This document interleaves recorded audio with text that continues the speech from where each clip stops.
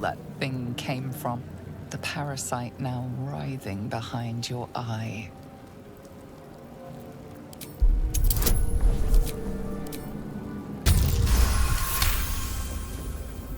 The casing is fragile. The slightest touch could cause it to crumble.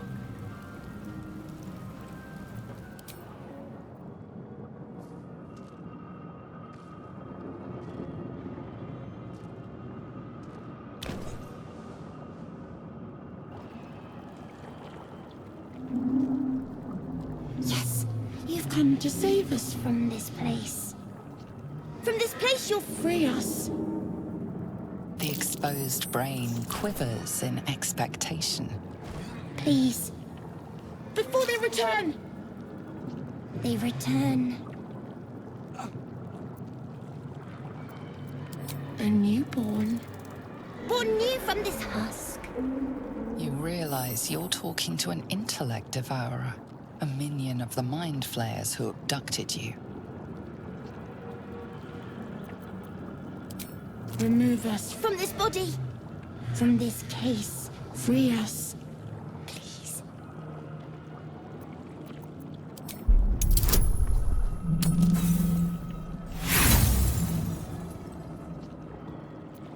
Apart from this strange context, you notice nothing unusual about the brain.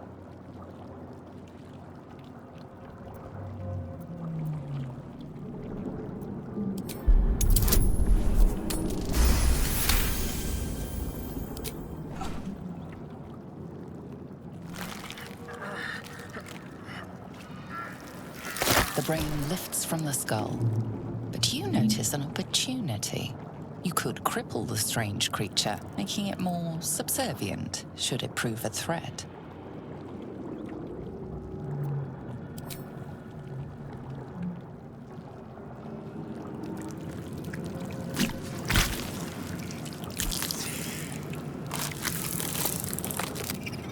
You're free. Our freedom is ours, friend. The creature pauses, listening. Something behind your eyes seizes in recognition. We must go to the helm. At the helm, we are needed.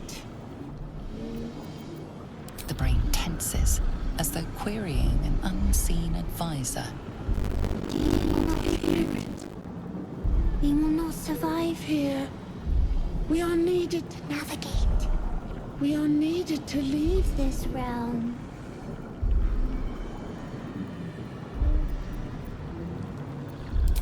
Us. We are us.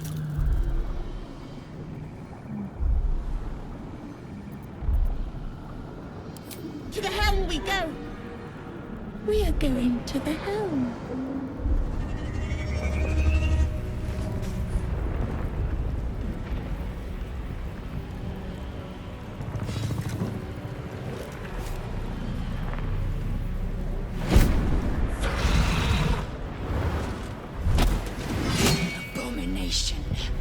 This is your end. Your head throbs and your skin tingles. Visions rush past. A dragon's wing, a silver sword, and a flash of your face seen through the strange woman's eyes. Oh. My head. What is this? Skvar. You are no thrall. Vlaakith blesses me this day. Together, we might survive. We can do nothing until we escape. That must be our priority. First, we exterminate the imps. Then we find the helm and take control of the ship. As for that thing, it will remain tame as long as it believes we are thralls. It may be of use in the fight to come.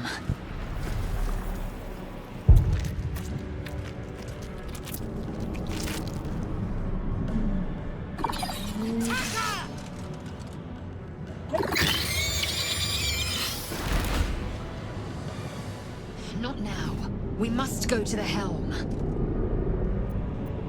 Who am I? Your only chance of survival. Now move.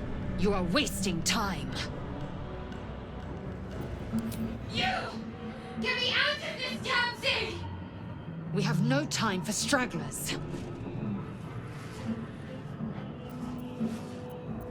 The construction is too alien. Nothing looks familiar. This ship is crashing. Do you intend to die for a stranger? Try that contraption next to the pod. They did something to it when they sealed me in. Hurry! Please! The console appears dormant. The mechanisms are completely unrecognizable at first, but then you spy an empty socket. Nothing. The console remains dormant. The dazed woman is trapped inside the pod. She doesn't notice you. As you place your hand on the pod, you hear something. A presence connected to the pod, commanding the person inside to change.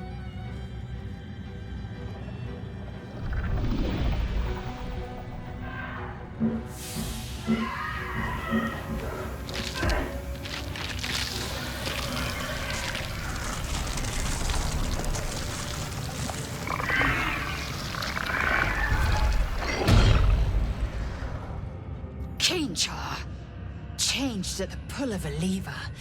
How? If we are not purified, this may be our fate. The newborn mind flayer stares at you, weak and dazed. Come on! Get me out of this thing! Good. Try using it on that machine next to me. Hurry! Please! The console appears dormant.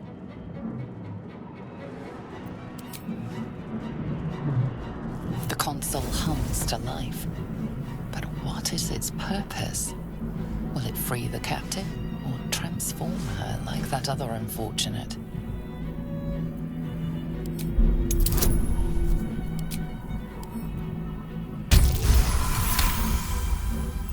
The pulsing glow and organic lines of the device make it seem more like a beating heart than a machine.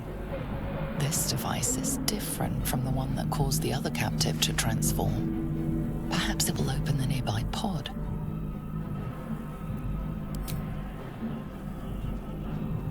Suddenly, you feel a hideous squirming in your head. The parasite. Then discomfort fades, and another sensation washes over you. Connection. Authority.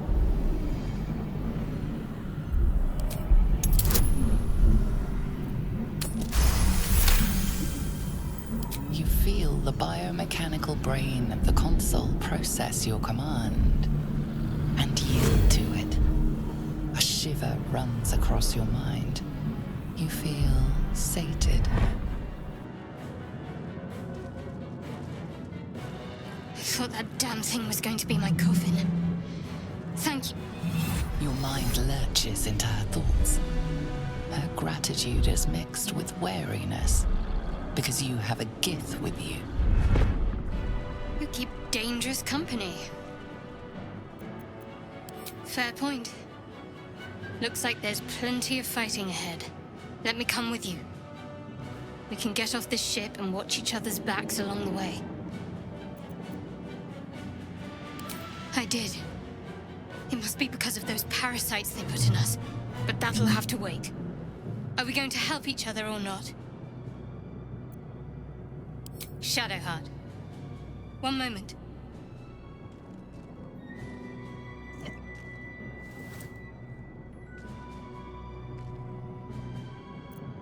It's nothing. Trust me. Enough of this chatter. We need to get to the helm. Now. She's right. Lead on. Something the matter? Besides the obvious, that is. Pondering my name won't get us off this ship. Let's stow the small talk until we're safe, shall we? Well, jumping overboard is hardly an option. So that leaves us with taking control of this ship. Provided we can figure out how to do that, of course. I'm right behind you. Put my hands on We're nearing everything. the helm. Once inside, do as I say. Who put you in charge? I'll trust my own judgment. Cane yank.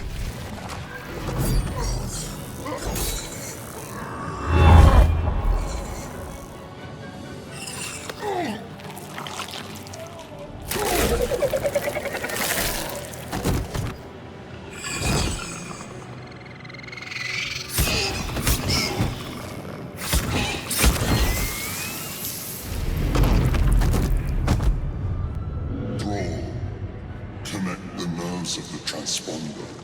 We must escape. Now. Do it. We will deal with the Geich after we escape. Connect the nerves. Nerves! We will connect them.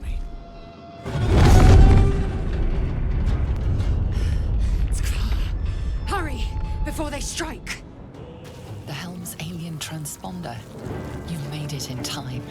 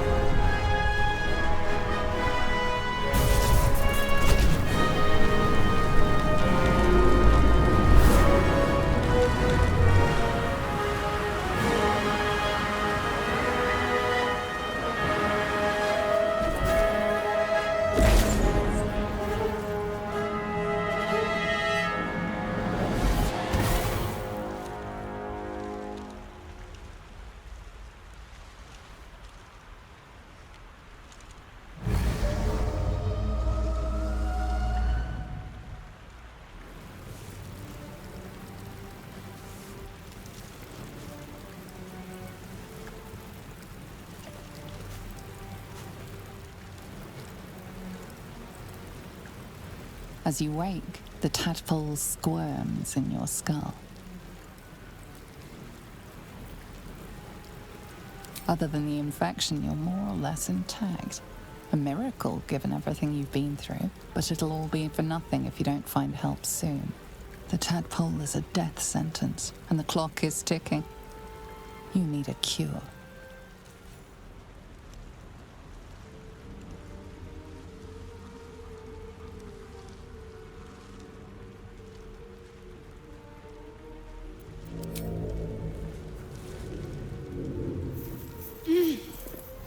You're alive. I'm alive. How is this possible?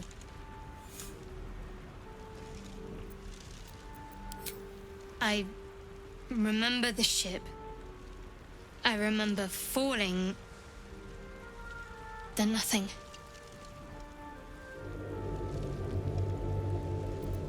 No, I don't recognize this place. But anything's an improvement on where we just came from. First things first, we need supplies, shelter, and most of all, a healer. We might have escaped, but we still have these little monsters in our heads.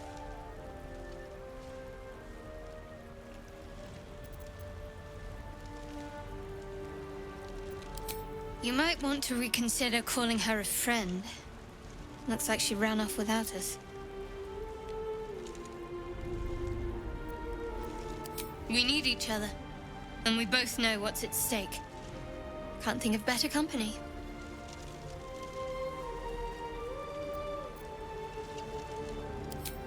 One thing, just before we go. I wanted to thank you again for freeing me. It would have been all too easy for you to run right past my pod, but you didn't. I'll remember that. Lead the way. Something the matter? There's no story. None that you're entitled to hear, anyway. Just forget you ever saw it.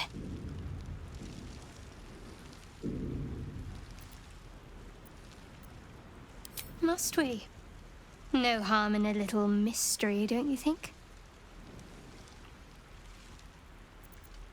I should hope not.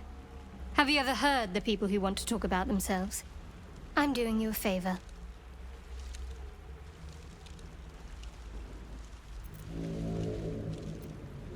Thank you. I'm sure we'll get along perfectly well.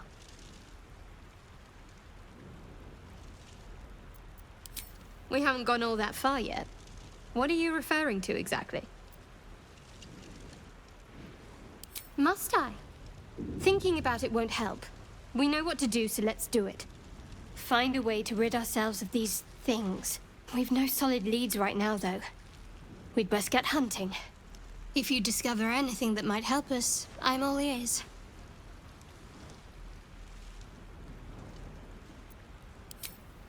I suppose we'd go our separate ways. Not a slight on your company, of course.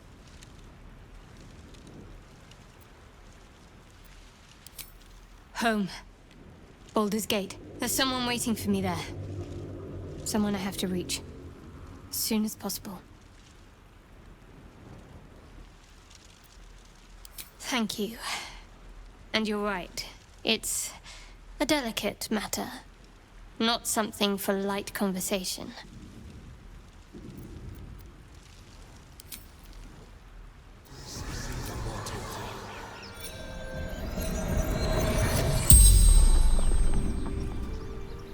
The corpse regards you lifelessly.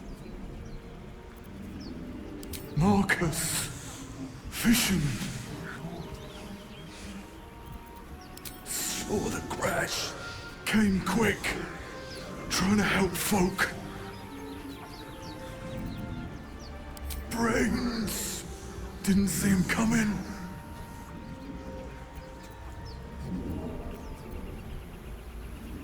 Woman. Beautiful. Couldn't look away. Elf. Ran north. Up the beach. The spell's power wanes. You can ask no more questions.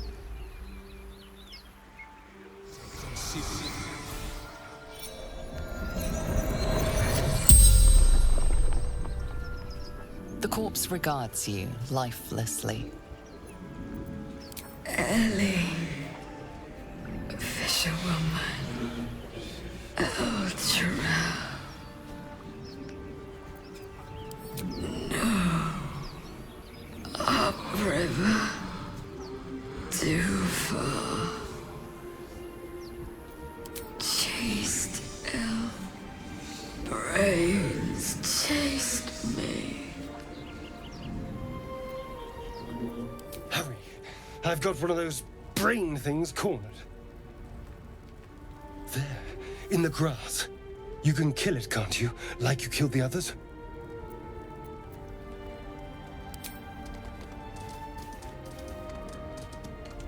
There. Can you see it?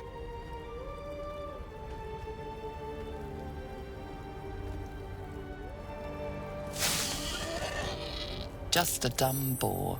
You're relieved until you see the flash of a dagger. I just need information. I saw you scuttling about on the ship. You're in league with them, aren't you? Those tentacle... Ah! Your mind twists. You're looking out of unfamiliar eyes, prowling dark, busy streets. You try to hold the memory, but it fades to the worm. The light, the fear. What was that? What's going on? The worm. Of course. That explains things somewhat. And to think, I was ready to decorate the ground with your innards. Apologies. A kindred spirit. My name's Astarion. I was in Baldur's Gate when those beasts snatched me.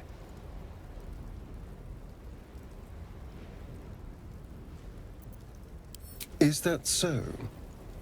We clearly move in different circles. So, do you know anything about these worms? Turn us into...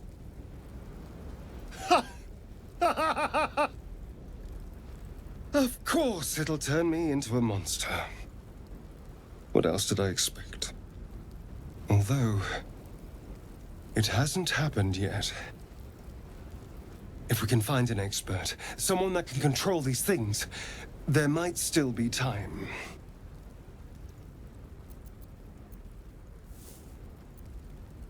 You know, I was ready to go this alone, but maybe sticking with the herd isn't such a bad idea. And you seem like a useful person to know. All right. I accept. Lead on. Away! Away! You're all the same. Too many of my kind died because of your spears, but not me! Well, hello. What can I do for you? Oh, what's to tell? I'm a magistrate back in the city. It's all rather tedious.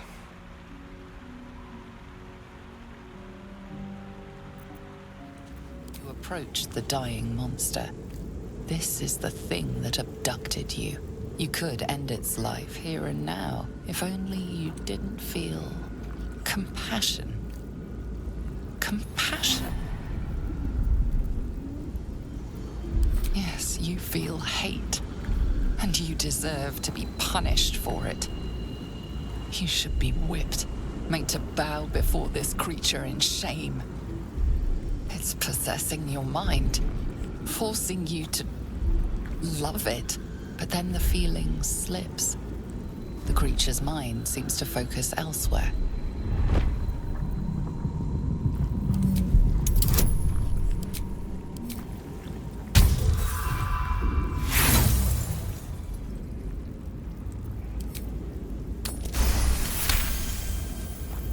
Your minds fuse, lusting for something that is gone. But then its grip claws back with a vengeance, a vice locking your mind into obedience. It needs sustenance to survive, and with your very body, you can provide.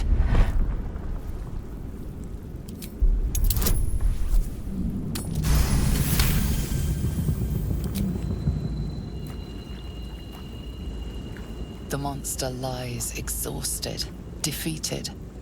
Its eyes, wet orange pearls, radiate malice.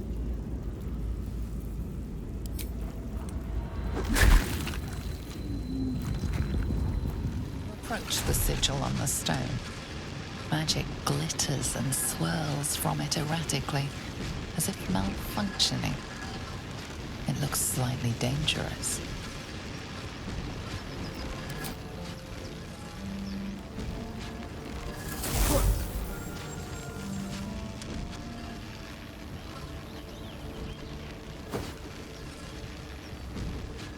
A hand?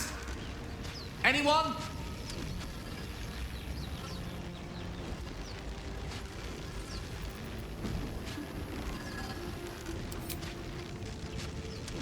Just your average traveler stuck between realms. Pull me out, and we'll get properly introduced.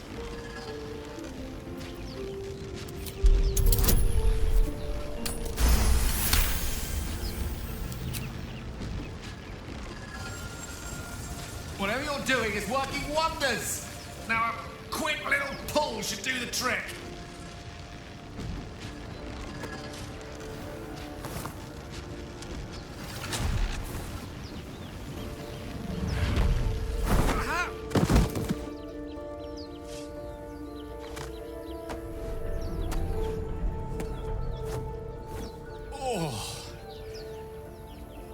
Hello. I'm Gale of Waterdeep. Apologies. I'm usually better at this. A bit shocked, but friend, it's a relief and a pleasure to make your acquaintance. Say, but I know you, don't I? In a manner of speaking. You were on the Nautilloid as well. And I can only assume you too were on the receiving end of a rather unwelcome insertion in the ocular region. No use sugarcoating it, is there? The insertee we speak of, this parasite, are you aware that after a period of excruciating gestation, it will turn us into mind flayers? It's a process known as ceramorphosis, and let me assure you, it is to be avoided. You don't happen to be a cleric by any chance, do you? A doctor? Surgeon? Uncannily adroit with a knitting needle? You seem to know enough about our condition to realize it's beyond most clerics' skills. Most, no doubt, but I find myself hoping to be in the presence of the few. You don't happen to be one of them.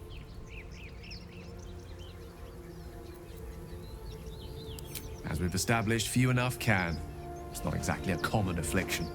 We're most certainly going to need a healer, and soon, too. How about we lend each other a helping hand once more and look for a healer together? Most excellent. Parasite shared is a parasite halved, or something to that effect. Oh, but before you think you're about to embark on a journey with most ill-mannered a man, thank you for pulling me out of that stone. It was an act of foresighted kindness, I assure you. For I have the feeling ample opportunities will present themselves for me to return the favor. You're not versed in magic, are you? Oh, I do apologize. I meant to ask, are you studied in magic? Namely, are you a wizard? Which you are not. If you meet any elder wizards, let me know. There is a matter I'd like to seek advice on from a master. How can I help?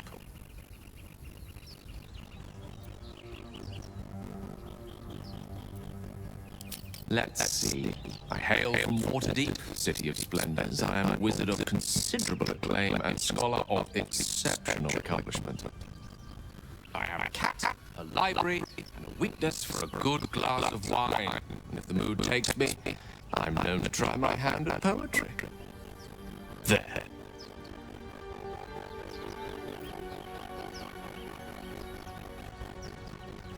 Didn't that paint enough of a picture?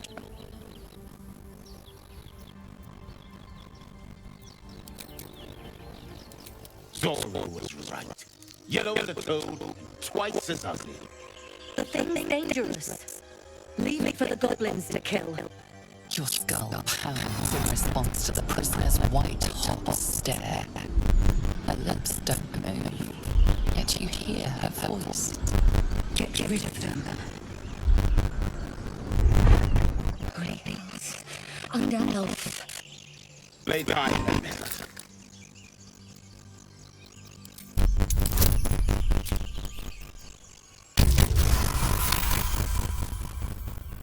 Demaze. Come, MSS. Now. Enough gawking. Get me down. Never. The tadpole hasn't yet scrambled all your senses. Auspicious. But the longer we wait, the more it consumes.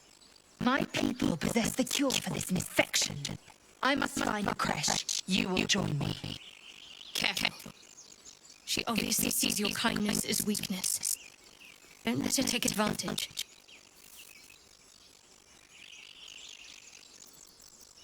You may as well suggest a wyvern bow to worms. The cure I offer will suffice as thanks. It is many things. A hatchery, a training grounds, a shelter. Githyanki protocol is clear. When infected with a gate tadpole, we must report to Augusto for purification. You have made an ally from Kresh Kalir. Few know such fortune. Call me Lae'zel. I'll trust your judgment, but I won't trust her. Not until I've gotten the measure of her. You've a sharp tongue, elf. Would that your mind proved its equal.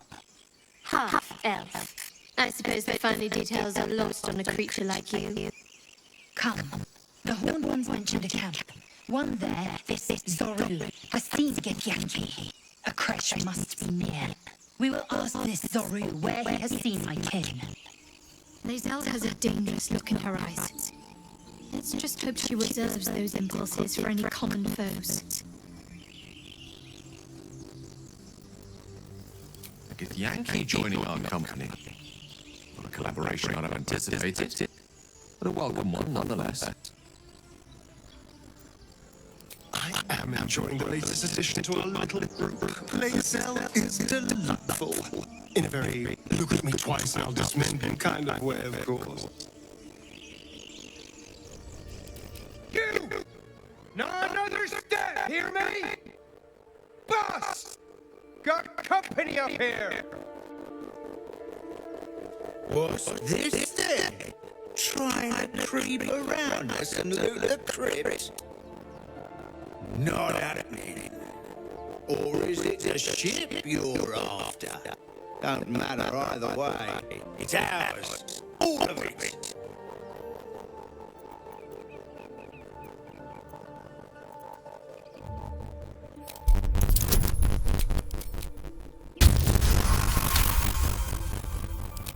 Well, in that case, come on, you lot. No point in getting killed. Second worm gets the cheese and all. Second mouse gets the cheese. No?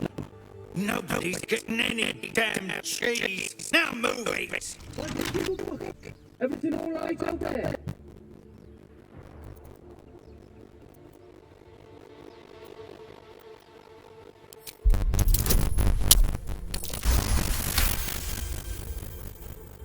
I thought there wasn't safe out there.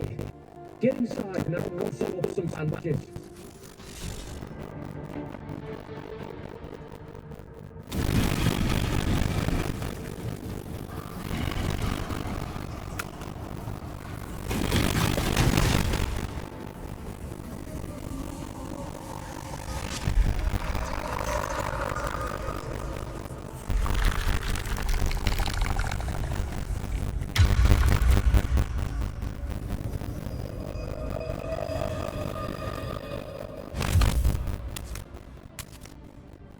So he has spoken, and so thou standest before me, right as always.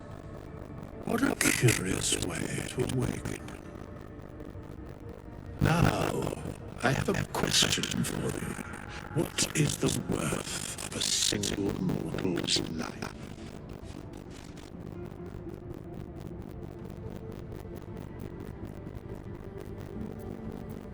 Curiosity. Nothing more. Wilt thou answer my question? So I ask again, what is the worth of a single mortal life?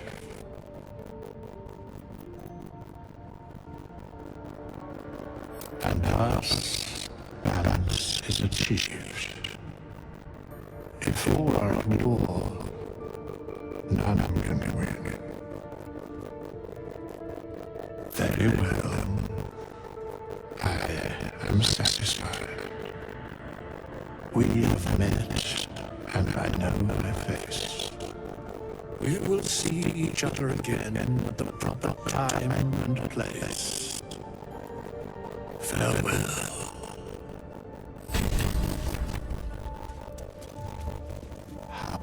We have nothing more to discuss. Continue. continue on my way, as if I were not here. I must attend to this place after so many years away. We will see each other again soon.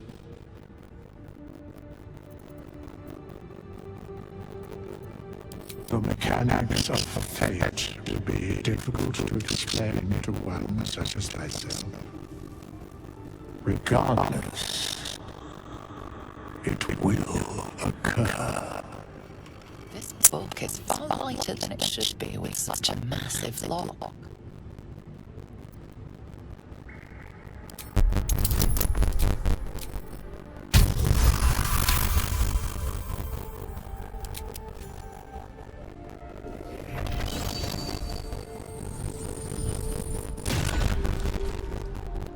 As the lock opens, a loose page comes with it.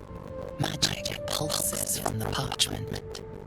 What was once script is now an obliterated scrawl. You have a sense these are names, a list. But of what?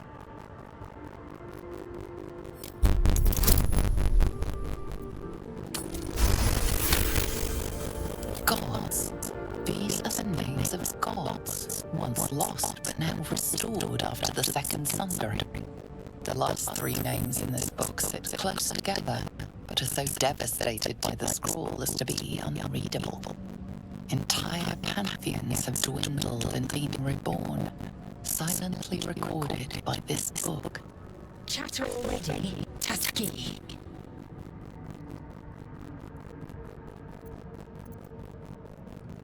I expect I am your first. Of course you haven't. They would have cut you from navel to neck. You are no less alien to me than I am to you. I know of your kind, but I do not often encounter them. That large, fleshy nose of yours looks like a mistake. It was an observation, not a compliment. No matter. I do not intend to stay long in this place. I understand much beyond your comprehension. More to the point, I know the cure for our condition. It is imperative we locate a crash. You do well to observe more and question less. Yes, in great detail. It starts with a fever and memory loss. Then you start to hallucinate. Your hair falls out and you bleed from every orifice. Your bones will change form. Your jaw will split to allow room for 4 great tentacles. All skin will turn to gore and be shed to reveal new flesh underneath. Then you have ceased to exist, and a mind flayer is born. Words forged in steel. May your actions express the same metal. We must find my kind and be rid of the parasite. It's as simple as that. The first symptoms should have long since started, though.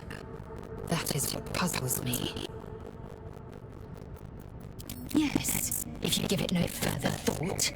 But anomalies lead to surprises. Bad surprises.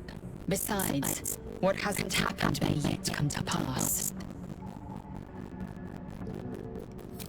Something the matter? Fine. What's on your mind? I must admit, you've been a surprise, and not an unpleasant one. Kindred spirits are few and far between for me.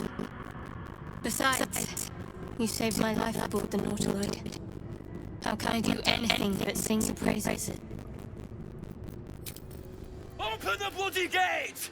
Nobody gets in! Zevlor's orders! That pack of goblins will be on us any second! What's going on? Goblins are on our tail! Open the gate, Zevlor, now! You let goblins here? Where is the druid? Please! There's no time!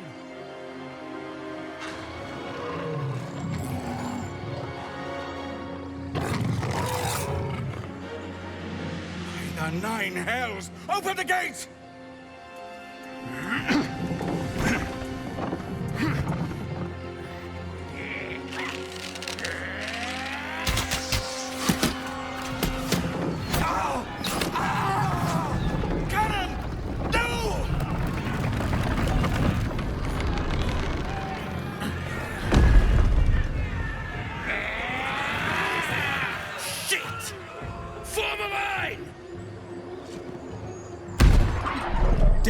roach. Provoke the blade. And suffer its sting. That was the last of them. Inside! All of you! More may follow! Open the gate! There are children here, you fool! We was running for our lives. You led them straight to us, and you let them take the druid too? Unbelievable!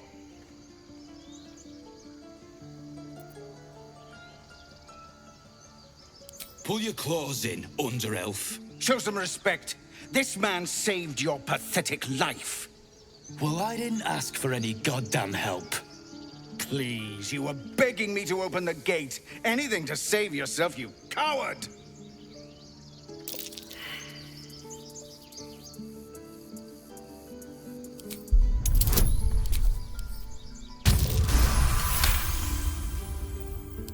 You're right.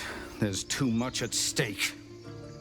Worried about your precious hides, the both of you. Enough! Squabbling is pointless.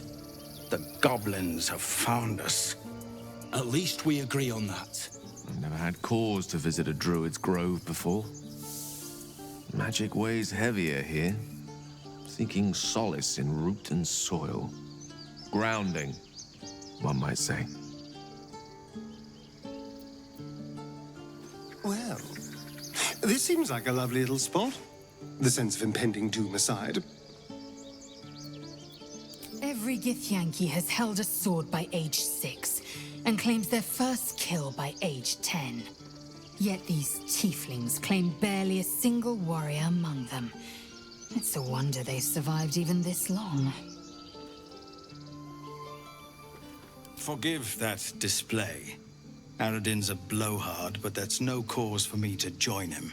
I wouldn't have looked to a drow for help, but I'm grateful all the same. I'm Zevlor.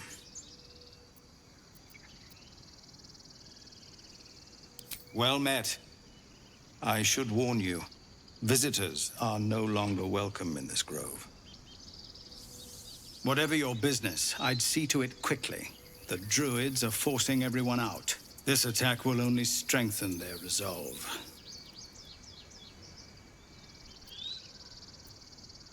There have been several attacks by different monsters. The druids blame us outsiders for drawing them here. Nobody's welcome anymore. They've started a ritual to cut the grove off from the world outside. We can't stay, but we'll be slaughtered if we leave. We're no fighters. I've tried. Korga, their new first druid, won't even see me. You, though? I know it's not your business, but she owes you for saving this place. Perhaps you could persuade her. For more time to prepare, if nothing else.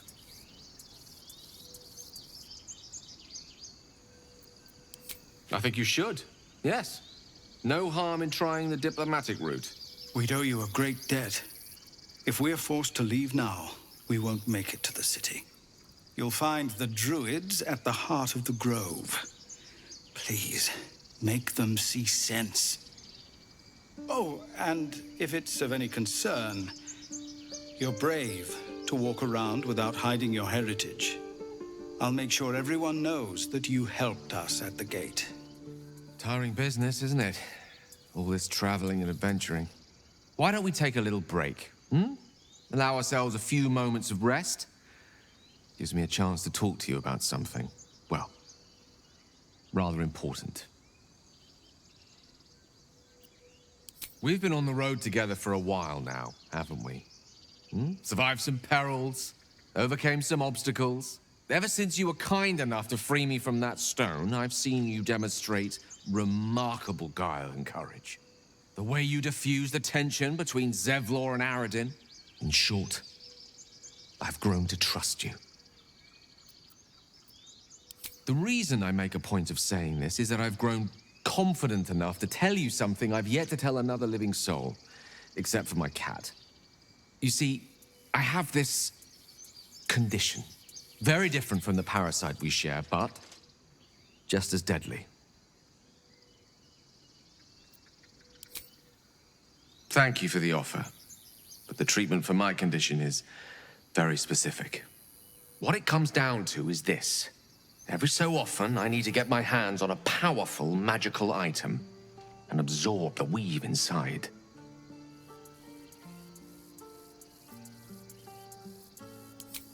Trust me when I say, the loss of the occasional wizard staff or tome of enchantment is a bargain given the cost of allowing me to deteriorate. It's been days since I last consumed an artifact, since before we were abducted. It's only a matter of time before my craving returns. That is why I turn to you.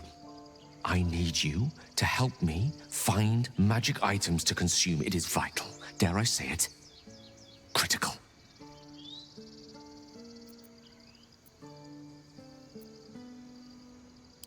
We've already done the finding. In fact, you have one in your possession. You know for yourself how hard-won such an item was, and it will be no easier when even more are required to assuage my hunger. There'll be danger involved, or great cost.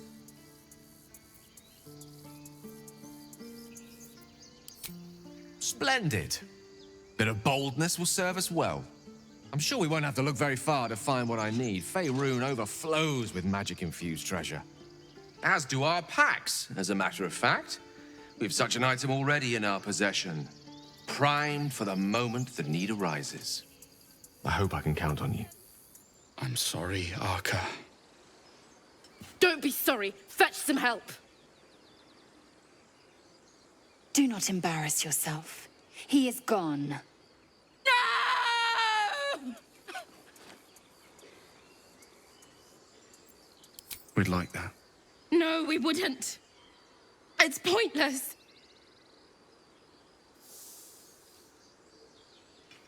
Someone's going to pay for this. Arca, no, wait! What are you doing?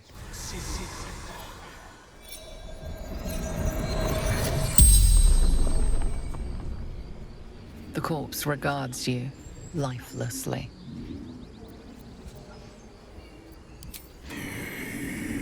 Cannon.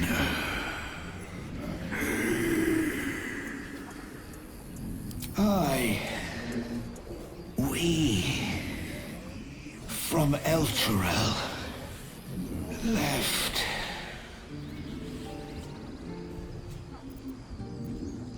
Sister Arca.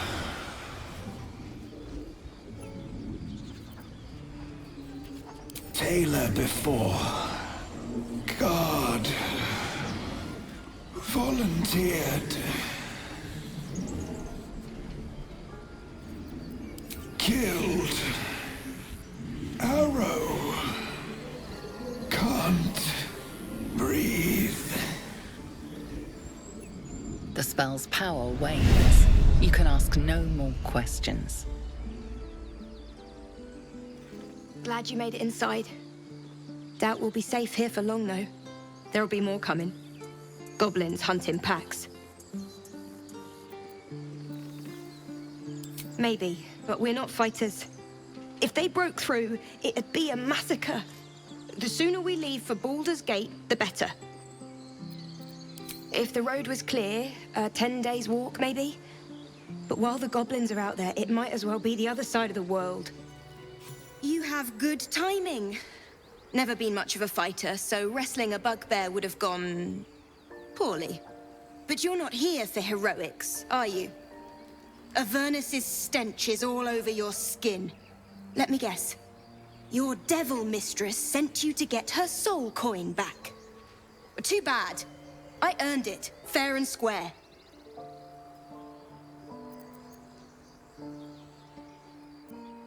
Care to explain why you reek of the hells?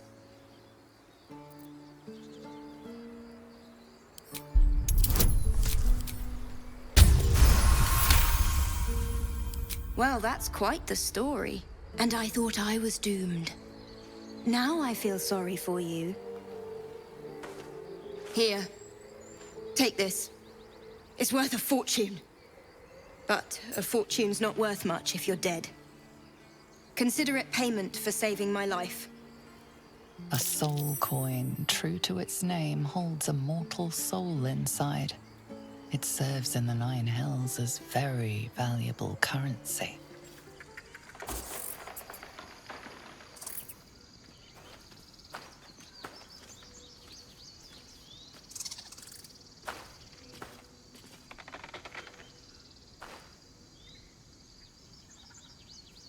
Get out! The squirrel lunges at your foot and bites it. You barged in without an invitation. I wouldn't call that friendly. See, you're in my territory, and I want you gone.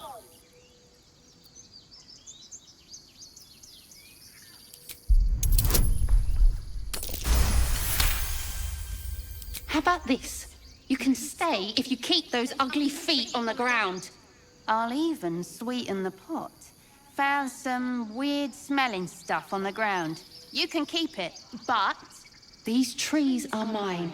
Follow the rules and I won't have to intervene. Got it?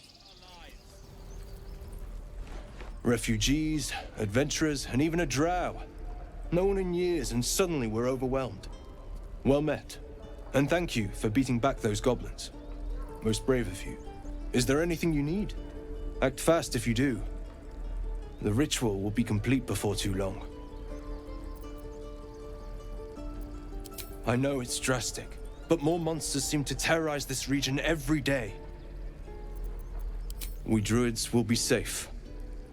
As for those that took refuge here, well, may Sylvanas guard them as they continue their travels.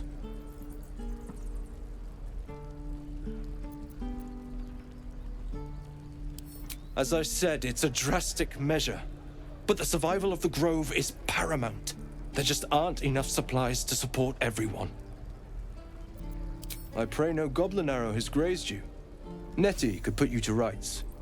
She should be with the others in the inner chambers, but I doubt she'll be taking on new patients.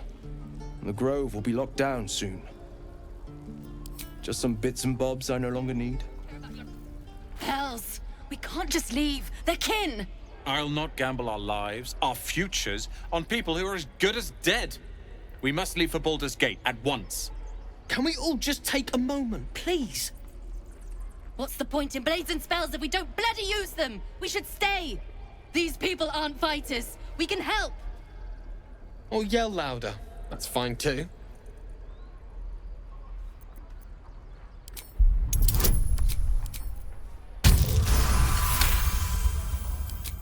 Thank you. It's the right thing to do, and you know it. She's right, Roland. We're better than this. Zergan. Fine, I'll stay too. Lest you both end up with your throats slit by Goblin Blade. Thank you, Roland. Go on. Give me a best shot.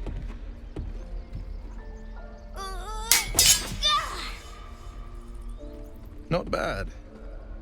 Again.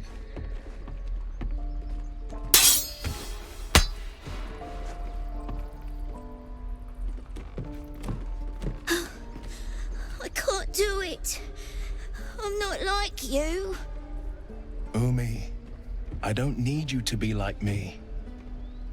You just have to buy enough time to run. Come on. I believe in you. You can do this. You're on the right path, Umi. Go on now. Practice what you've learned. Well met. The Blade of Frontiers at your... The man's smile bends downward, and his thoughts become yours. You are the Blade of Frontiers racing through the wastes of Avernus. Just ahead, a diabolical figure, red skin, single curled horn, blazes with flame, bloodied great axe held high. Hell's great fires. You were on the ship.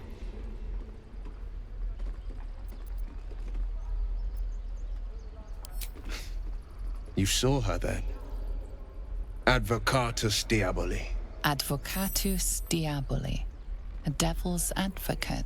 A champion in the blood war between diabolical forces and demons. Her name is Karlach. An archdevil soldier I swore on my good eye to kill. I tracked her through the hells to the Mind Flayer ship, but the damned Illithids infected me before I could end her. She's out there now, preying on the innocent. I don't kill her, she'll leave behind nothing but a trail of corpses.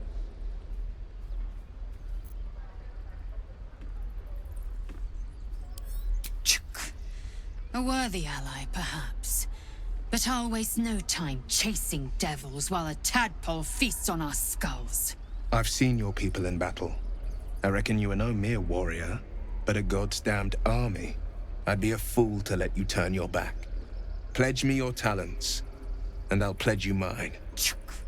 I'll presume that's Githyanki for yes. Now let's move. I saw you at the gates. You fight well. A few words for the kids? Spare a story or two.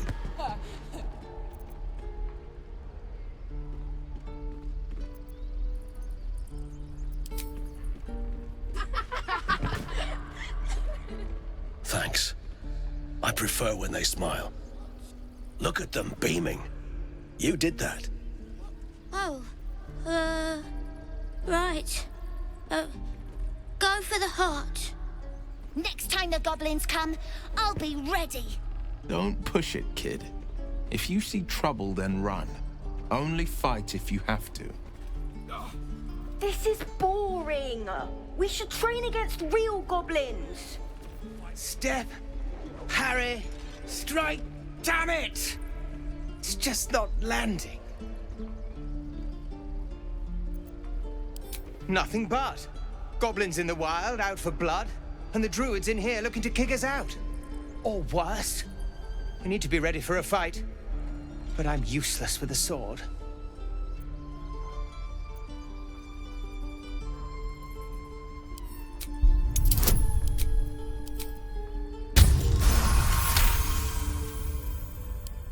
Like this, you mean?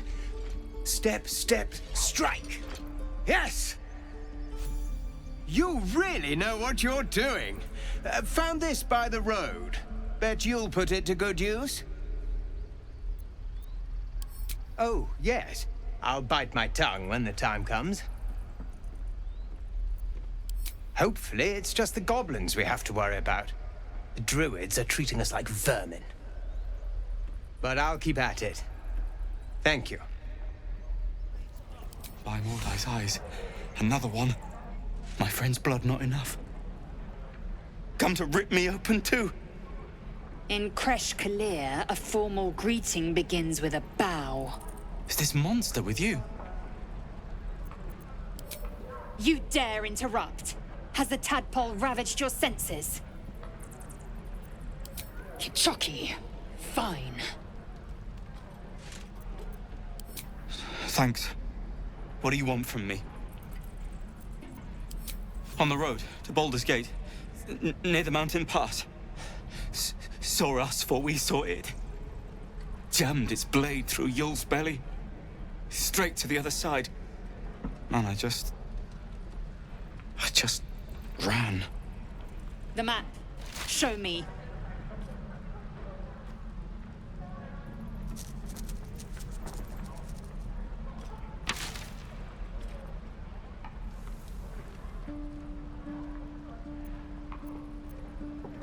No hard feelings. So, we're traveling with the famed Blade of Frontiers. I feel safer already. The Blade of Frontiers. Let's hope Will lives up to his name. We'll need all the help we can get. I've known a few warlocks in my time. Talented, of course, though sometimes too eager to listen to the devils on their shoulders. Comes with the territory, unfortunately.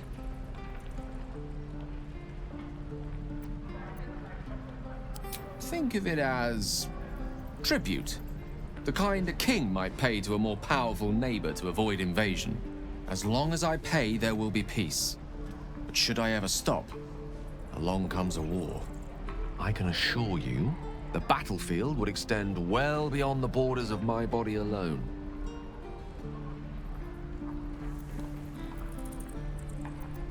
Your enterprising approach to my problem is most encouraging.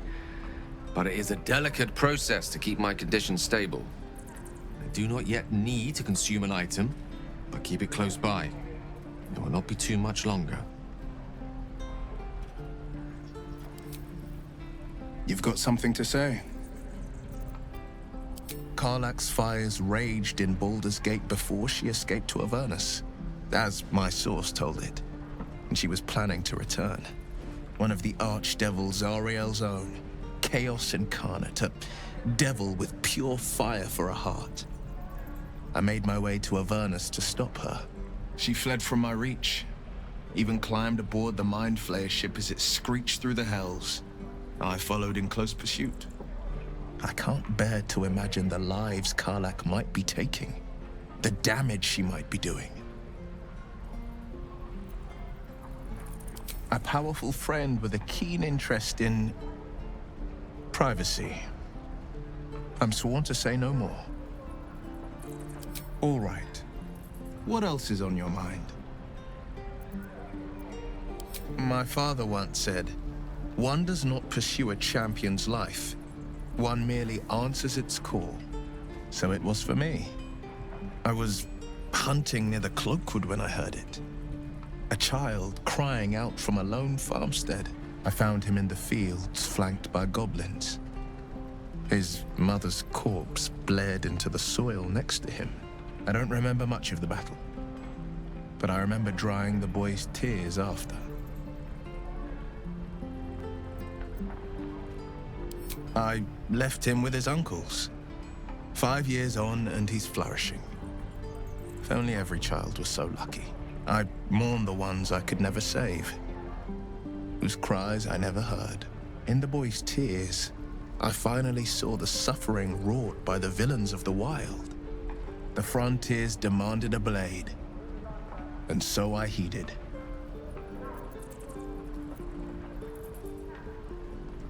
And it's nice to meet someone of your talents. Having a worm wriggling in my skull didn't instill much confidence in the days ahead. With you as my ally, the future looks a little less daunting.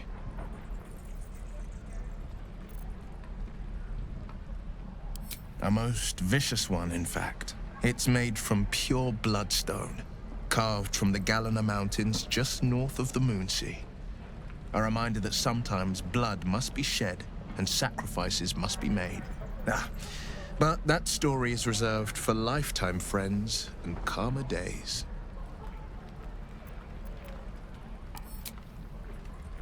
Tiny grooves spider across the ice surface. It resembles a sending stone used to confer with distant contacts. A sending stone? Nothing so special, I assure you. His breathing quickens, his jaw tenses. Will is keeping something from you. A strange sensation courses through you, and your companion's mind unfolds, secrets half revealed.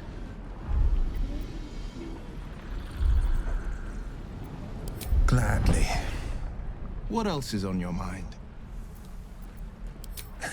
I've come to know a fair few village clerics, but none with the skill to pull these worms from our heads. From what I understand, there's a healer called Nettie in the Grove.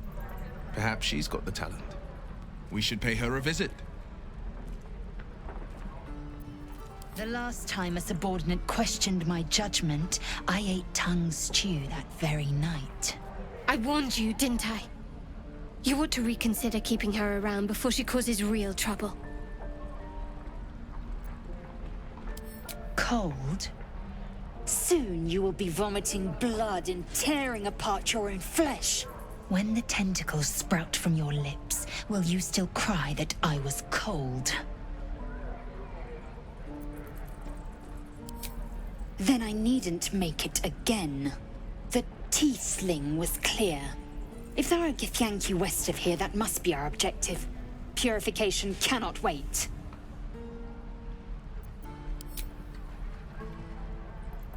I am unfamiliar with the... well, I shall not say culture. Custom, perhaps. You will educate me on matters of this... Fey run.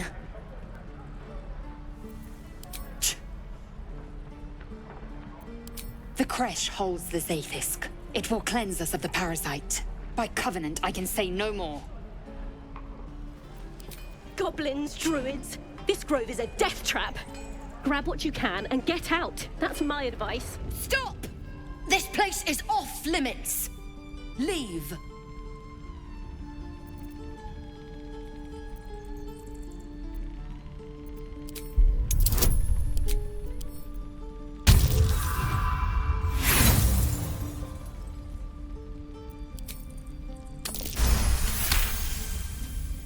You note her grimace of pain. Something is wrong with her legs. Damn it! Don't look at me like that. You can stay. Just keep your hands to yourself, all right? No need. Should be able to stand soon enough. Once this bloody potion wears off. From the old lady in the cave. The one with the lotions and potions. To her credit, it worked. I'm as strong as a bugbear. And fearless. Course she also warned of side effects. Should have listened. Now I'm stuck guarding crates.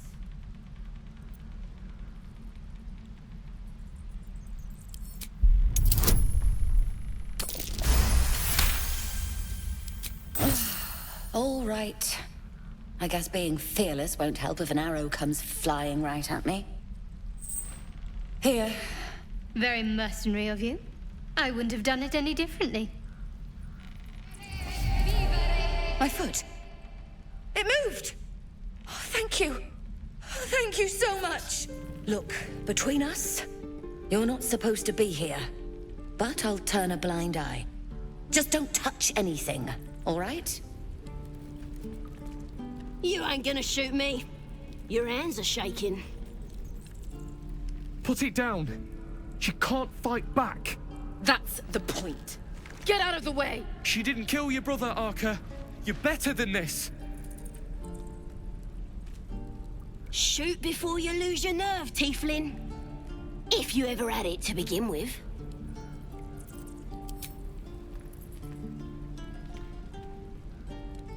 Looks like the Absolute sent me a protector. You're gonna kill him too? You, move!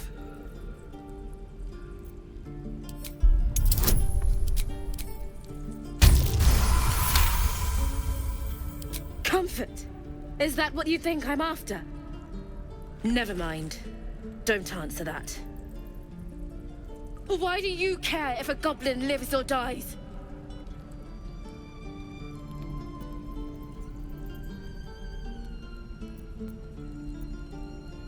If you believe anything the beast tells you, you're an idiot.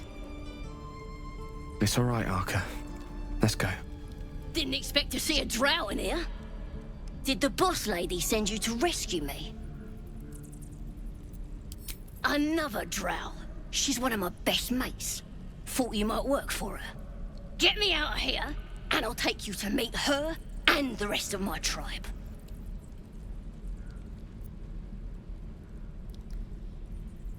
The Absolute is gold from the sky, she is. The blessing in the storm and the storm itself. We're burning her name across the face of the world, we are. The power of the Absolute, of course. Priestess Gut will tell you all about it, and make sure you have everything you need. Got a whole lab set up. Cooks up potions that fix our lads, no matter how much of a beating they take. Could probably stick your head back on if someone was to chop it off. Mighty booyog.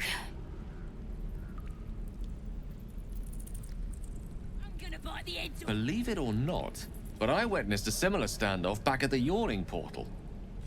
Of course, an establishment like that invites all sorts of outlandish entertainments.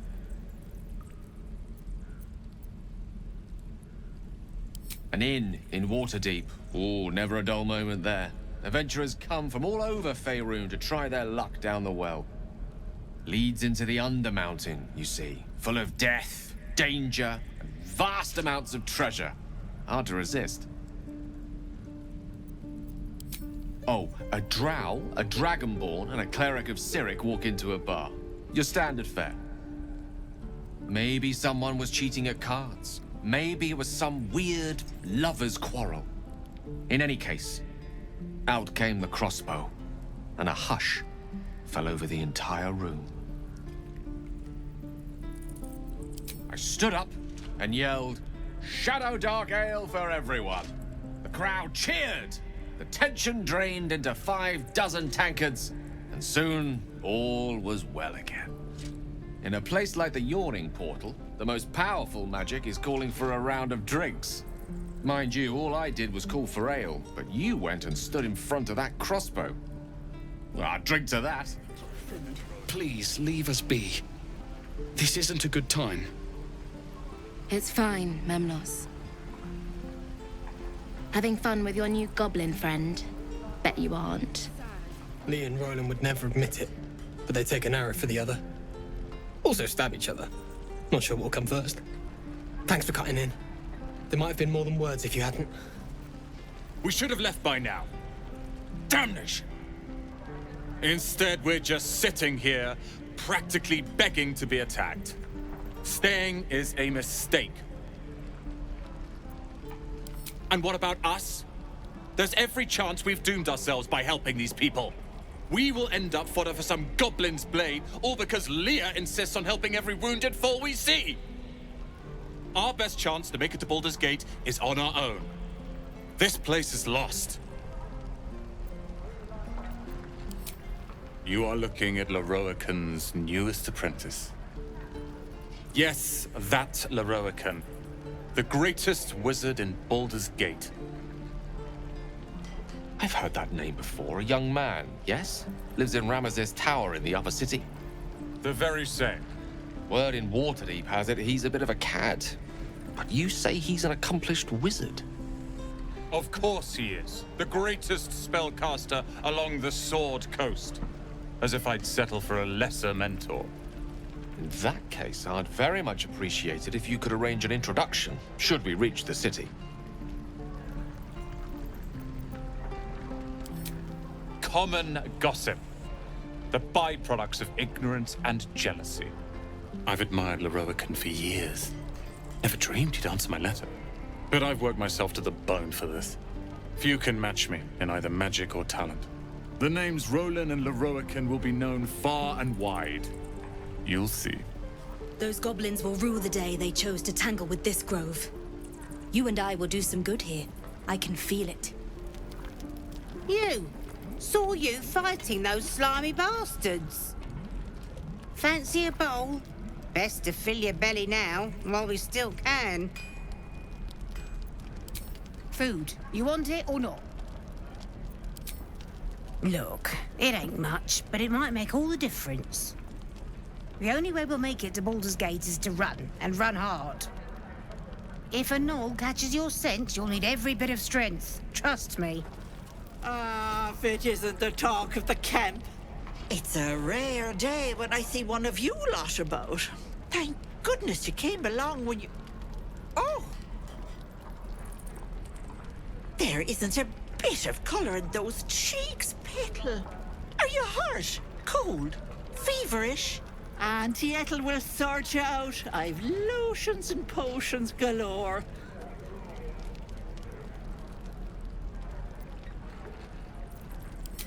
Aha! You take a sup of that and you'll feel right as rain, sweetie. Oh, 'tis just a healing potion, nothing fancy. Here. You just look like you might need a pick-me-up. I'm sorry to go on about it, but are you all right? You're looking awful peaky. Oh, stop! Even on a good day, half the camp acts like a bunch of screaming brats. I'm tempted to smack them all on the backside and tell them to kiss and make up. Not that they'd listen to little old me. Anyway, do you need anything? I have a few odds and ends for sale. Hey, bother. Hello, Petal. Need anything? Any lotions or potions? As you recount your adventure, Auntie Ethel nods along. her eyes wide. You poor pet! My heart goes out to you, truly. I see no sign of a tentacle yet, but that could change in an instant. You need help. Serious help. I've ne'er a potion or lotion here that could do it, but... yes, I may have something at home. I've collected some interesting bits and bobs over the years.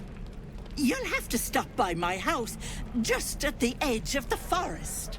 Let me mark it on your map. I'll be heading back soon, so I can meet you there. Now, do you need anything? I have a few odds and ends for sale. Nay, bother, love.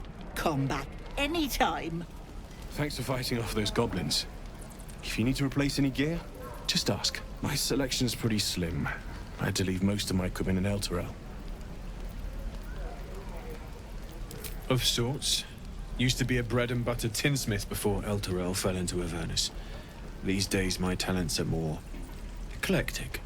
Learned a lot in my time in the Hells. Hope to forget most of it. But, between you and me, there's nothing in all the realms like the utter power of infernal machinery. Alas, my offerings are far more humble these days. Good to be back behind the walls, have to say. For as long as that lasts. If it ain't the friendly drow. Thought you were with the goblins when you showed up at the gate. Glad you weren't. You fight well. Not like them bloody tieflings.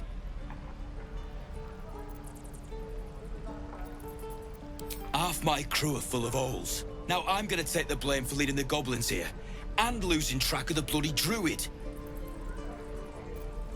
They chased us. All the way from the ruins we were poking around in. Aye. His name's Halsin. And if he's still alive, he'll be cursing the day he laid eyes on me. We've got a contract to track down some relic, and he wanted in on the job. Eyes lit up when he heard about it. Didn't work out, though. Goblins got him when we were turning tail. He's either digging latrines or boiling in a cookpot by now. Job's all yours, if you got a death wish. There's a wizard in Baldur's Gate that'll pay gobloads for a relic supposedly buried round these parts. But gold ain't any use if you're too cold to spend it. If I knew that, I wouldn't be back here with half my crew gone. But look, if you're itching to meet Kellenvor, I won't stop you. It's called the Night Song. Supposed to be hidden under the temple where the goblins jumped us. I'd give you the map and wish you a happy funeral, but my mate Brian kept hold of it like his own Todger.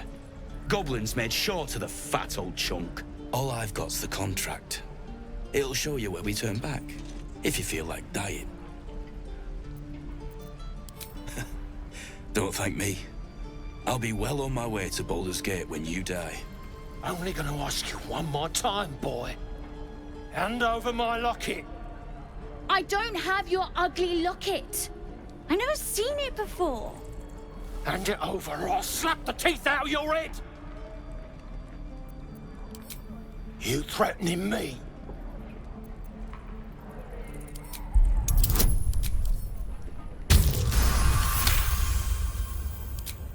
You don't understand. The kid stole my locket. He... Oh, the hell's with this? These little devils get away with everything because of coddling bastards like you. You'll get yours someday. I hope I get to see it. Maybe you will, but personally, I doubt it. See you around. Finally, some good fortune. Come morning, we know what to do. The sooner we find this priestess gut, the better. Can't wait to get rid of this thing in my head.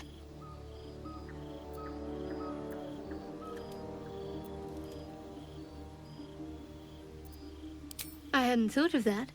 What do you have in mind?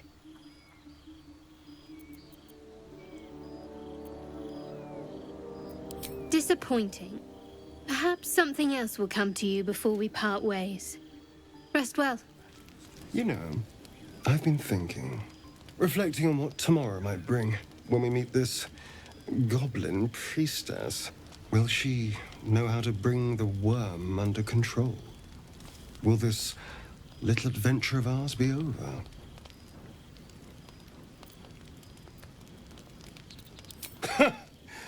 Why not?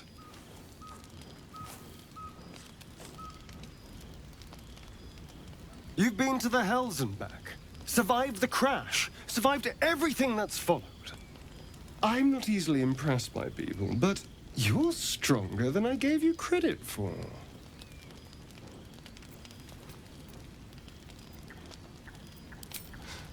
You have your charms, more than you think.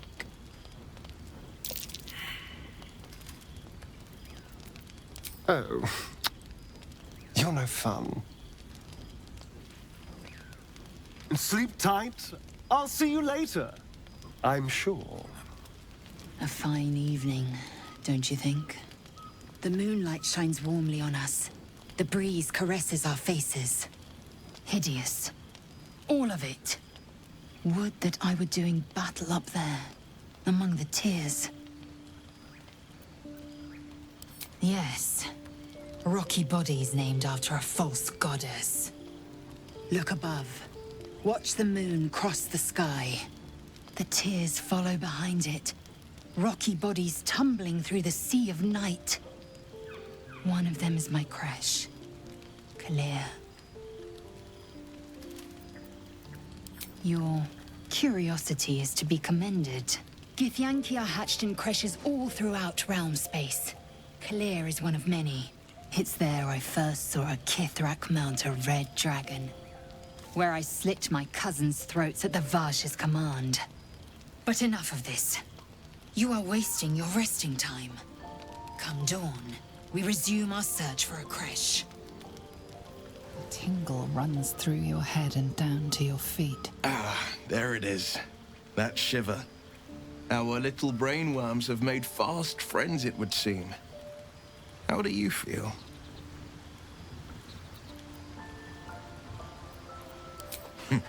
Surprising is just the word, isn't it? Before the Illithid's unscheduled surgery, I'd felled hundreds of beasts and a fair few fiends. The tadpoles weakened me, suppressed greater talents, but beyond that, I've showed no signs of turning. No nausea, no pain, not even a hot flash.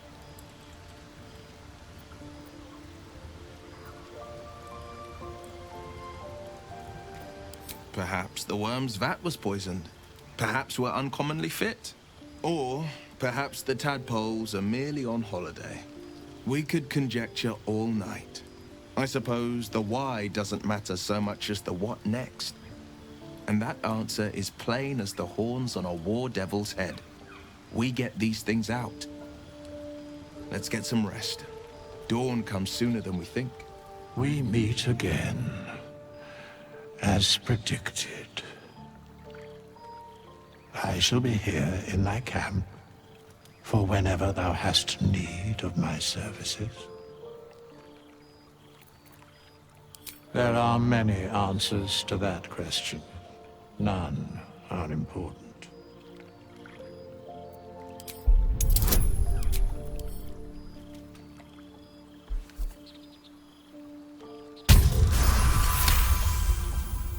He has a divine aspect, yes.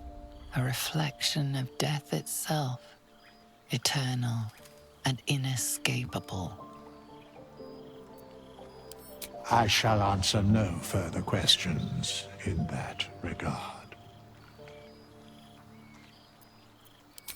Beyond mortal realms, there doth exist an amalgamation of spirits akin to thine own, ensnared by the treacherous cult of the Absolute, felled in its name. They bear great discontentment with their destiny. For a mere pittance of coin, I might summon the worthiest among them to lend aid to thy undertaking.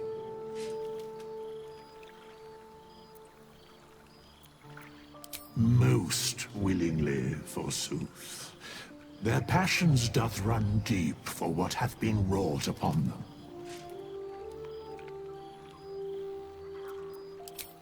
Suspicion always haunts the guilty mind. My services are all that I can proffer thee. What thou wilt do with them is for thee to undertake. Should thou or any of thy compatriots perish, I will cleave soul to body once more.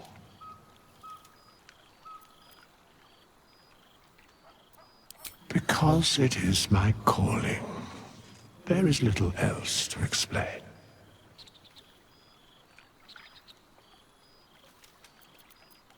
A matter of coin.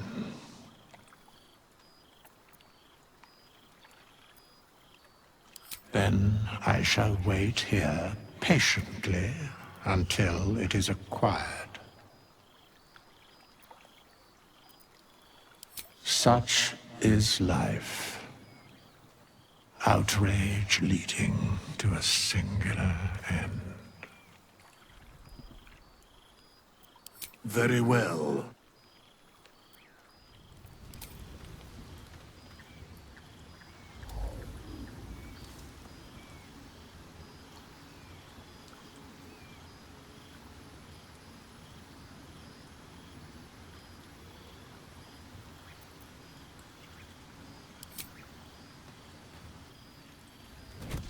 Oh. My, you startled me. It's miles away.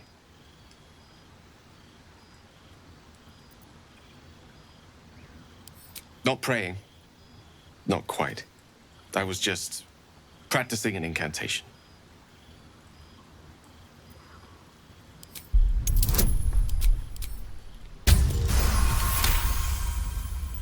What can I say? She's Mistra. I can't quite describe it.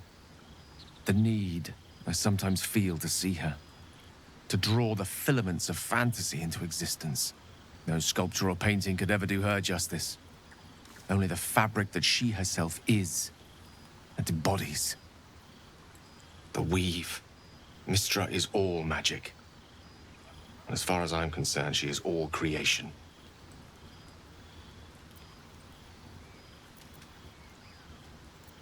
Magic is my life.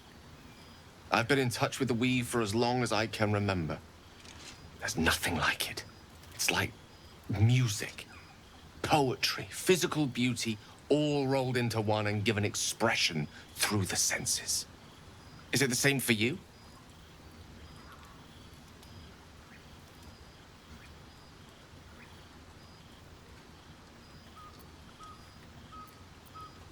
Perhaps we can share the experience by reaching into the weave together.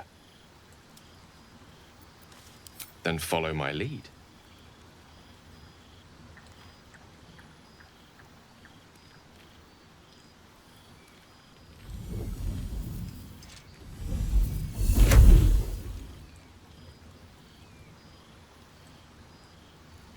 Now you.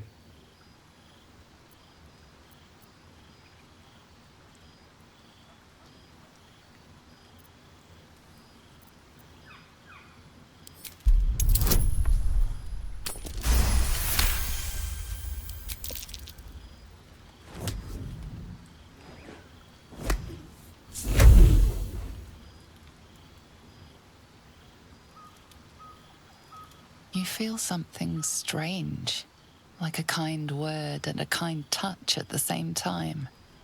It's warm and comfortable. Excellent. Now, repeat after me. Athran mistraril kantrak eo.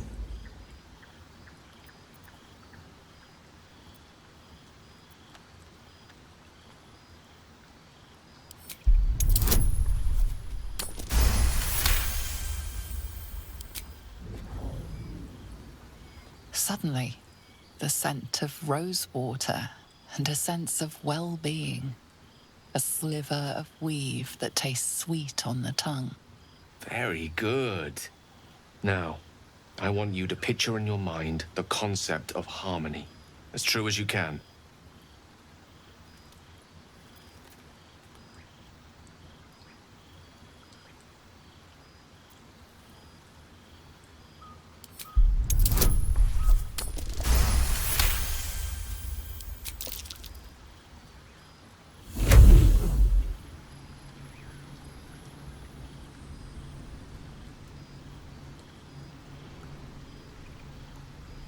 You see, or is it sense, the presence of a woman. The woman who hovered over Gale's palm. There's something like the anticipation of a kiss, then the pleasure of being cloaked in peace. You are safe. You are nestled in the cup of Mystra's hand. You did it! You're channeling the weave. How does it feel? Quite so. The weave is a sensitive conduit. The weave connects you. The moment feels intimate.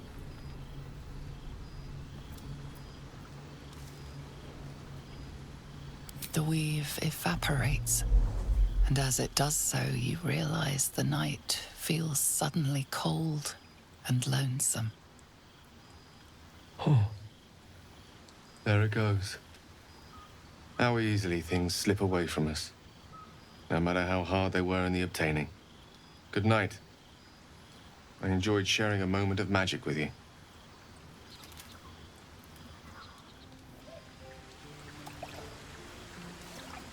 You made it. Come here. Sit with me.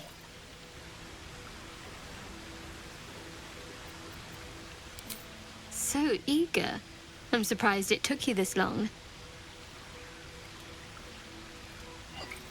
Well, to begin, I think a toast is in order. Any suggestions? Very practical. We could have toasted to that every night so far. Here's to many more. Survival. Now tell me something about yourself. And no tadpoles, dragons, marauding goblins, or anything like that. Something about you.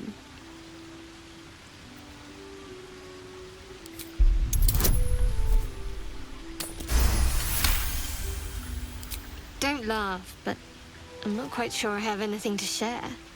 Where I come from, that's frowned upon.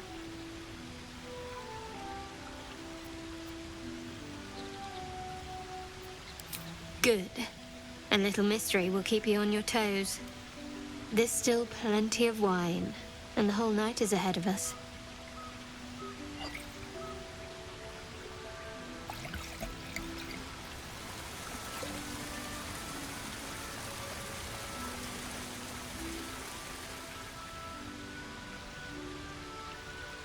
Nearly light. The others will be awake soon.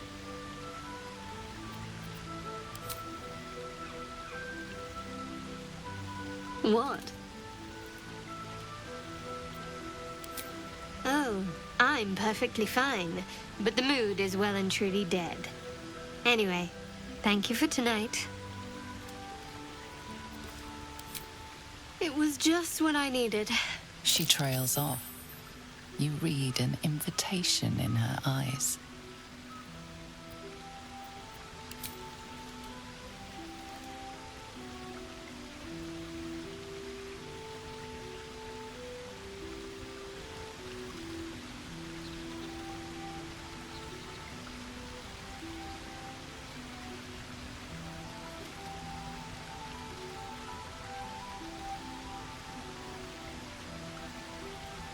That didn't hurt, did it?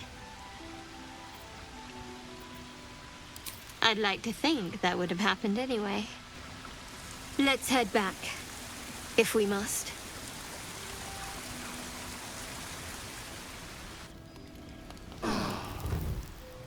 Something's wrong. I feel... it hurts. Darkness, protect me. It's difficult for me to talk about. I'm sorry.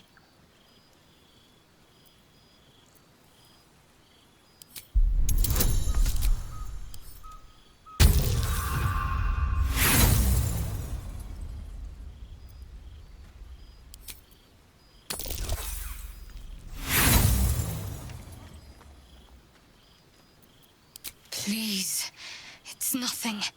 Just let it rest.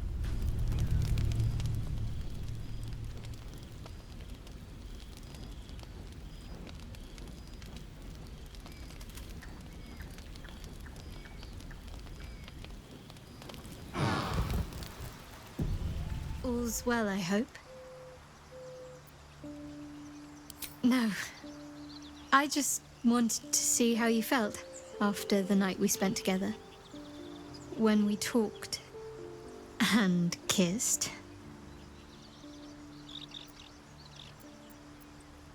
I can't recall the last time I shared so much with someone. Maybe I never did before. It meant a lot to me. You mean a lot to me. And that was before the kiss.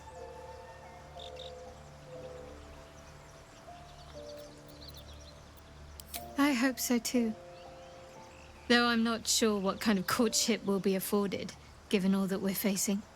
But if you want to see where this goes, I do as well.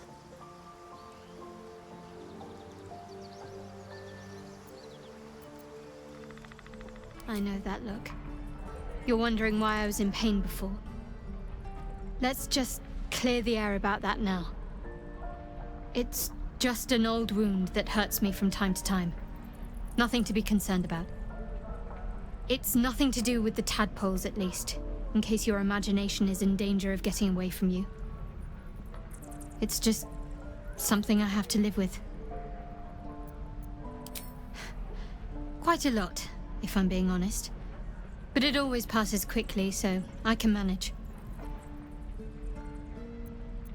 Positive. You can trust me on that.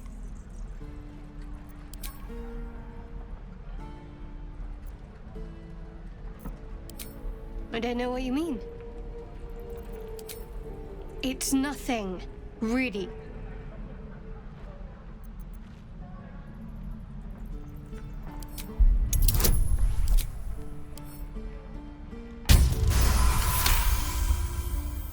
You're not going to let this go, are you?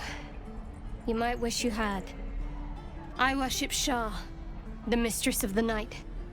It is my holy mission to oppose Selûne, her teachings and her followers. It hurts. Don't make a fuss, Selûnite. We may be at odds, but I have more important concerns than you right now.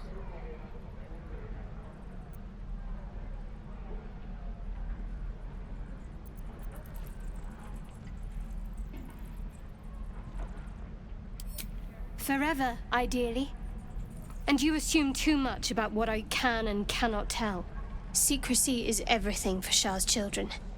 It is our code, our creed, our shield. I even keep secrets from myself. I had my memories suppressed, so that nothing I know could be used against the Dark Lady. Once I prove myself, my memories will be restored. I'm not sorry I kept this from you. Not one bit. Though, perhaps that might change, if you can show an open mind.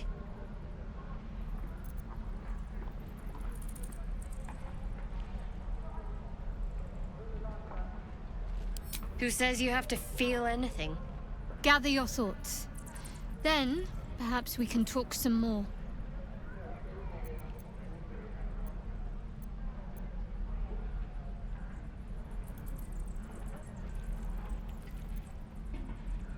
I had hoped you might be tactful enough to not pick at that particular scab. Seems I was mistaken. My lady and your Moon Witch are at war, so naturally we're enemies. But enemies with a common purpose, for now. As long as we have use for each other, I can bite my tongue and stay my blade. I don't see what more needs to be said on the matter.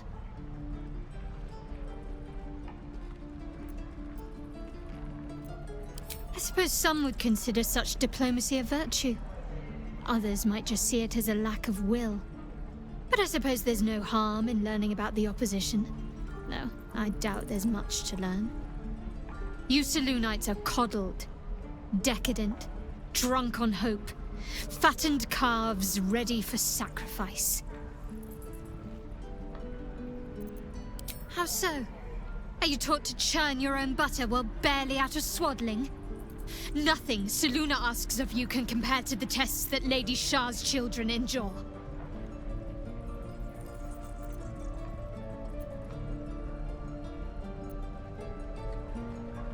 Trust me, I am endlessly grateful to not know Selûne. We've spoken enough of this. I cannot allow your misguided beliefs to poison my mind.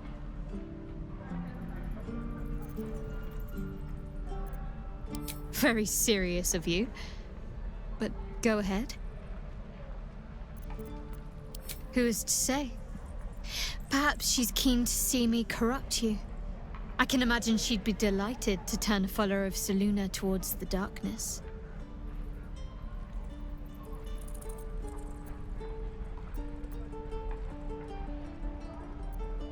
The wound on my hand. It never quite heals.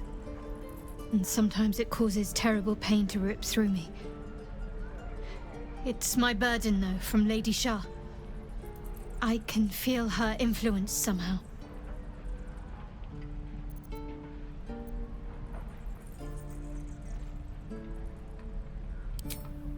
I cannot say.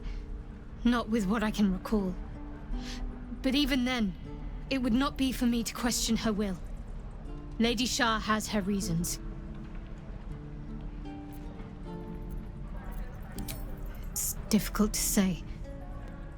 Sometimes I wonder if it's supposed to be guiding me, punishing me, testing me. But perhaps it's none of those. Perhaps it's completely random. I'd like to hope there's more to it than that. Some meaning that Lady Shah will reveal to me when the time is right. Until then, all I can do is endure.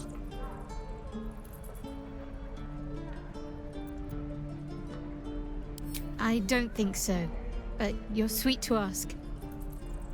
Maybe just be patient the next time you see me wince or cry out. It'll pass quickly enough. It always does. Pain is sacred to followers of Lady Shah. Pain will give way to loss and then to the peace of her eternal darkness. You can tolerate a great deal of suffering so long as it has meaning.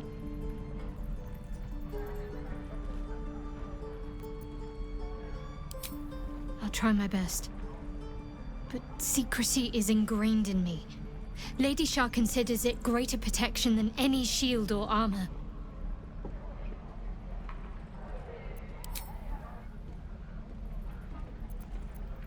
You already know my biggest secrets. What more can you ask?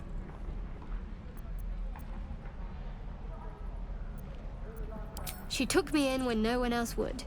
Without her, I wouldn't be alive. She's my mother. She nurtures me, cares for me, loves me. There's less truth in the Moon Witch's teachings than you've been led to believe, Selûnite.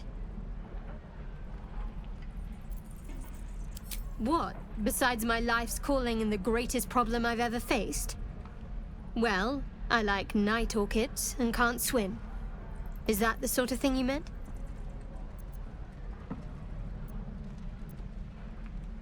It's a deal. No, I can't. Quite literally, I mean. With my memory suppressed, I can't betray Shah's secrets. But I can't remember much of myself either. If I manage to return to Baldur's Gate and fulfill Shah's mission, then my memories will be restored. Of course. It is an act of faith, not to be undertaken lightly. Shah will reward me when I succeed.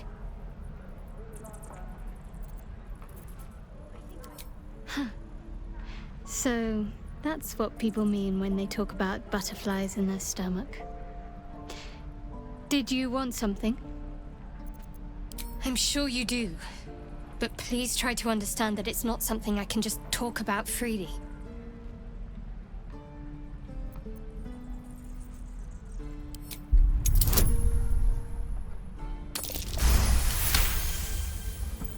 Very well.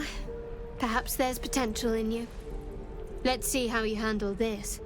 I am indeed a disciple of Shah, Mistress of the Night and Lady of Loss. As you worship Selûne, I assume you know of her twin?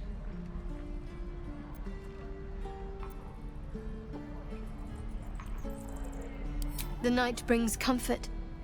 Through loss, we find acceptance. In the arms of the Dark Mother, we find peace. Most fear the dark, like children, because in darkness they see their fears reflected. But Shah teaches us to step beyond fear, beyond loss. In darkness, we do not hide. We act. Pain, hope, the promise of better days. All of these are heavy cloaks that bend our backs and burden our hearts. We shed those cloaks. Before Shah, we stand gloriously naked, beyond the vanities of mortals.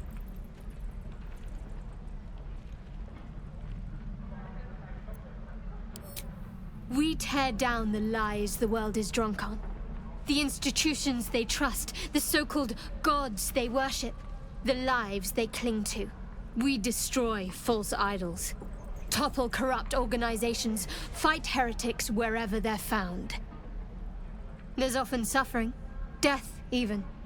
Many people break before they embrace Shah's truths.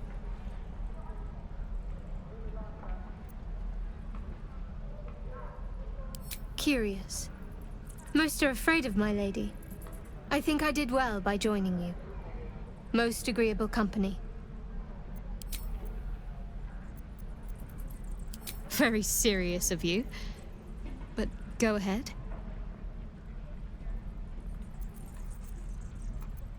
Even if I could remember, I'm not sure I'd tell you. I don't want your ego to get overinflated. Fine. What's on your mind? Quite splendidly, to give credit where it's due. You and I have shared some good times together, and it seems we have plenty in common. How can I help? I assure you it's not. Don't get me wrong, you did well. The somatic component, the verbal component, even the focus on the inner self that invites Mystra in. But I was still your conduit. To perform such a feat alone requires much and arduous study. Of course, as a cleric, your patron deity endows you with many such powers, otherwise unattainable. I do hope you cherish that gift. The Githyanki people have a word for men like the Blade of Frontiers. Shalak, roughly translated, idealist do-gooder, or better yet, benevolent burden. His confidence is an asset. His pursuit of valor, not so much.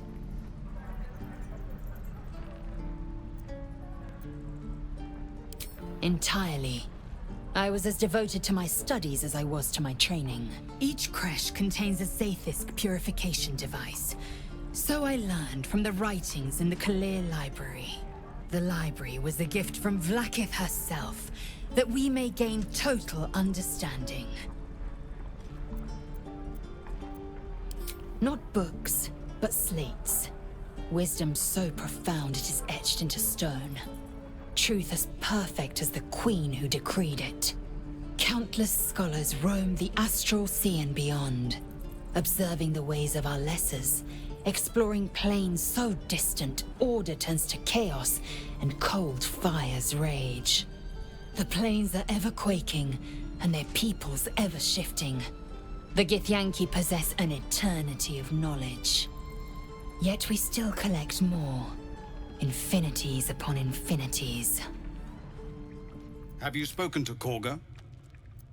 What is it? We are refugees from Elturel. We took shelter here after gnolls and goblins attacked us on the road. We were bound for Baldur's Gate, and it was too late to turn back. Elturel had no place for tieflings after the descent. The Descent, an infernal conspiracy that had seen the entire city of Elturel briefly dragged to the hells. So I hoped, but we've lost so many already. And more will die if we're forced out again. Some artifact Aradin was hunting. I don't know any more than that, and I don't want to. This grove is poorer for losing Halsin, but I have my own people's concerns to look to. Used to think the goblins would kill us the second we set foot outside. But after hearing what you did at the gate, well, I still think they'll kill us. But at least we can put up a fight. There's optimism, and then there's stupid, hun. Plenty of us fell to monsters already. I don't see the rest of us lasting long out there. But if you're so sure we will, why not put a little gold on the line?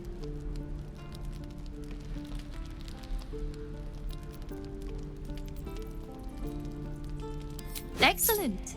And since I ain't one to leave a debt unpaid, that means we're destined to meet in Baldur's Gate. Looking forward to it. Damn goblins! Like the sight of blood, do you? Thought you'd have had your fill at the gate. Might be more blood spilled yet, if Zevlor starts in on the lectures again. Oh, very gracious of you. We expected a soft job. Something to test the new lad, maybe, but not a bloody goblin nest. Most would have turned tail at the sight, but not Liam, no. He charged him, the stupid bastard. Nah. He must have thought we were following. Always the optimist was Liam. Hope they cut him down quick before he saw we were gone. I've had some time to think since we last talked. Can't say I'm enjoying it much. This place is a bloody death trap, not a sanctuary. You should clear off while you can. Be gone. I am hungry. Another one. What are you under there, then? Ant? Or rocks? Big and slow? The keepers of this place choose different forms. Better ones. They become birds, to hunt on the wing. Bears to tear flesh with teeth. But for me, only oxen, only same old hay. And I cannot even eat it, because the horned ones hide their shiny bits inside.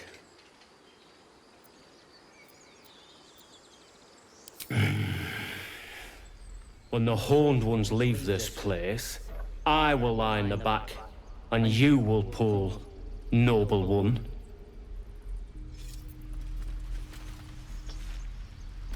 I have no more to say. Even old hay tastes better than your idle chatter. Ah, you're addressing me, a humble ox. How quaint.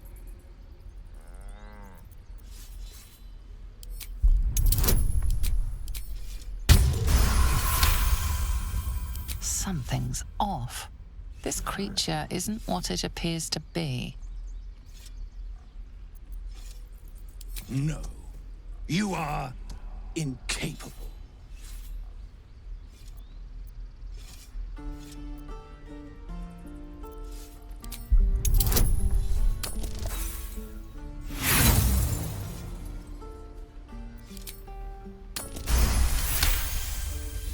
I'll tell you this much.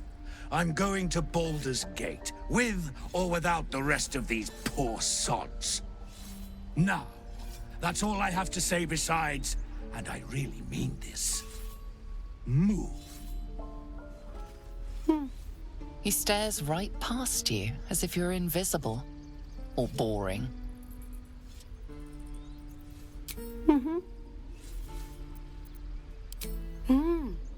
He's still staring right past you.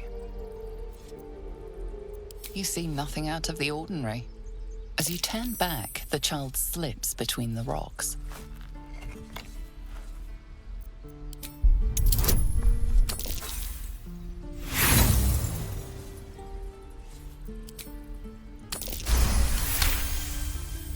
You find the edges of a concealed entrance.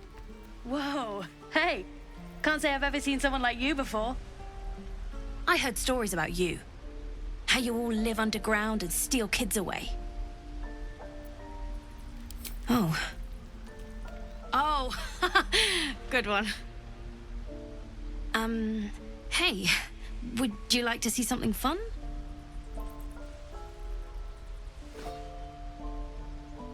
Go on, take this ring. It's lucky. You haven't seen anything yet, mister.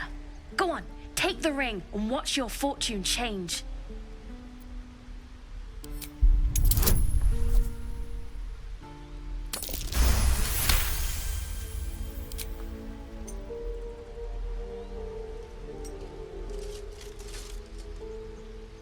Weeping, bleeding hells! Okay, maybe you don't need extra luck. But since you're already holding the thing, call it. Heads or tails?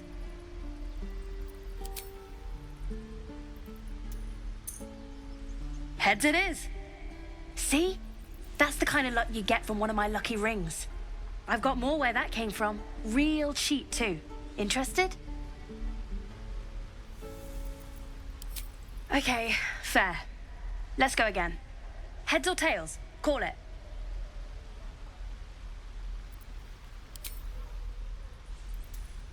Heads it is. There. Happy? Hey, hold on, you gotta pay for that. You got it. One sec. That's what I got. Nothing cool. You suddenly feel something moving against your back and turn.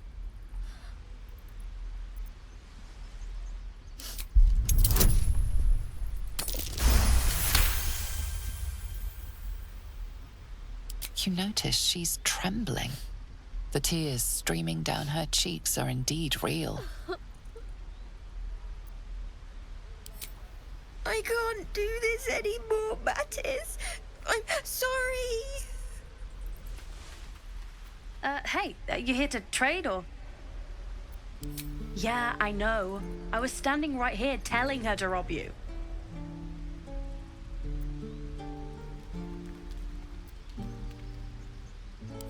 I am sorry. Sorry we're still talking about this.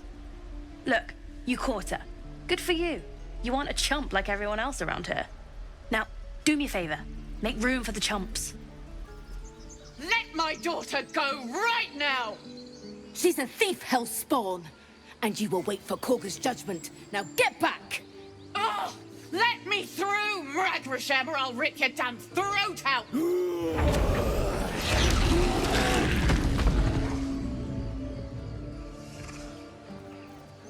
Lives are at stake, and the cowards only care about their bloody rituals. Taken those guards. We could help each other. Fight the goblins together. Instead, these fools are trying to chase us away. Those dirt kissers would let us die for the sake of their bloody grove. We need to get Arabella out, now! You heard the guards. They're waiting on Korga to give word. I'd sooner trek through the 9 hells than trust that snake! Ugh! Arabella tried to steal their idol. Druids lost their damn minds about it. They need it for their precious ritual. Oh, it's all my fault. I told her I wished the wretched thing would just disappear, or better yet, explode. Now Arabella's being judged by a bunch of druids who hate us. That's not right. She was caught. Foolish child. Let them judge her.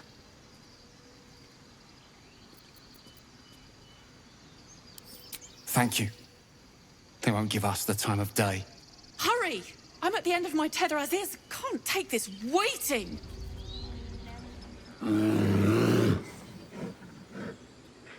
Come, Magrin. Give him a chance. You, step back. We'll not tolerate drow in here.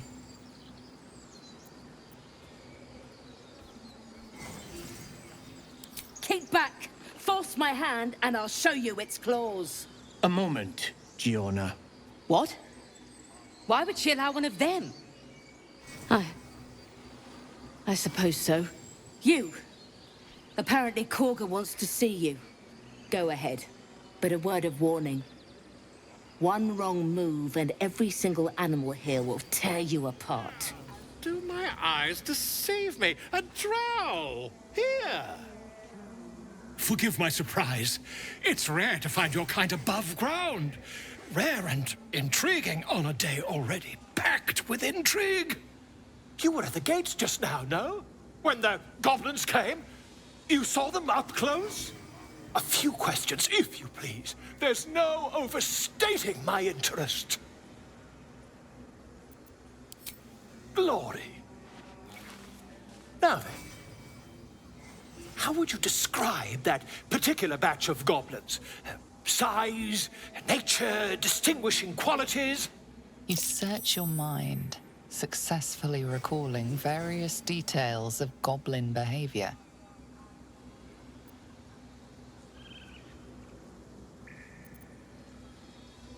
My, a scholar after my own heart. Spent much time among goblins? I've always preferred experience to the second-hand accounts of lesser men. But to each their own. Now, I've a few more questions, if you don't mind.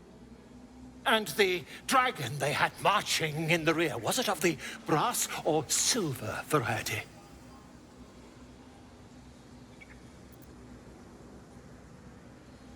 A gold dragon! How marvelous. Thank heaven you were here to specify, or I might have recorded a bold-faced lie. Last question, then you'll be quite free. Did the attackers rally to the absolute when they fell upon the gates? They did, didn't they? Oh, curious. Oh, curious indeed. I've interrogated one, a captive in this very camp. She reports they've abandoned their god Maglabiet in favor of someone called the Absolute. The scandal! Oh, I'd imagine him quite displeased. Since their change in allegiance, these goblins are informed by a kind of strategy anathema to their kind. I, for one, intend to get to the bottom of it. I'm just preparing to head to their camp as we speak, in fact. If you'll excuse me, I ought not to dawdle.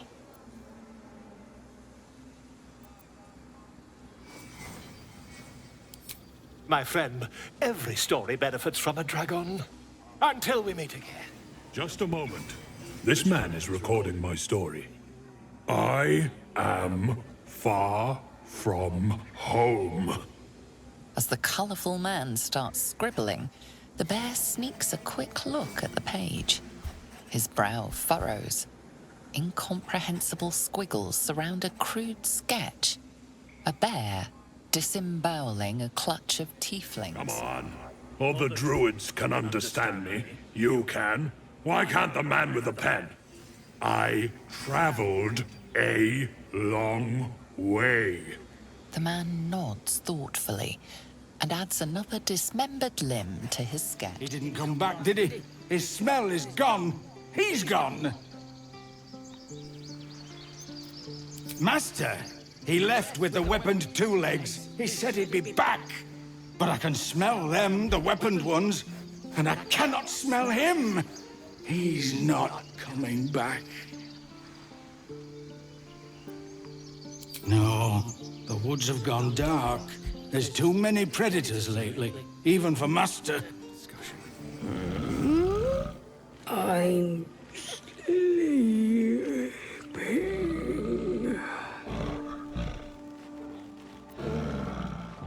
Huh? What's that? Shh, I'm concentrating. Does this look good? Is the coin in the middle?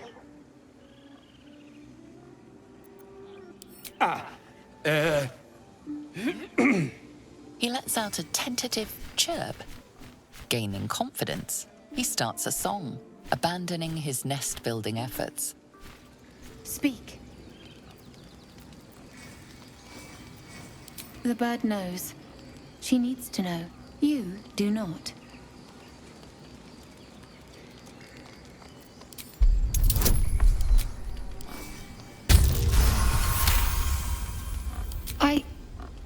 Forgive me.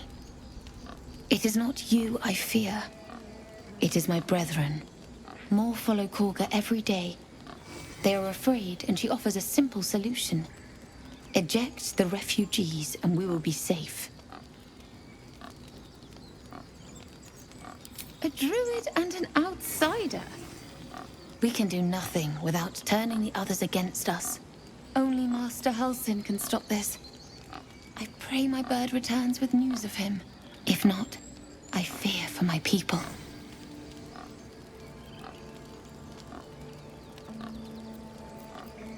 I would prefer not to. But if Master Halsin does not return, Korga will give the order. And my voice will not matter. I thought you were Halsin. The boar prances around, haunches clenching and unclenching impatiently. Where's Halsin? Promise me a mate.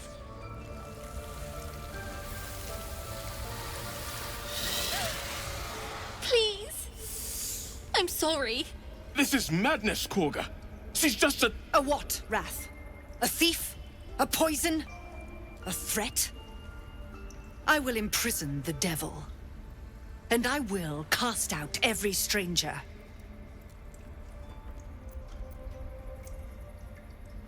Girl, you mean parasite. She eats our food, drinks our water, then steals our most holy idol in thanks. Wrath, lock her up. She remains here until the rite is complete. And keep still, devil. Tila is restless. Come, Korga. We took back the idol. Surely... Do it.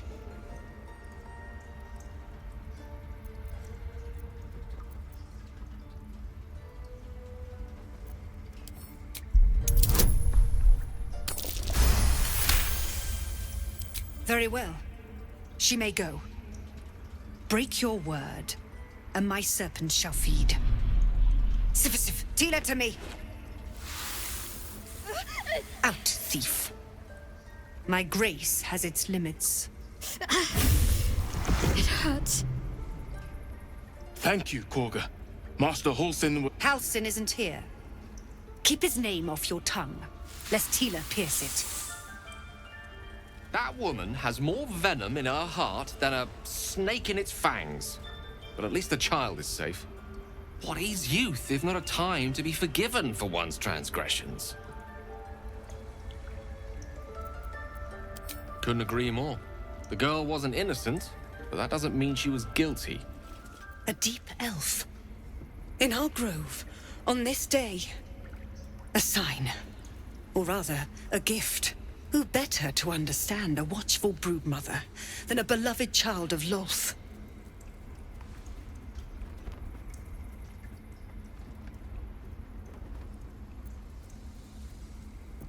She made her choice. Ugh. I thought one like you might understand. When a threat makes itself known, you remove it. No matter. I took back the idol of Sylvanas, and the rite is resumed. We will seal the grove, free from harm, free of intruders. And mine perish if he stays. You showed great mettle at the gate. The mettle of a skilled sword for hire. I want you to provide your services to Zevlor. Offer to guide the Outlanders out of the grove. I'm sure they'll reward you well. They're to be gone before final prayer. If they are not, the Viper must strike. You will do more than speak. This tale ends but one way. With the Outlander rot cleansed, and the grove forever shrouded. You did well to speak up for the girl. That snake is fickle. A tragedy prevented. Nothing befitting a child. Nothing befitting any of our world's creatures. We've let a snake replace our leader. She will see the tieflings driven out, or worse.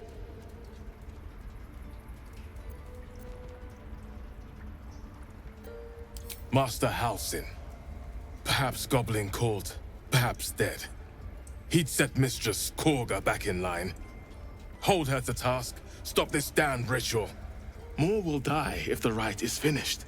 So many more, sent into a world gone mad.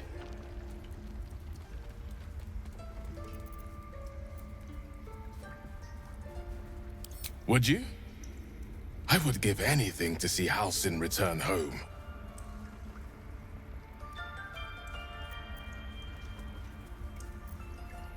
Sylvanus' blessing upon you, and my gratitude as well. Halsin is an elf with the presence of a bear. He left west with the adventurers. You won't mistake the first druid for anyone else. Another stranger come to vex me. What will you do? Hunt me? Grab my tail? Shout until my head hurts? No, wait.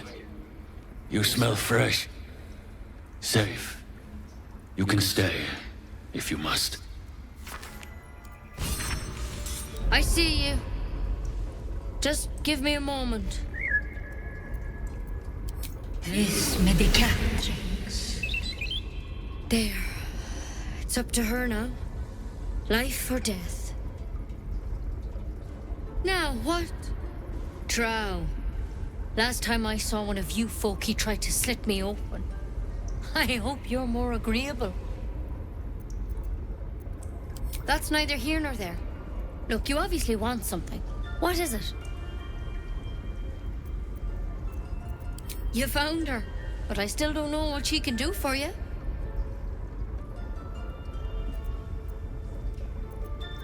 Why are you asking? A tadpole. A mind flayer tadpole. That's a serious condition. Come, follow me. I might be able to help. Don't worry about him on the table. I'm not in the habit of killing drow. He attacked Master Halsin and I in the woods, leading a pack of goblins. Tadpole crawled out of his head soon after. Seems so. Gave Master Halsin a right start.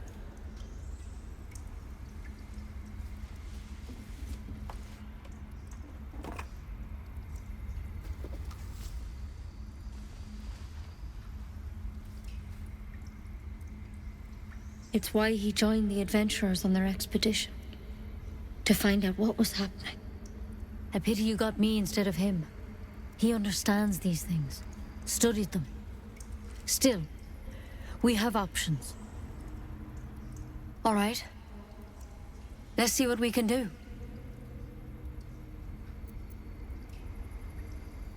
She shifts uneasily, hesitating. Something's off. It might. But first things first. Tell me about your symptoms. Have you noticed anything strange happening? I'm telling you everything you need to know. Believe me on that. I want to help you, but I can't unless you work with me. So, has anything unusual happened to you?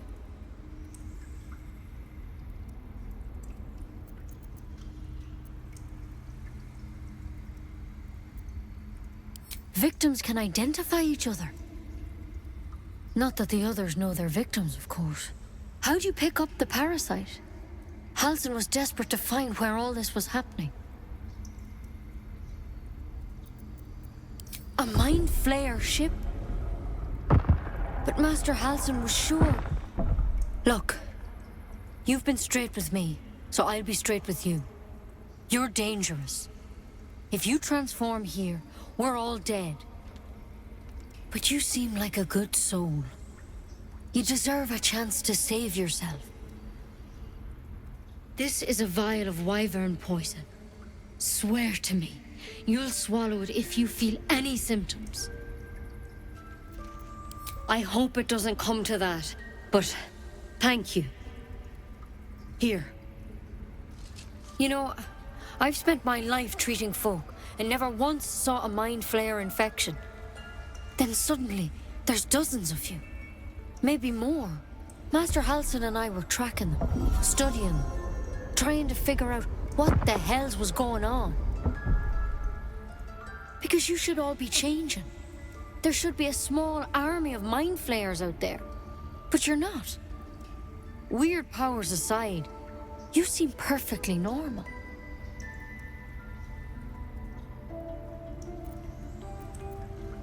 Mind flayers reproduce by infecting someone with their parasite. 7 gruesome days later, the victim transforms and a new mind flayer is born. The thing in your skull, though, it's different to anything in our records. It's one of their worms for sure.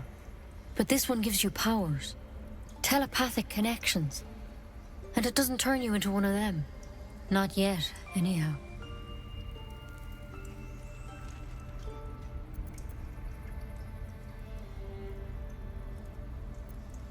Could be, but there's a lot we don't know.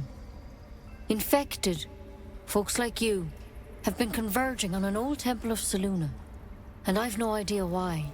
When Master Halsin heard the adventurers were heading that way, he saw a chance to get answers, joined on the spot. Whatever he found there, he didn't make it back. I think so. I hope so.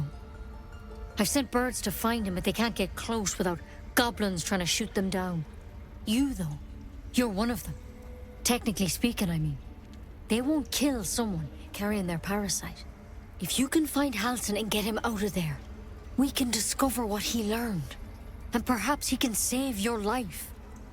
How's that sound? I can't make any promises. This is like nothing we've seen before. But I know this for sure. Master Halsin is the only one close to understanding these things.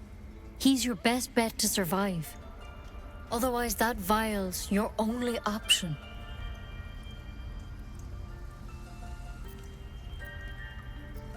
Thank you. It would mean everything to the Grove. To me. I wish I could tell you more. But only those adventurers know what happened out there. All I can say for sure is they all went to the old temple of Selûne. And Master Halsin didn't make it back. Good luck out there. And if things start to go bad, remember the vial. Remember your oath. Please. I'm resting. The bird says nothing, trying to rest. The bird says nothing. Only the sound of its labored breath fills the silence. Show some dignity and leave. You've burdened this place with your troubles long enough. You ever scare me like that again, and I'll feed you to a knoll. Mom, I'm fine. Stop it. Our little Hellion told us what happened. Thank you. Don't know what we'd do without her.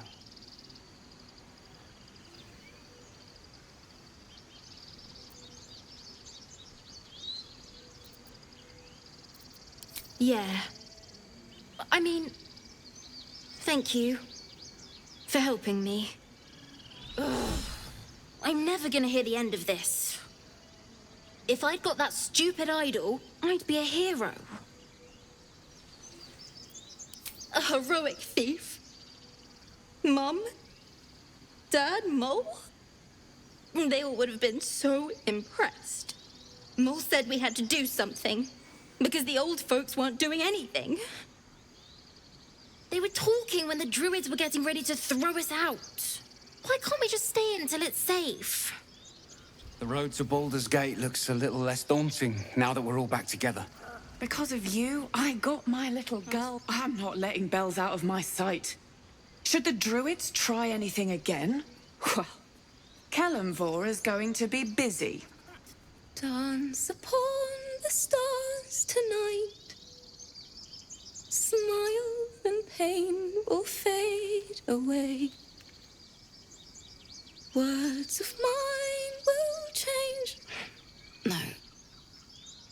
Become.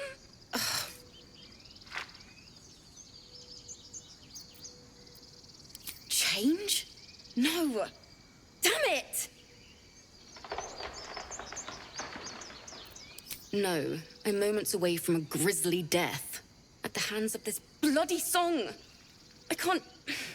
Nothing fits, you know?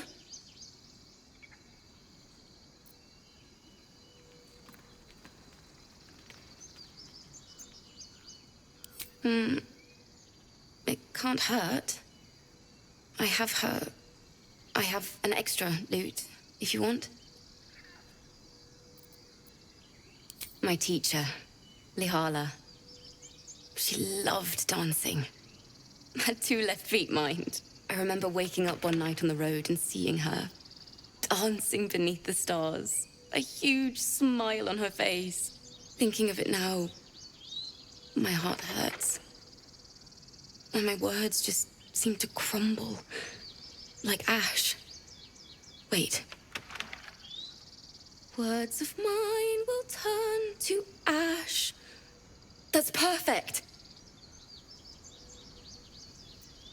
That it's okay. That I'll be okay.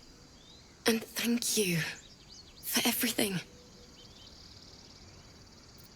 Moon, moon reminds me of your grace.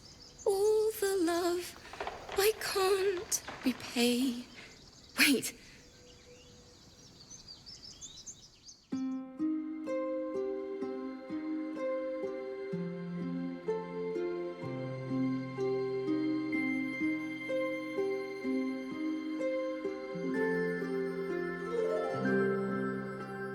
Dance upon the stars tonight. Smile and pain will fade away. Words of mine will turn to ash when you call the last light down.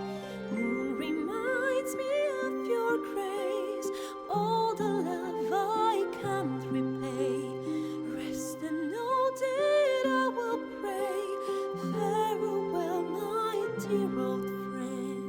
Moon, sun, oh, remind me of your grace. Faith, care, all the love I can't repay. Moon, sun, oh, remind me of your grace. Faith, care, all the love I can't repay.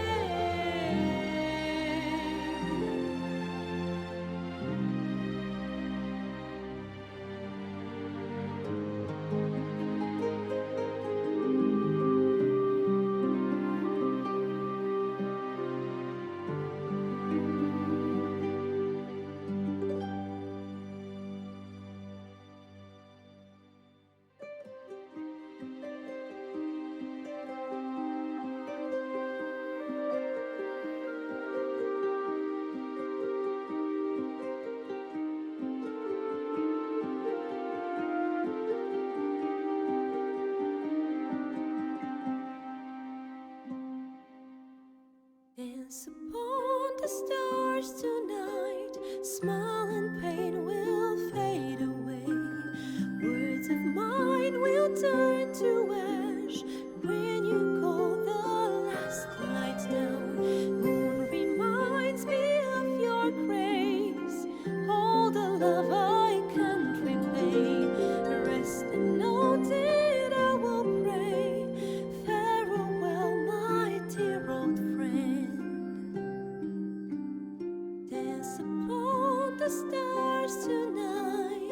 Smile and pain will fade away.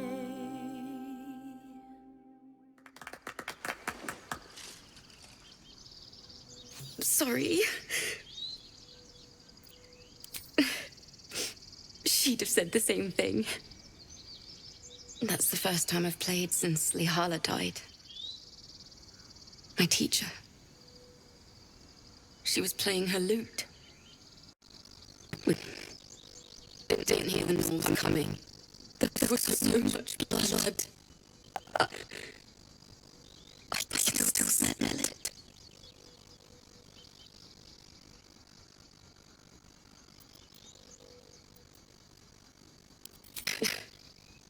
She'd yell at me for that clunky verse. And make me play till my fingers were raw. And that's exactly what I'm going to do. Finish the Weeping Dawn. For her. I've a long way to go. But thank you. I needed this. Please, make it stop. Can't you hear it? As her singing. It's awful. Terrible.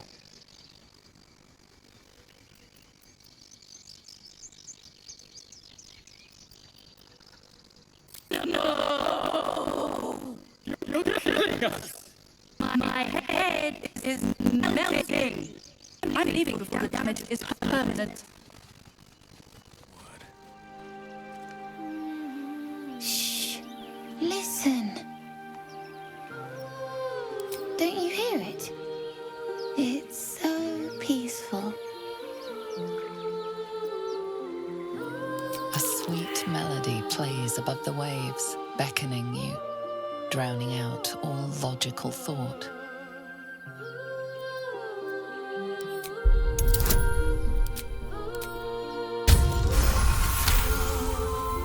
The suffocating yearning suddenly fades as the spell breaks. You are free. No. It's just a bit of water. I only want to listen. Just a little closer.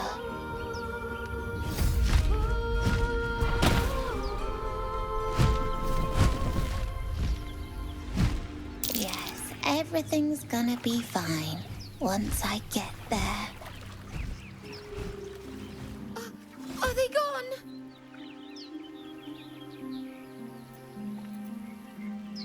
No. Yes. I mean, I don't know.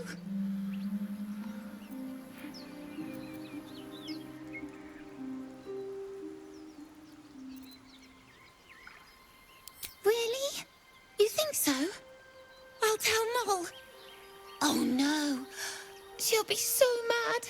I didn't get the gold from the nest. I got to go. Wait, you should meet Mol. She'll be grateful you helped me. Find a boy called Donny. Tell him you want to see the dragon's lair. That scamp reminds me of myself when I was a nipper. Always getting into trouble. And worse. One time, my parents denied me a kitten, so I summoned myself a Tressim. Ah, dear old Tara. Beautiful creature. Benefits of a wizard's education, you see. Of course, my considerable talent didn't hurt either. Well, that depends on who you ask, I suppose. I may have summoned things rather more exotic than a winged cat. There was that magma mephit once. Nice fellow, we kept in touch. Of course, in walked the housekeeper, screaming, yelling, panic, and before you know it, fire everywhere. Anyway, I'm glad we got that boy out of his predicament. Poor lad would have been harpy feed if it wasn't for you.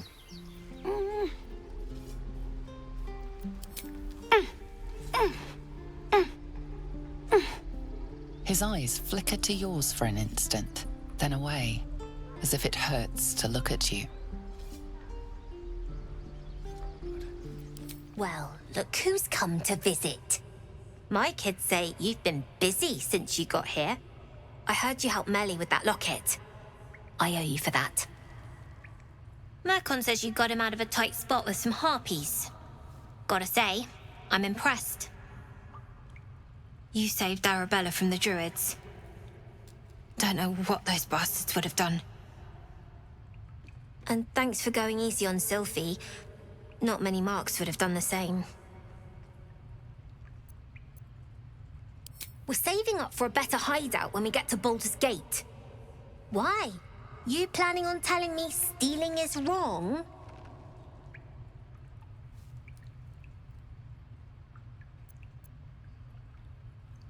Won't turn down free money. I've got operating costs you wouldn't believe. Come see me in the city sometime, huh? I'll repay this and then some. See you around, maybe. You don't look so tough. Mull fought off a hobgoblin all by herself. On the ring scam. You're blocking my light. Oh, I remember you. You're the one who helped me get away. You want something? Were you just here to stare at my forehead? Yeah, okay, fine. Very funny. What do you want? Look, if I had it, would I tell you? This entire conversation is a waste of our time, don't you think? Now find yourself a maze and get lost. I'm busy. You came! I have... Here! Mole said I should thank you properly for the harpies. So I wrote you a story. It's about you. I hope you like it. I had a feeling you'd be back.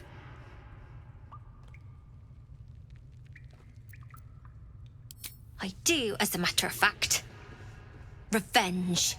You saw what those bastards that run the place were doing to Arabella, scaring the precious mite.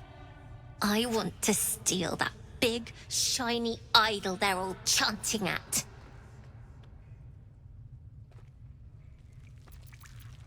The important thing is to get it away from them. That ritual's gonna get us all killed. And we can sell it once we get to the city. Thing like that's gotta be worth a small fortune. Sure, when we sell it in the city, I'll make sure you get your cut. Be careful. They look as brittle as old bark, but they're vicious. Anything else? You've been a friend to us. Come back anytime. Thanks to you, that kid is my locket. My mum gave that to me on her deathbed. Got nothing to say to you. You got nothing I want.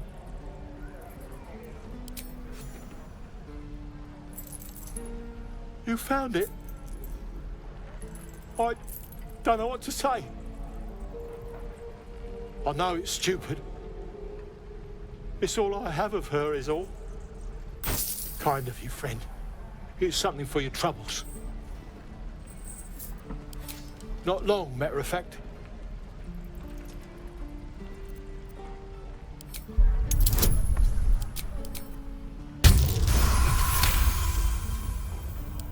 She stole it from a house she cleaned. All right. They didn't pay her much. They owed her a perk or two.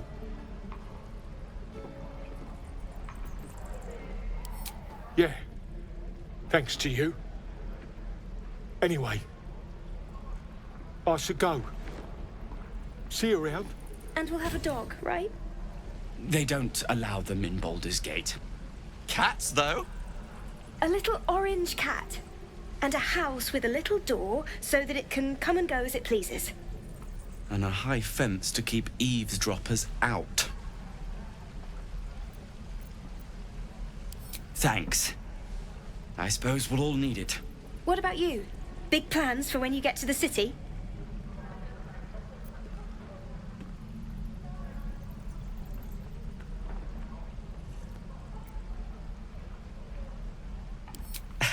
We've had enough rough to last us a good long while.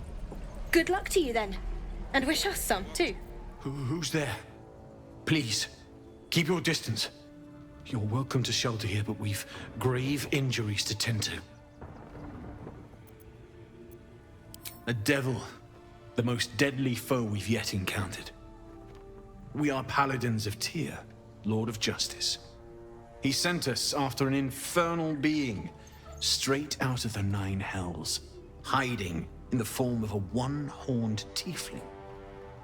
One horn?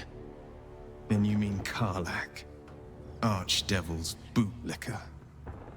You know her, which means you know what the Fiend is capable of. She slaughtered countless refugees fleeing the Absolute. Yesterday, she butchered an entire family without mercy. We were lucky to survive our encounter with her.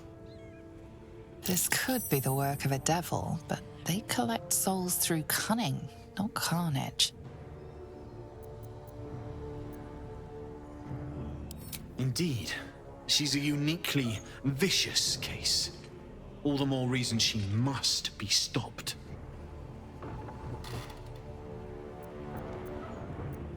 She ran toward the river when she saw we were merely wounded, not dead. Down the hill from here. She must pay for her crimes. If you capture her, you will have served Tyr where we could not. This is the sword of justice, blessed by Tyr. I've wielded it since I swore my oath. It's all I have, but it's yours if you stop her. Bring me her head, and Tyr will consider her crimes repaid.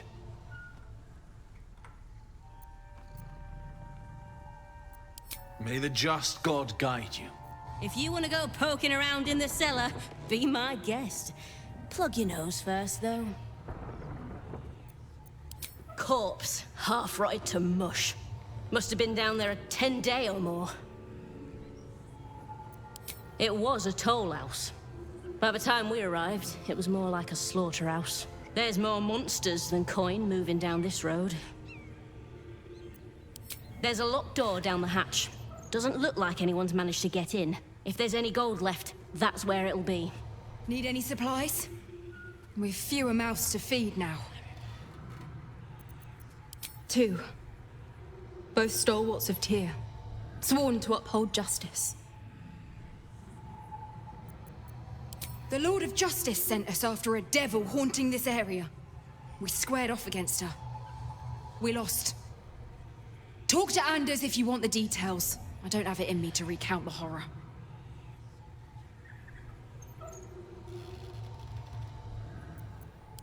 In Tyr's name.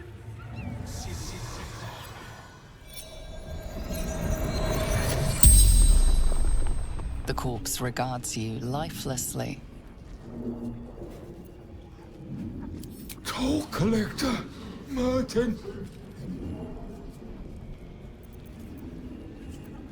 Goblins, laughing, cutting, hiding, frightened.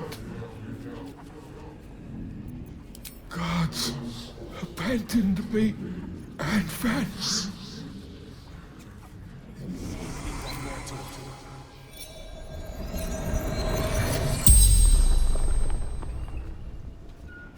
The corpse regards you lifelessly. Infernal servant. So long I've forgotten why.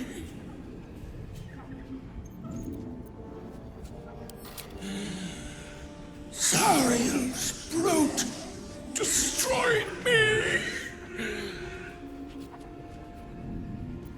The Pact. Power.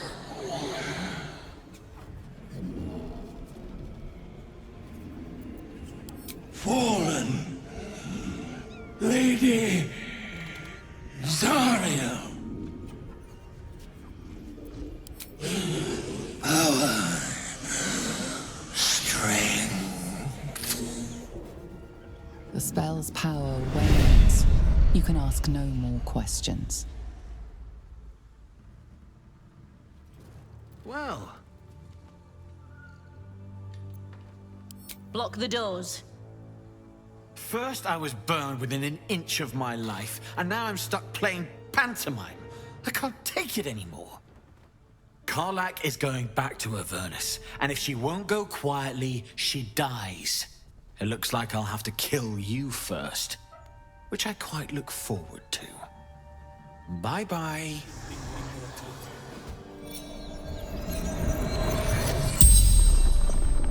The corpse regards you lifelessly.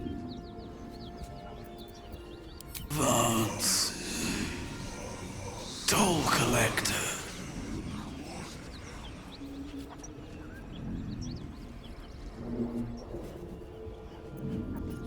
Jumped to escape. Broken.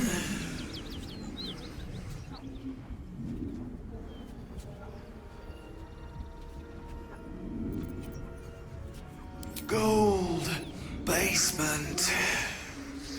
Locked.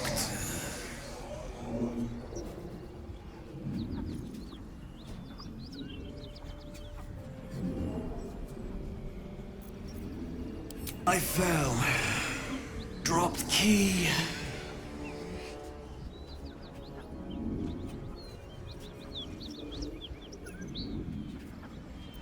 Anywhere. Away. Safety.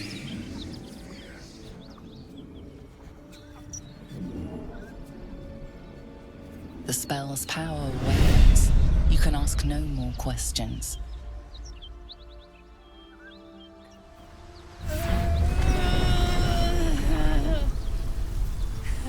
One horn. The stink of Avernus. Advocatus Diaboli.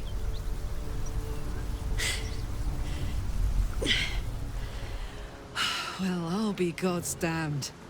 The Blade of Frontiers. Thought I'd shaken you for good. That'll teach me to underestimate you.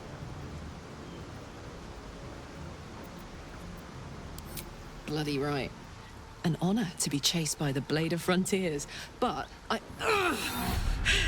A great heat roars through you.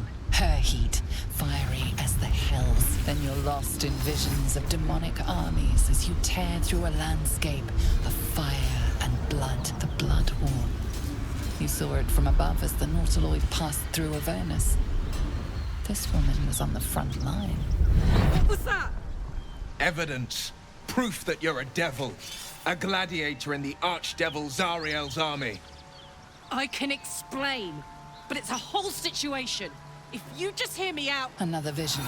Karlach's blade raised, slicing through devils, Zariel's servants, as her eyes dart around, seeking escape. Her rage and desperation seep into you. She is a victim of the Blood War, not an agent of it. She's trying to trick us. Don't believe her lies. You saw the truth. I never wanted to serve Zariel. I was enlisted in her army against my will. Forced to fight, and fight I did.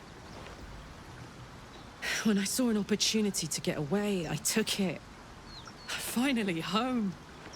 Or near it, anyway. You served her. That's enough to damn you.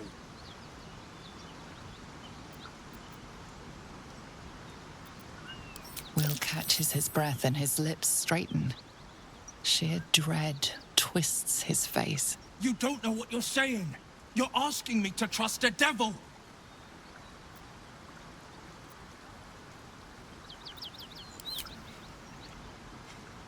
Listen to sense now.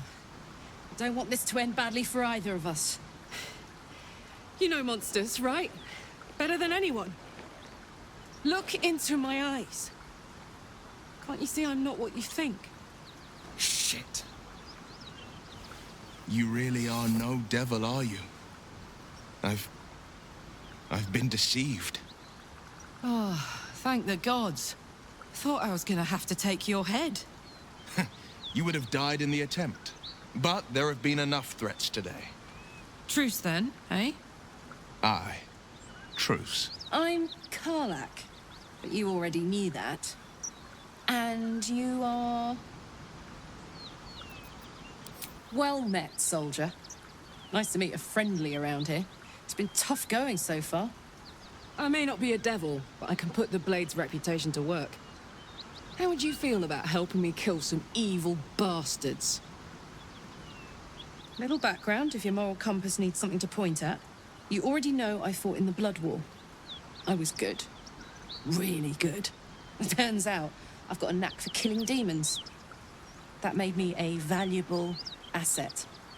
Zariel, the archdevil herself, made me as her personal attack dog. I played along until I could get the fuck out of there. But devils don't like to lose their assets. Zariel liked it so little. She sent a bunch of goons, so-called paladins of Tyr, to take me back.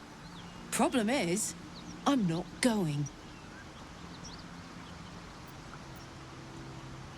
You did? That's incredible! You ought to let me return the favor. We can team up, evict this parasite, and then take Faerun by the short hairs. Sound good? She's, perhaps a little rough around the edges. But I suppose I can be smooth enough for two.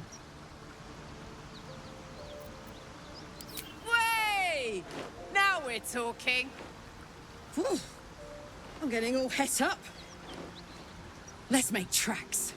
So, Will, now that we've made peace, how about we get to know each other properly? What's your story? Not so much a story as a pantomime. And I've played my part all too poorly.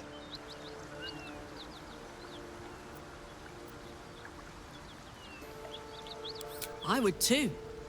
Go on, Will. We're listening. Who sicked you on me? You're not the only one who's had a villain's knife held to your throat, Karlach.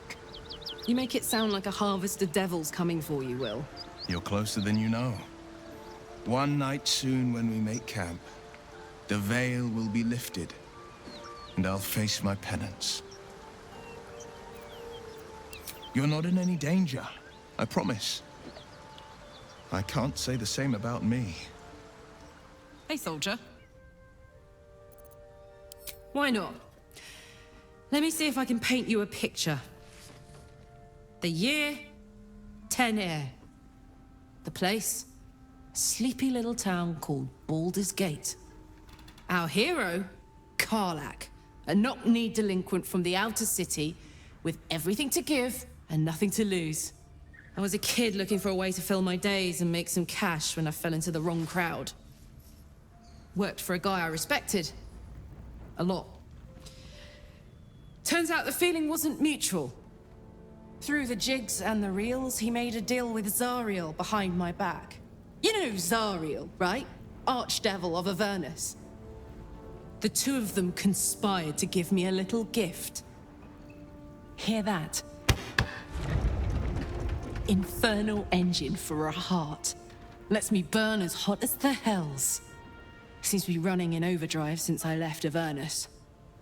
Won't be seeing my mechanic anytime soon, so I'll just make the most of the extra heat. Just don't get too close, till I've found a way to calm it down. High pain tolerance, and a dynamic duo of truly shitty bosses.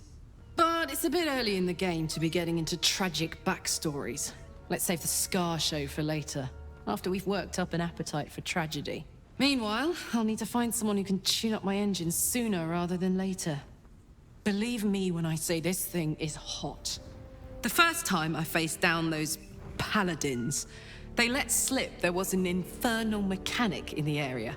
A tiefling. He might be able to stabilize things, if I can find him. A weaponsmith, huh? Not sure if he's the guy, but I'd love to find out. A tune-up would do this rusty heart a world of good. What's the story? Gives me energy. Power. But you've seen it in action. Very hard to control. If I'm excited at all, angry, nervous, delighted, enticed, I burn hot. Hot enough to burn anyone who gets close.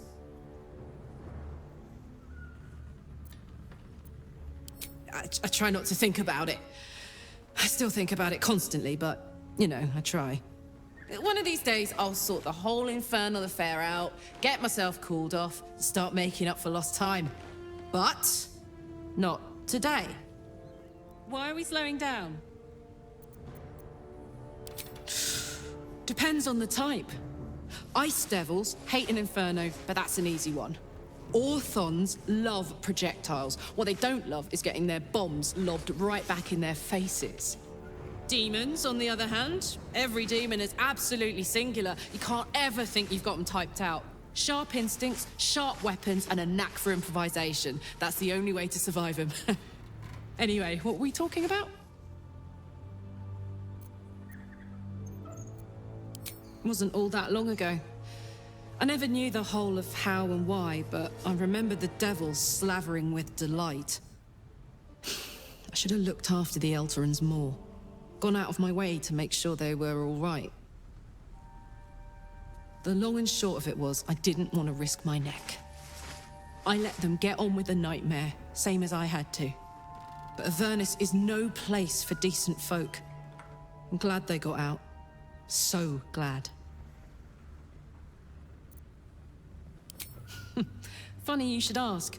I was just thinking about what would have become of us without that Nautilloid. I mean, I know where I'd be. Trapped in Avernus still, with the Blade of Frontiers on my tail. But what about you? I can picture you getting mixed up in some outrageous shit. Giants, beholders, Thayans, the works. Maybe once we've wrapped up the current shenanigans, we'll rest a bit and find some new heap of trouble to throw ourselves at. I thought we were going to see some real sparks fly between Will and Karlak. It's almost a pity things ended so amicably. Seeing those two duke it out would be fun. Karlak's got the brawn of a warrior and the wiles of a survivor. Best of all, she speaks her mind plainly and fully. Show her due respect. A devil and devil hunter standing shoulder to shoulder against a common enemy. Rather poetic, I think. Karlak and Will seem to have put their differences aside. I thought it was going to come to blows for a moment.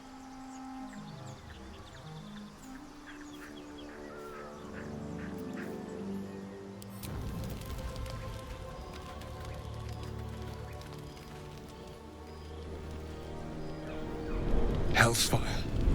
She's coming.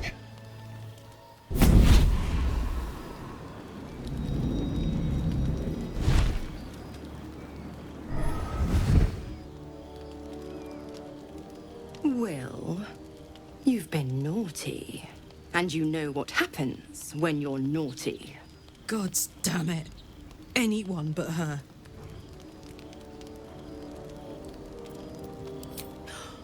Will, you absolute stinker. You kept me a secret? Time to let the Hellcat out of the bag. Call me Mizora. I'm Will's patron, the fount of his power. My pet's been unruly, and his leash needs a yank. We had a deal, Will.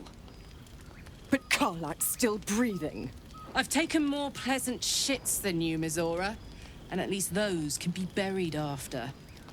That's no kind of talk for a lady. By the way, Karlak, Zariel sends her regards. You told me! Devils only! She's a tiefling, not a monster! How precious. The little pupster's found his bark. Clause G, Section 9. Target shall be limited to the infernal, the demonic, the heartless, and the soulless. Karlak meets the criteria by virtue of having no heart. Don't you worry. That ship has long sailed the Styx. But a defiant pup must still pay his price. To wit.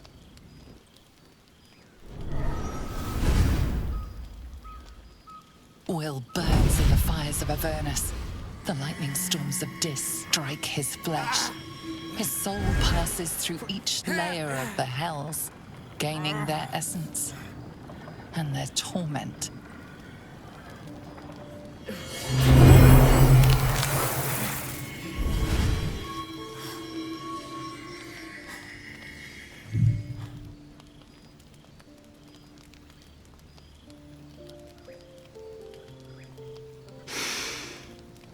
That's That's better.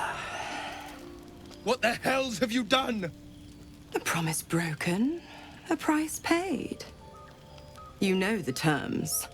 Get used to the new form, pet. There's no going back. Some magic even I can't undo. Now, let's see how the frontiers fare without their precious blade. Karlach, keep an eye on him, would you? I'll be keeping mine on you. Oh, and Will, don't forget, our pact still stands. Ta-ta.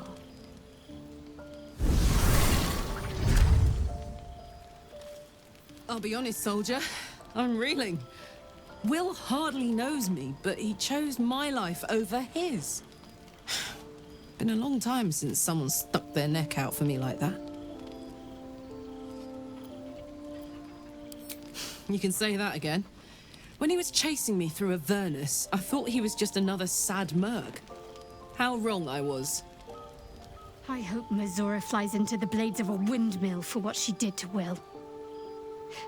Though, I must admit, the new look is a little dashing.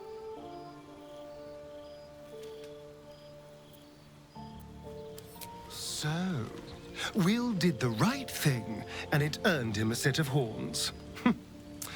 Let that be a lesson to us all. The Blade of Frontiers in the guise of a devil. I'd remark on the irony, but I'd hate to waste the breath. Still, it took guts to defy that petty patron of his. The Blade's sting is real.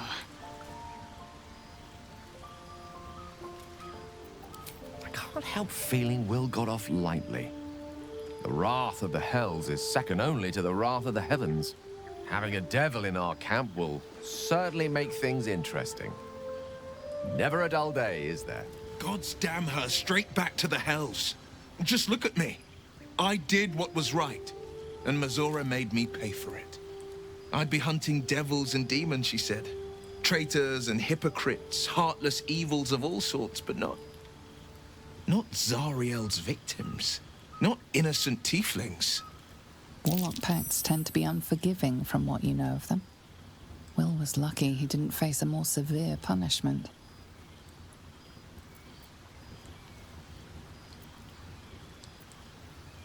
I'd count my lucky stars for it, but I reckon luck is on holiday. I'm only alive because my patron still has use for me. It's Mizora who grants me the power to conjure armor and cast eldritch blasts. Before I was infected, I could even call hell beasts and summon festering clouds. But I promise you, every thrust of my blade and every flame I sparked was for the good of the coast. I can't utter the terms or circumstances of the pact. I can tell you most all else, but the pact, I'm forbidden, unless Mizora permits it. But I'll say this. The moment I pacted myself to Mizora, I have not regretted for a heartbeat. It was my proudest deed. It was worth the sacrifice. All I can give you on that is my solemn word. You don't sleep well, flitting between dreams and nightmares. Maybe you wake up because you know something is wrong. Or maybe you just get lucky. Shit. No, it's not what it looks like. I swear. I wasn't going to hurt you. I just needed, well, blood. There, in the dim firelight, you see him for what he really is. A vampire, a slave to sanguine hunger. I've never killed anyone. Well, not for food. I feed on animals, boars, deer, kobolds, whatever I can get. But it's not enough. Not if I have to fight. I feel so weak. If I just had a little blood, I could think clearer, fight better. Please.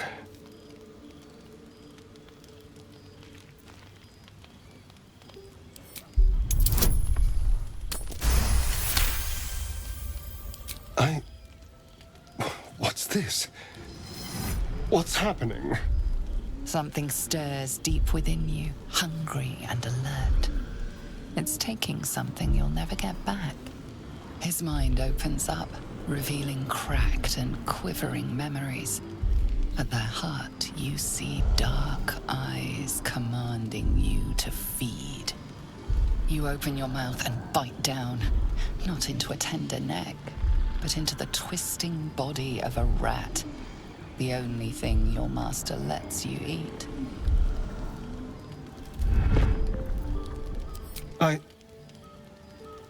Yes. Yes, I ate whatever disgusting vermin my master picked, so you can see why I'm slow to trust you. But I do trust you. And you can trust me. Because we don't have a choice. Not if we're going to save ourselves from these worms. I need you alive. You need me strong. Please, only be a taste, I swear. I'll be well, you'll be fine. And everything can go back to normal. No, of course. Silly of me to even ask. I'll go and find something on 4 legs to eat, I suppose. See you in the morning. You watch him stalk away, slumped, sulking, and ready to kill.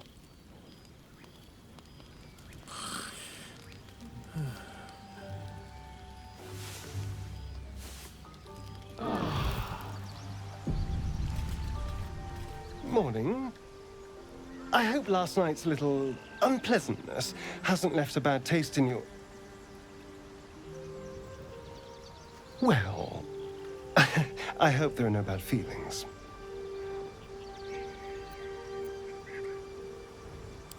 Oh, I have no idea. By rights, I should be cinders in this light, but someone or something is keeping me alive. Standing in the sun, wading through a river, wandering into homes without an invitation. They're all perfectly mundane activities now. As for my other quirks, well, we can figure those out in time.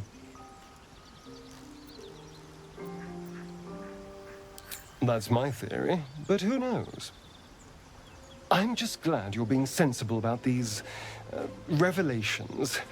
I was worried people might turn up with torches and pitchforks. Although there's still time. So we're traveling with a vampire, are we? Of course we are. Word of warning, Astarion. I taste absolutely awful. For his sake, he best not develop an appetite for Githyanki.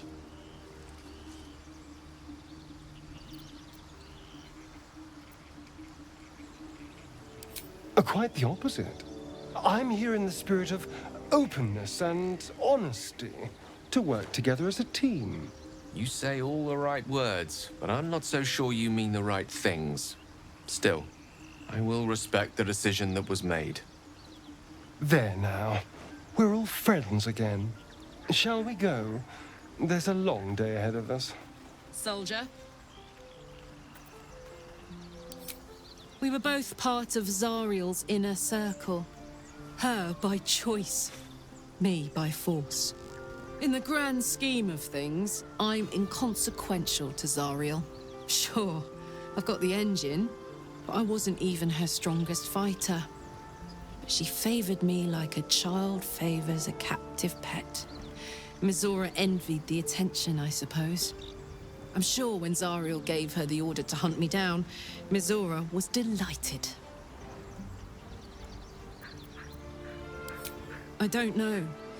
You'd think she'd have more important things to do. Devils and their pride.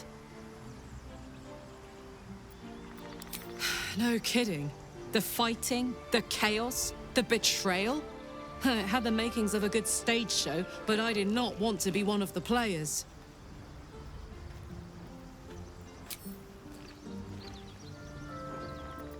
There's something I want to talk to you about. Something important. I could have died in that pod, back on the Nautilloid. You could have died, spending precious moments trying to free me, but you did it anyway. I owe you my life. I'm trying to say that you've earned my trust in a way very few ever have.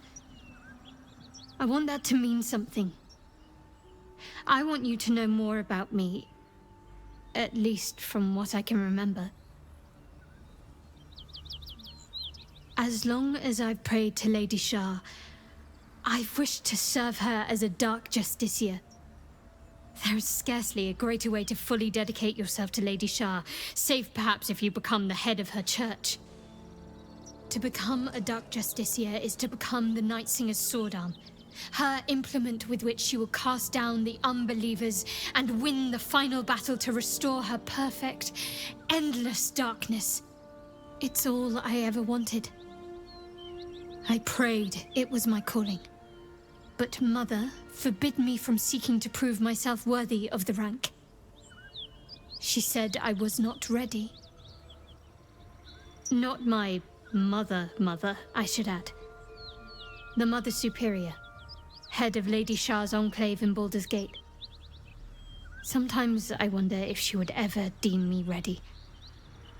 I owe her everything, and I only wish to serve, yet she can prove inscrutable.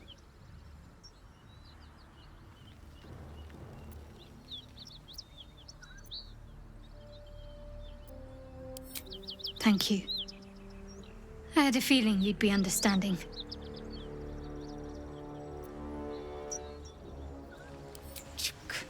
Be wary of false promises. The missing druid, Halsin, was it? He may be talented, but only a Githyanki Zathis can cleanse an embedded tadpole. You've got something to say? It's said that anyone who bathes in the river of blood emerges as one born anew. It's a lot like that, I imagine. I feel the weight of these horns on my head, curling upwards like a mammoth's tusks. I feel these ridges snaking down my neck. Not to mention a few bumps and prongs in unmentionable places. But I haven't seen my reflection just yet. Be my mirror. What do you see?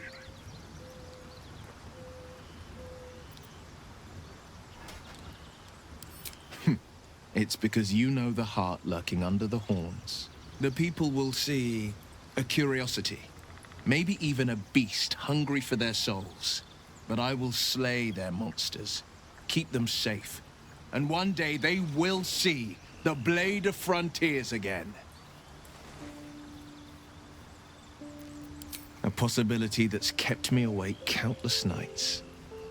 But I don't have a clue where to start, other than play her games and play by the rules. That's the only language devils listen to.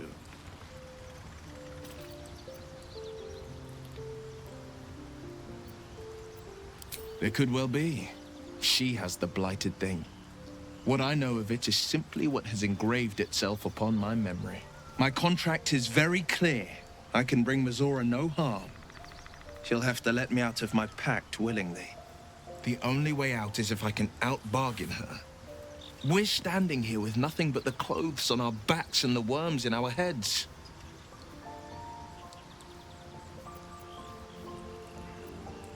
We can. I'm sure of it.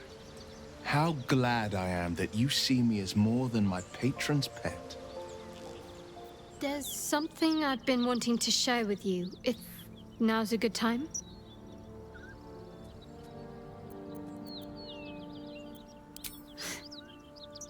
No. The opposite. I feel like I can share this with you. I've never felt that way before. It's difficult to put into words. I think it might be easier to just show you. Use the tadpole. The connection. Come into my mind. I'm sure. I trust you. How I came to be who I am. How I found my way to Lady Shah's embrace.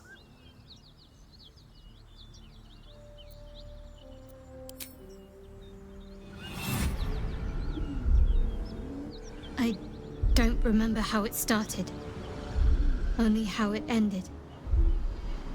I was fleeing.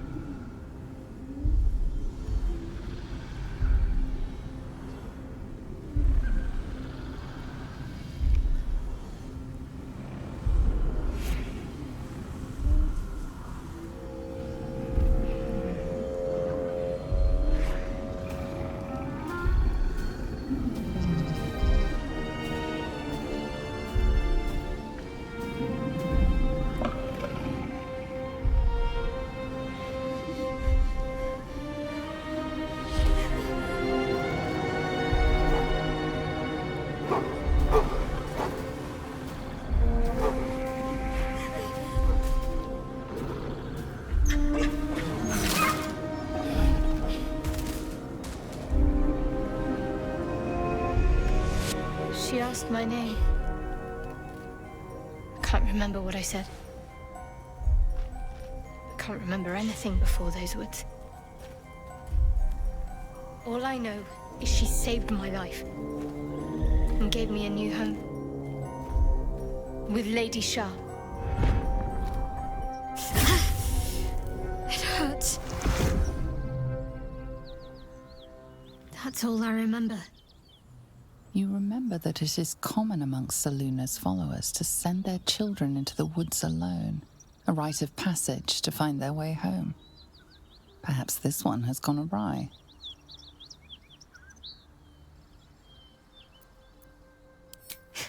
You're reading too much into things. A childhood bauble, that's all. Just because Selûnites claim something doesn't mean they own it.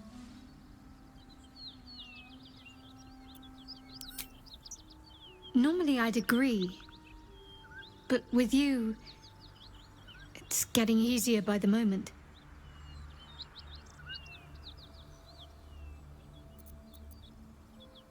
Pain is the gauntlet that all who love Lady Shah must endure. Only her embrace can truly heal me. To try and salve myself would do nothing but shame me in the Night Singer's eyes.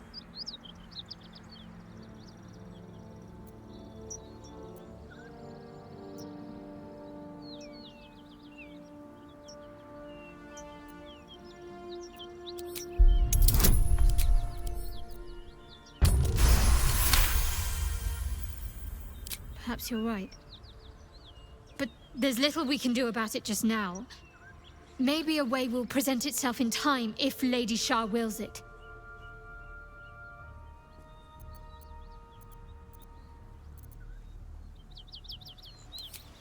Need something? Why do you insist on exhuming the past? I was a slave. A vampire spawn. Kept by the Tsar family. Perhaps I still am. I was never able to resist their commands. But now, I've been conveniently lost.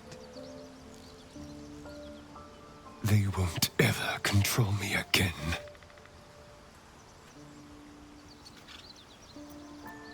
It's simple. Just find a vampire that will drink your blood and turn you into a vampire spawn. Their obedient puppet. In theory, the next step is to drink their blood. Once you've done that, you're free and a true vampire. People think the biggest threat to a vampire is a cleric with a stake. It's not. The biggest threat to a vampire is another vampire. They're scheming, paranoid, power-hungry beasts. So why would any vampire give up control over a spawn to create a competitor? Trust me, it doesn't happen.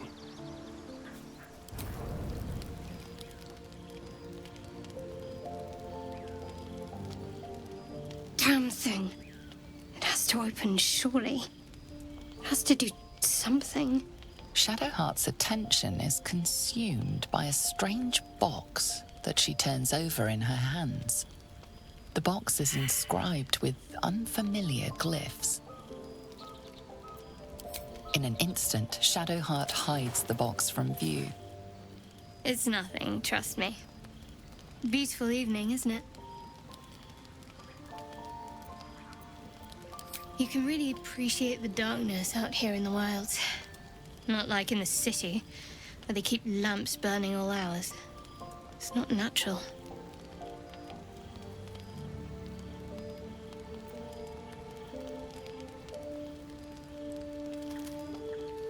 You deserve honesty more than most. But please, don't ask. I'm sorry. I can't give you that. Not right now. You know, I was just thinking about you, remembering our little encounter in the night.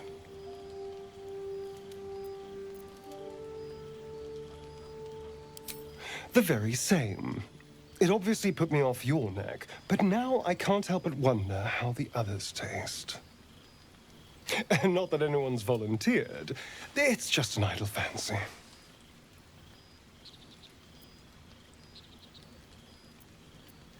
No, that's the thing. I can't quite figure them out. Take Gale, for example. He strikes me as someone whose blood is rich, refined, like well-aged brandy. But the Gith, what in the hells would she taste like? Oh. Well, that sounds very appealing. I'm almost convinced.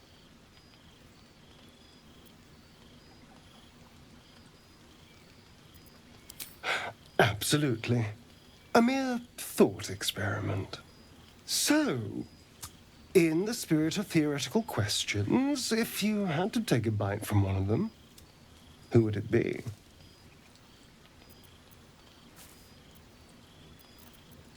Oh, no. No. Don't be disgusting. I just mean a sip of their blood. No mastication required.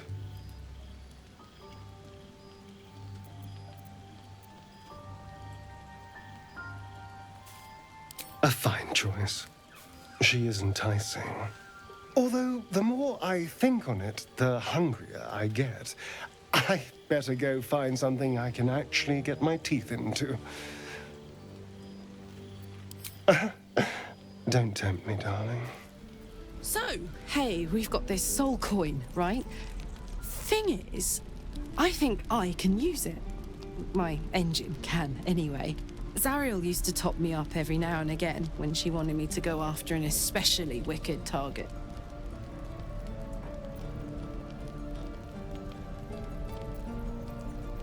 Nah, it'll be fine. They're already lost. Better to be used in service of the good guys than a devil, don't you think? Next time we're in a nasty battle, drop one my way. You'll enjoy the results. Fuck yes. Now I just need something to sink my teeth into. Thought I sensed an infernal around here. But you aren't from Elturel. What's your story?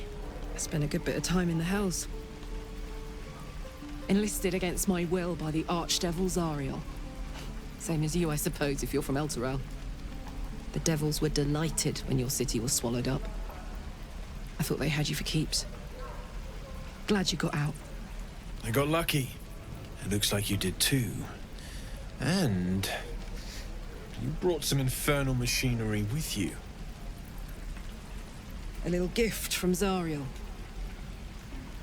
Keeps me burning hot. Very hot by the smell of it. Might be burning out a piston ring or leaking oil. Mind if I take a listen? Be my guest. But don't get too close or your eyes will melt shut.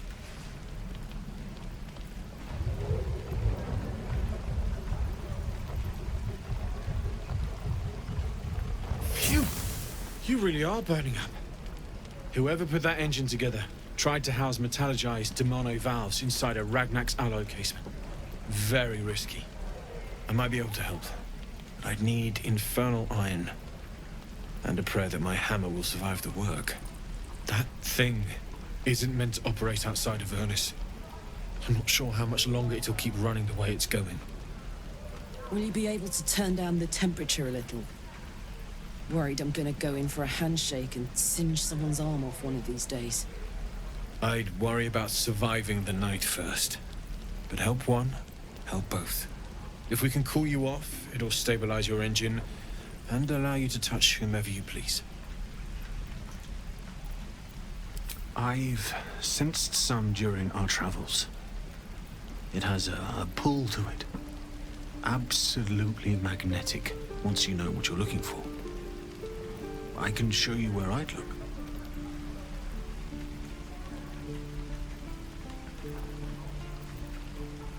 Meanwhile, I've still got plenty of weapons and armor in stock if you're looking to load up.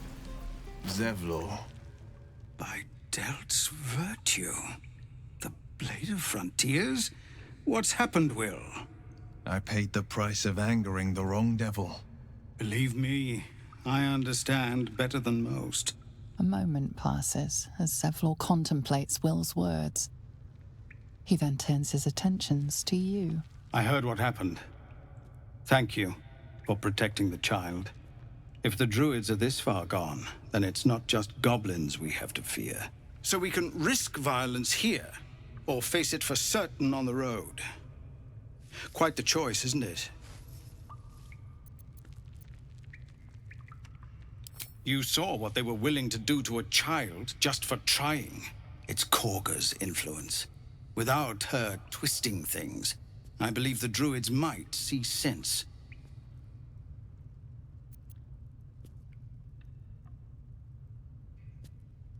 A low thought, but I'd be lying if I said I hadn't considered it.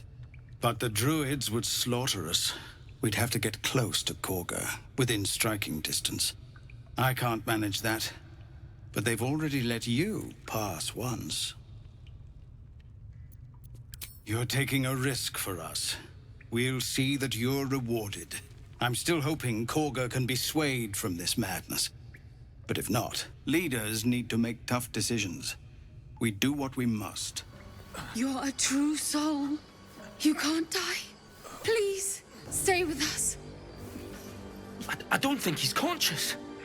Can you hear us, Ed? You, not a step closer. A strange symbol glows, marked on their flesh, and something within you stirs in response. He's hurt badly. An owlbear got him deep. If there's anything you can do... I'm watching you. The injured man locks eyes with you. A familiar squirming churns in your head. Your minds intertwine. You see his siblings, Andric and Brenna, new recruits, yours to shepherd. Protect them. He is a true soul. Mind him. He will. He.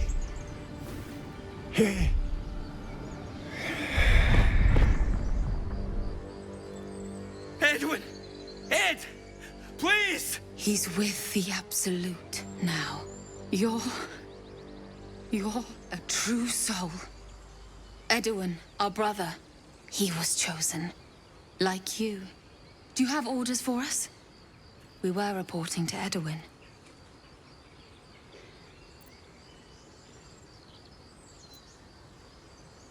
We know that all too well, sir, but the Absolute sent us here. We're looking for fugitives, survivors from that ship that crashed farther west of here.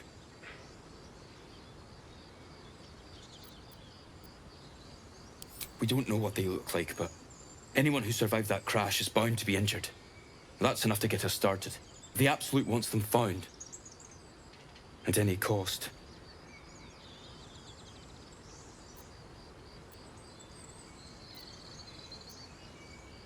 What? And just... leave Ed? I suppose he'd want us to go on. Find a way to honor his sacrifice. May the Absolute guide us.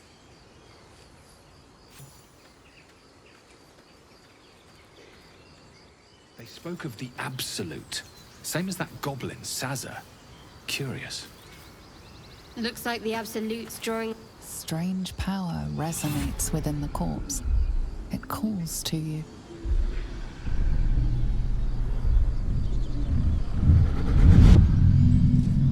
Your limbs move of their own accord.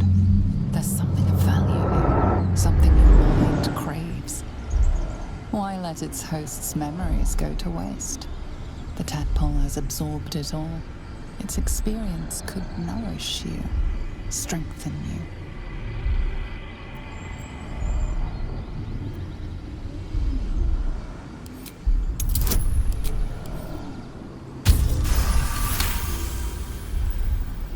Your muscles loosen. The tadpole breaks free of its deceased host. Your mind is your own again. For now.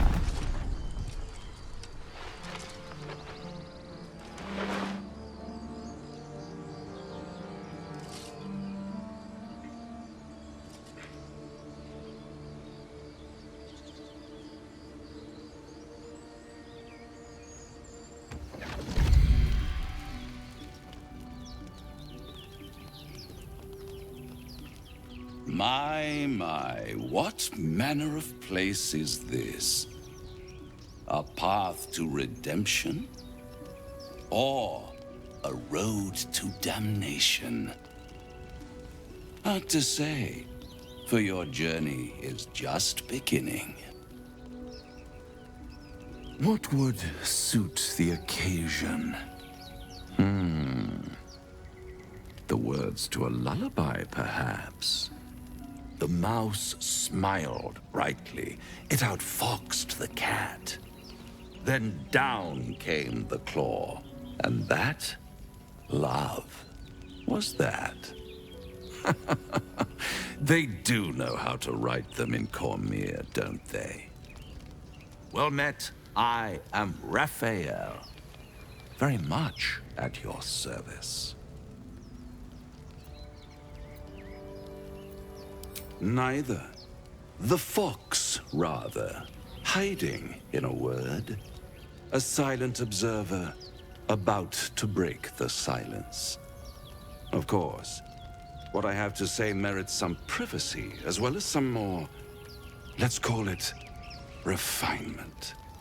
This quaint little scene is decidedly too middle of nowhere for my tastes. Come.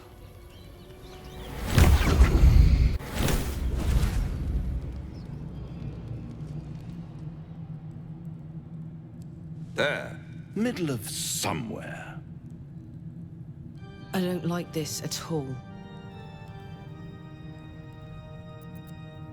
The house of hope, where the tired come to rest and the famished come to feed lavishly. Go on, partake, enjoy your supper. After all, it might just be your last. Are you not entertained? Well, far be it from me to disappoint.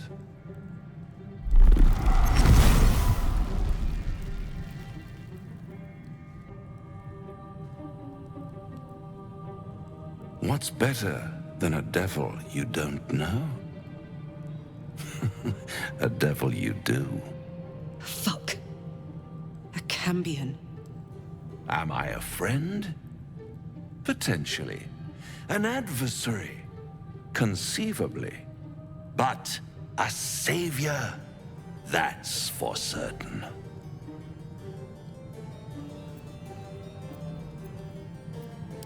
Because my compassion is boundless.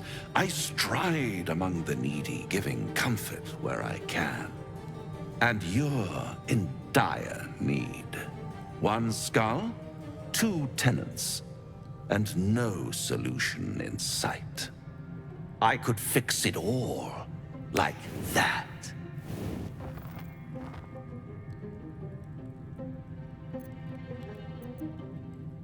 And what is madness but a denial of reality? Still, I've a feeling you'll change your mind. before it's changed for you. Try to cure yourself. Shop around. Beg, borrow, and steal. Exhaust every possibility until none are left. And when hope has been whittled down to the very marrow of despair, that's when you'll come knocking on my door. Hope. Such a tease. That's what separates us from the devils, soldier. They think our greatest strength is a weakness.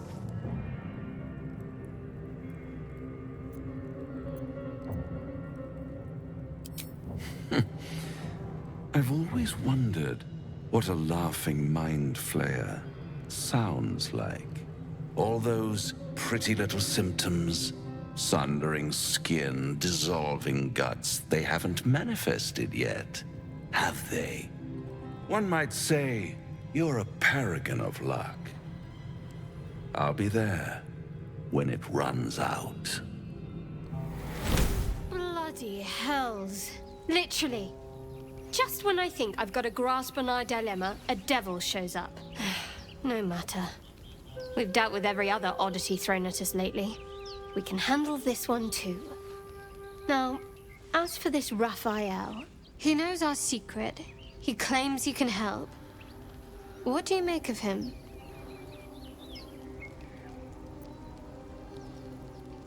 No doubts at all. He seemed powerful and very knowledgeable about our problem. Not the worst prospect we've stumbled across. As long as you can look past what he is. Good. That's what I wanted to hear. He's clever. My order uses the same tactic when dealing with enemies of Shah. You don't need a scourge or a rack to break people. Fear and self-doubt is sufficient. When actual pain comes, the victim's already done the heavy lifting for their torturer. There were no right answers with that devil. He was toying with his food. Us.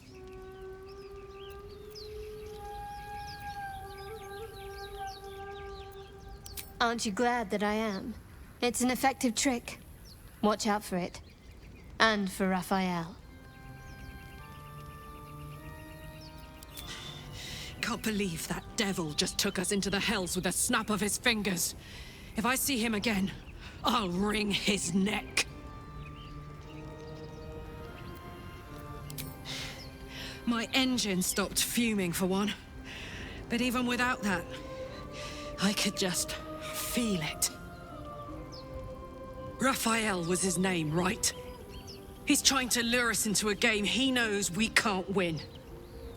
I'm not playing. Glad you're not either. Let's hope Damon is as good as he seems. Once my engine's handled, I can focus on more important matters. Tadpoles, cults, frosty pints. Do you feel as flattered as I do? Invited to dine with a devil.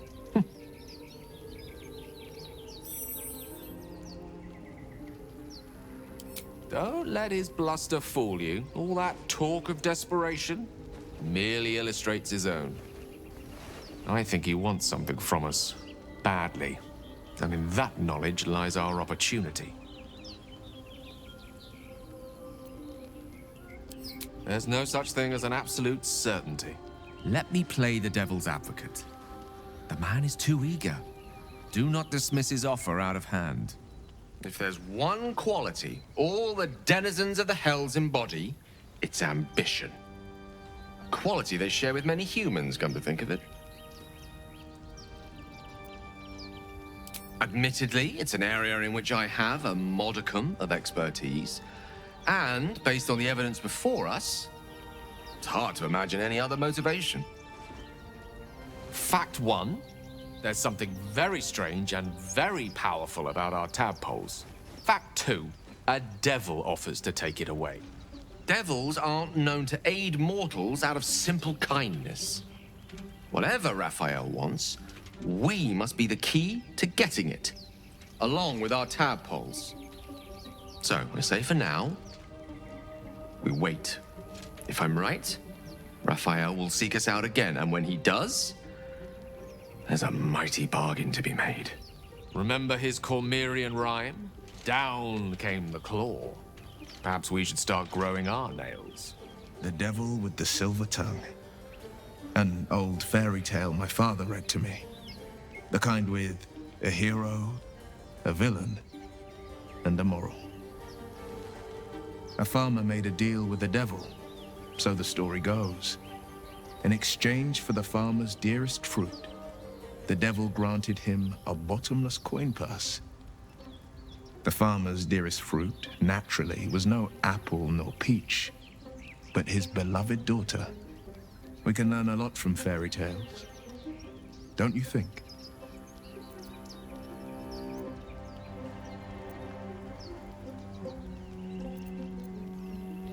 Refuse him no matter how tempting the offer, no matter how delicious the feast he lays out for you. The cost's always too great.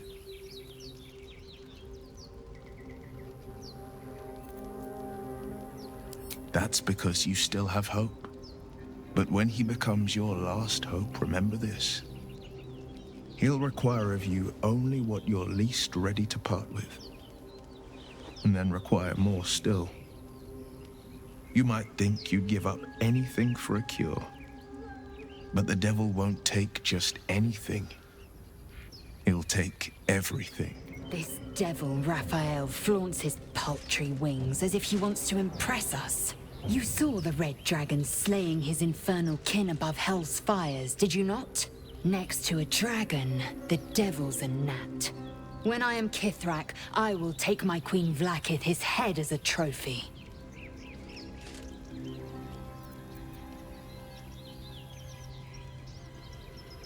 Githyanki Knights, the riders that chase the Nautilloid. They are the commissars and enforcers of my Queen Vlaakith's will. Vlaakith bestows no greater honor. To wield a Kithrak silver sword is my destiny. I will earn my queen's favor, and I will conquer every layer of hell should she command it.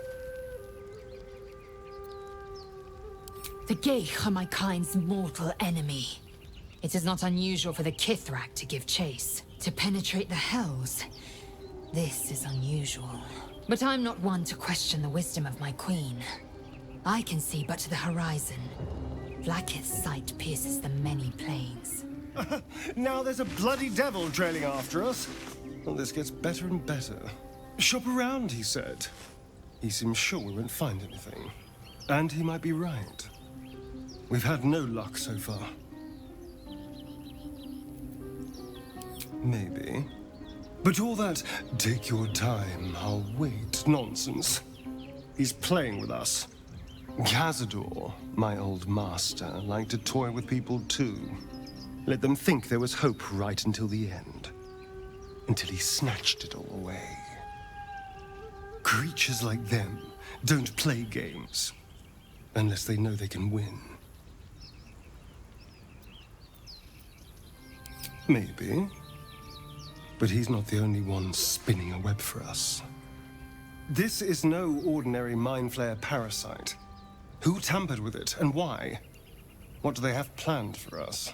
And why are we important enough that a devil comes knocking on our door? If we find those answers, we might have a chance. Oh, thank you, thank you. I thought I was gonna die down here.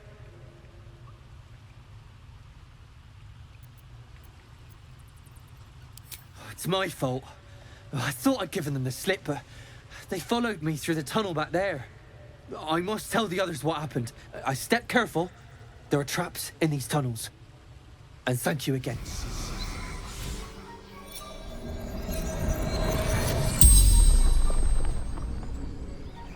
The corpse regards you lifelessly. Edwin, a true soul, a chosen. The Absolute, the Almighty Goddess.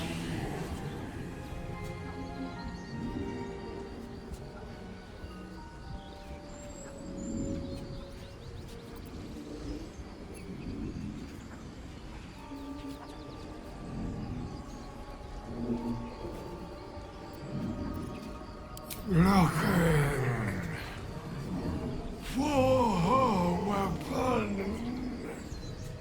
The absolute.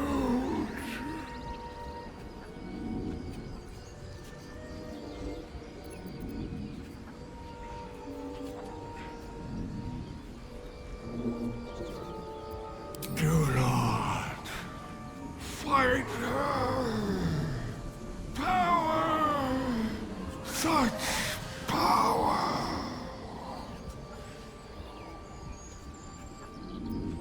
Crashed from the sky, taken by infidels. The spell's power wanes. You can ask no more questions. You should leave it, or even destroy it if possible. But you'll steal them. An interesting way to show your devotion. Trifling with that moon witch will only bring you trouble. Shah's guidance is clear.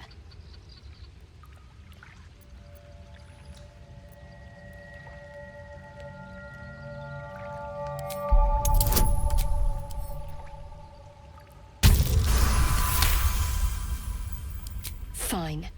Perhaps you can sell them for a couple of coins. You feel the quake of its heavy footsteps before you see it. An owlbear, its beaked face looming out of the darkness. What's this? Something weak, something tender. Won't even have to chew you before I feed you to my son. Soft meat.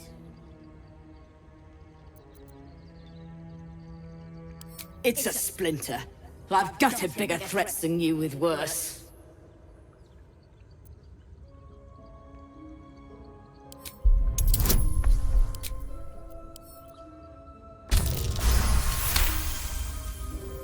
You're small, weak. Killing you would be a waste of time. You can go, but you make one wrong step and I'll rip you to shreds. I warned you, soft meat. You don't listen! I have a confession. I was too hasty to judge you. I thought you witless, gutless, unimpressively bland. Yes, all that is true. I am cold as the sea of night. But you have stoked fires I didn't know I possessed. I swear, you would tear the horns off one dragon for plunging into another. You've gained my respect, and more still, my yearning. When I come near, your odor alone is enough to make my neck sweat and my hairs stand on end.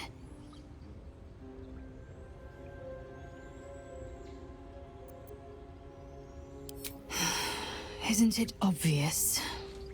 I want to taste you. Perhaps tonight, perhaps later, but I want it all the same. Do you? Your loss, I fear. One day soon, you will wonder how my lips might have tasted, how my fingers on your skin might have felt, and you will wish you could return to this lost moment. Keep moving, stranger. Quietly. I told you to go!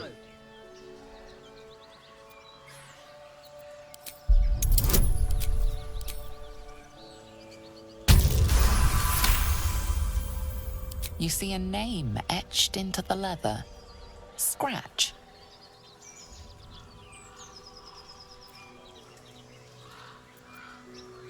You know my name? Interesting. A predator wouldn't care to learn it. Still, you should go. My friend is injured. He needs rest. It's not over yet. He'll wake up.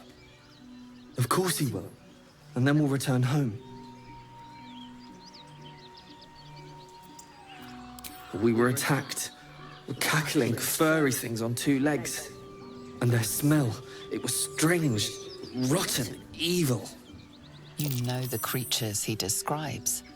Gnolls.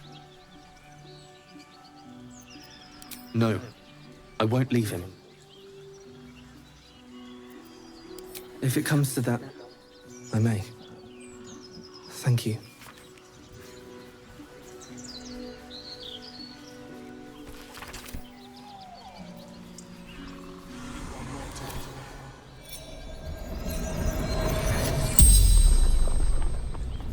The corpse regards you lifelessly. Gungwick.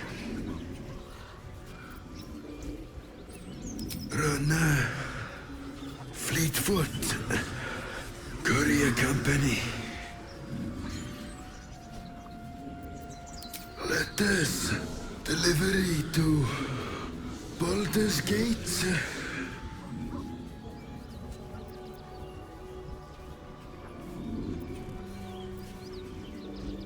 Pack of gnolls, claws, teeth.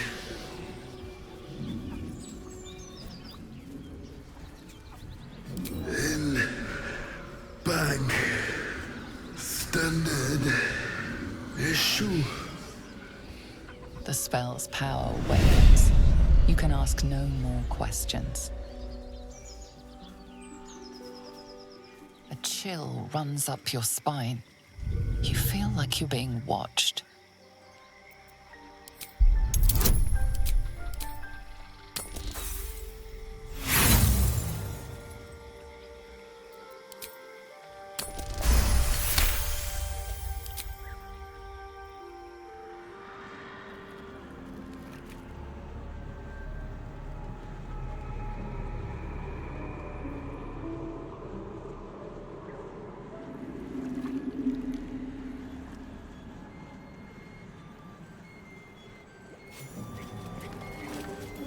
Diminutive creature sporting a red hat glares at you.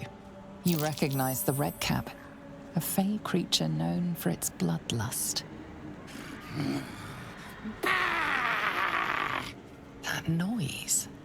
Is the creature pretending to be a sheep?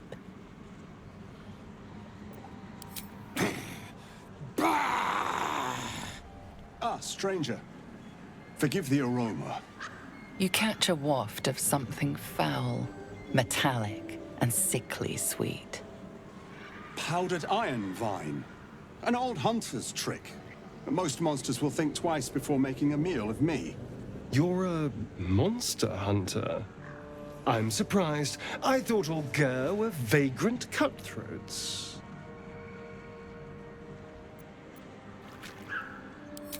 A mystical and dangerous people.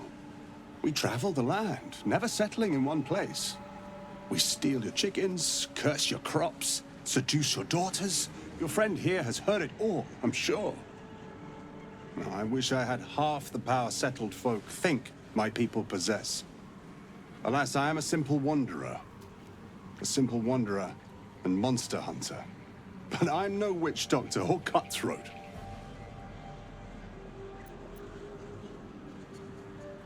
Something terrifying, no doubt. Dragon? Cyclops? Kobold? Nothing so dramatic. I'm hunting for a vampire spawn. His name is Astarion, but I fear he's gone to ground. I hope the hag of these lands can help me flush him out, if I can afford her blood price.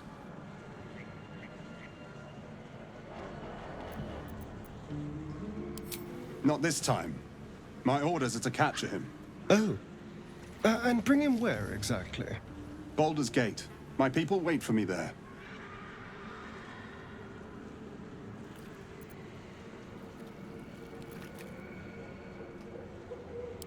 Thank you. Treating with a hag. I need all the luck I can get. May your road be kind. I suppose you want to hear about Khazad. My old master. Before the Mind Flayers took me from him. Before this Strange, twisted freedom.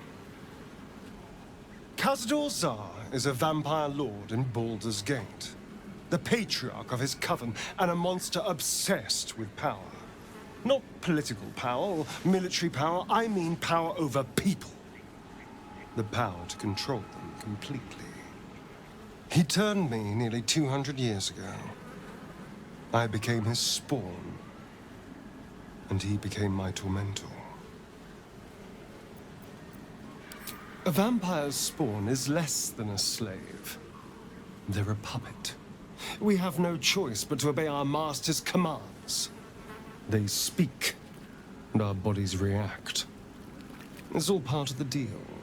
Sometimes he'd order us to submit to torture. Sometimes he'd have us torture ourselves. Whatever his weather-vane mood settled on. Thank you, but this isn't about sympathy. It's about knowing what we might be up against. The Mind Flayers aren't the only monsters out there.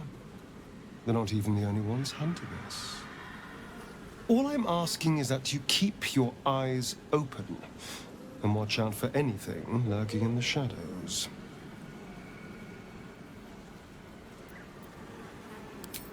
What more could I ask? Now, is that all?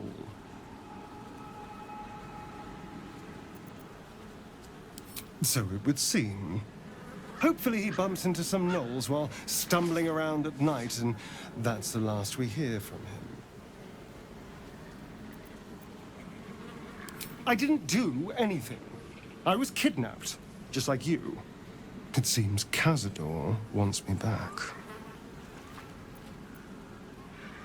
It was him, I'm sure. Only he would know to send the Gur after me. It was a group of Gur that attacked me that night in Baldur's Gate. I would have died had Khazad not appeared and saved me.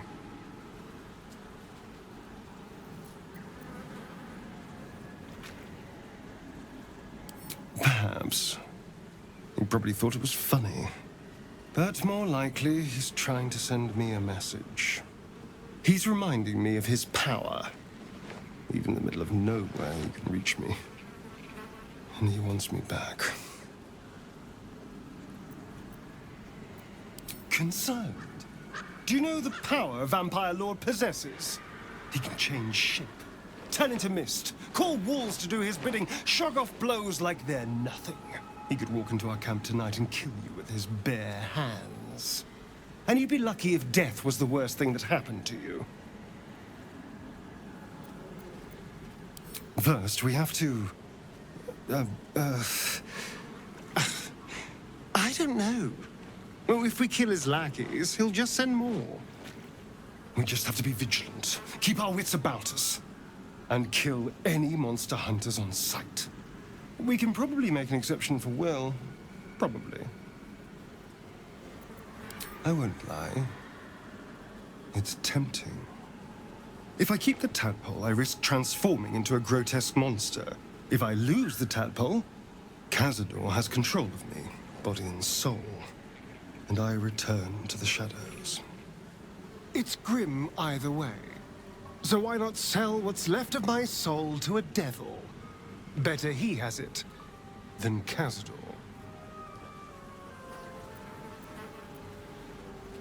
Figuring out what's happening to us, confronting a god called the Absolute, and then finding time to kill my old master before he can control me once more? Yes, that's an option, but I wouldn't bet eternity on it. Lads, for the love of all that is holy, I've never clapped eyes on your poor sister. Drop the act, hag. You was the last to see me, Rena. Just let her go. Please. Thank goodness you're here, sweetie. I don't know what's come over these boys. Stop this! We won't ask again. Wait. What? You saw through my magic? Bollocks! Thanks for ruining my fun. Some advice? You ever darken my door, you'd best have that head bowed and an apology at the ready. Bye-bye now. Bloody hells. She just disappeared. Ain't seen nothing like that before. She could shoot fireworks out of her backside for all I care. The hag has Rena!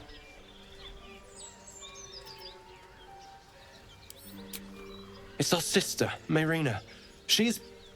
Well, she was in a bad way after her husband died. Started saying weird things, like how she was gonna bring him back.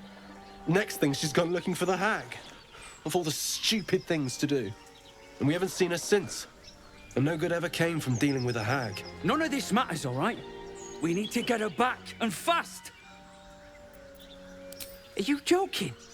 I ain't got a clue who you are. No way I'm leaving Rena to you. But, Joel... Not a chance. We're getting her back on our own. Now, come on. You'll have to speak slowly. I'm finding it quite difficult to concentrate with my condition gnawing at my insides like a teething displacer kitten.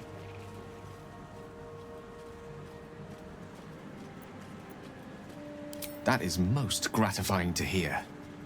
May I? Thank you.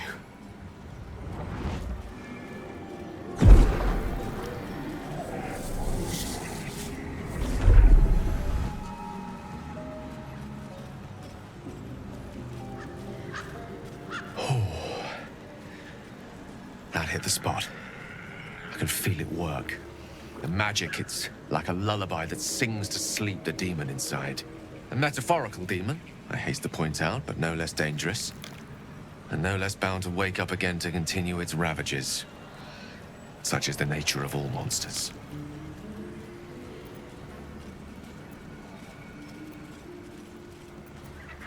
Oh, it's not so bad once you get used to it. And, on the plus side, my tower in Waterdeep has never been so free of clutter. Sincerely, though, I understand I ask a lot from you with few answers in return. But in time, all will be told. I obtained it in Waterdeep. Nothing there comes cheap. I don't want a crumb left on that plate, girl. Auntie Ethel, please. One more bite and this pie is gonna come back up to say hello. Don't make me get the wooden spoon. You're eating for two, so get to it. If it isn't the cheekiest pup of them all, you'd best have one hells of an apology for me, young man. Oh, is it hard to see from up there on your high horse? If only you knew some of the horrors your pretty little gods had committed. You know, I was gonna give you a swift kick up the arse and show you the door, but I think you and I could have a bit of fun together. Gods grant me patience. Eat up, Mayrina. I won't say it again. My brothers, you saw them? They stopped by to pass on their congratulations. Said they'll be waiting for you at home. Oh. But why didn't they come in to see me? All they left was a message, which I passed on, didn't I? Don't be stressing. And you, hush. Don't be upsetting the girl with such things. You cheeky thing. Sutton Farm, north of Baldur's Gate. Check if you like. But I think you have bigger problems. That wriggler swimming in your brain juice is a bit of an inconvenience, isn't it?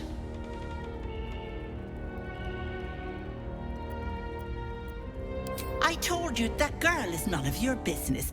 Keep that hole under your nose shut. Must you stick out your neck for every dimwit in distress? I'll talk about your wriggler, and that's it. Last warning.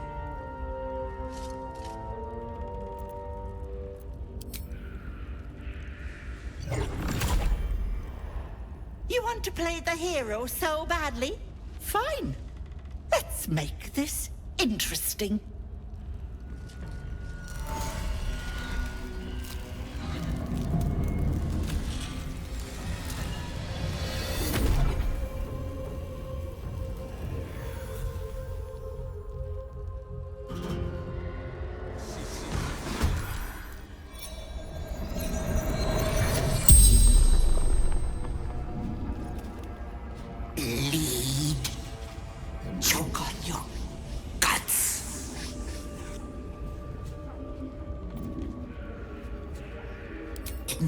found the girl. Wanted her babe. Was going to eat it and make a hag daughter.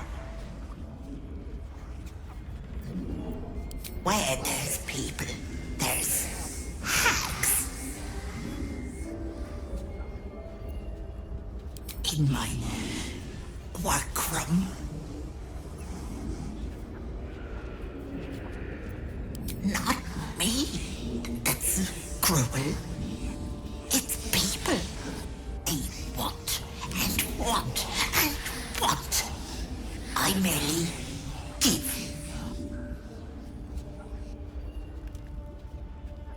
The spell's power wanes. You can ask no more questions. This place makes my skin crawl. Don't take anything for granted in here. Careful where you tread here.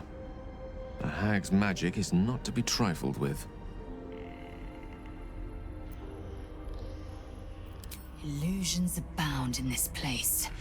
Trust neither your eyes nor your ears.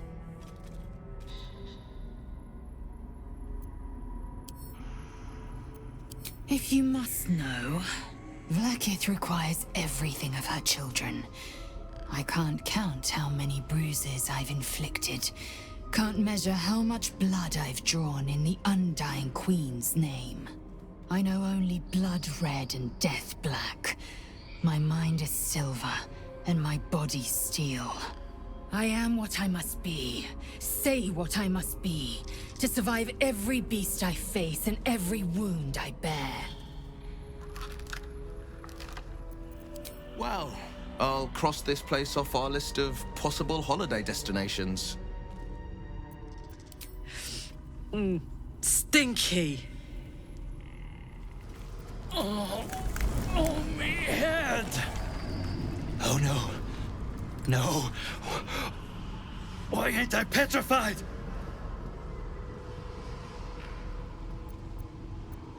What? How am I still breathing? I've the bite. Why do you think I came to the hag? It was get petrified or end up covered in my own insides. I was on death's door. But now I feel great. How?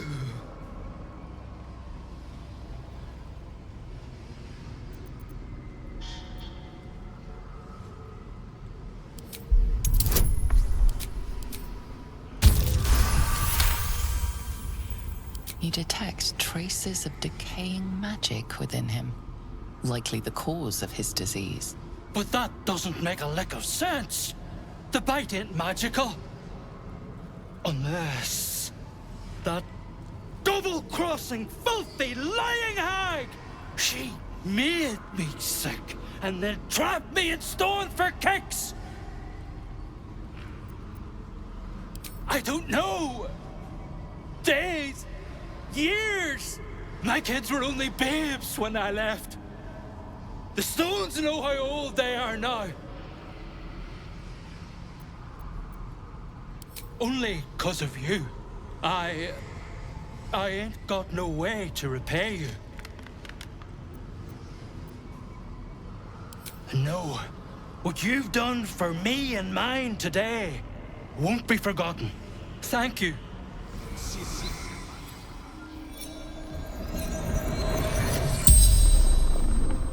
The corpse regards you lifelessly.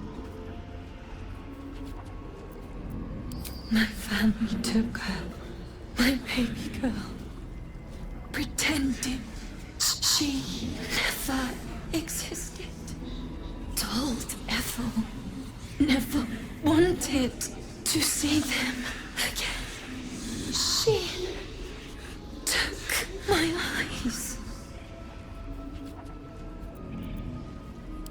They didn't like me having something they couldn't touch. Doesn't matter. Nothing matters lucky girl.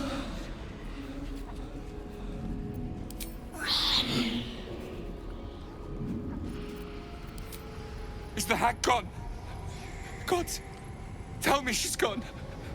Oh, please. May she burn in the 9 hells. The hag. There's never been a more vile creature.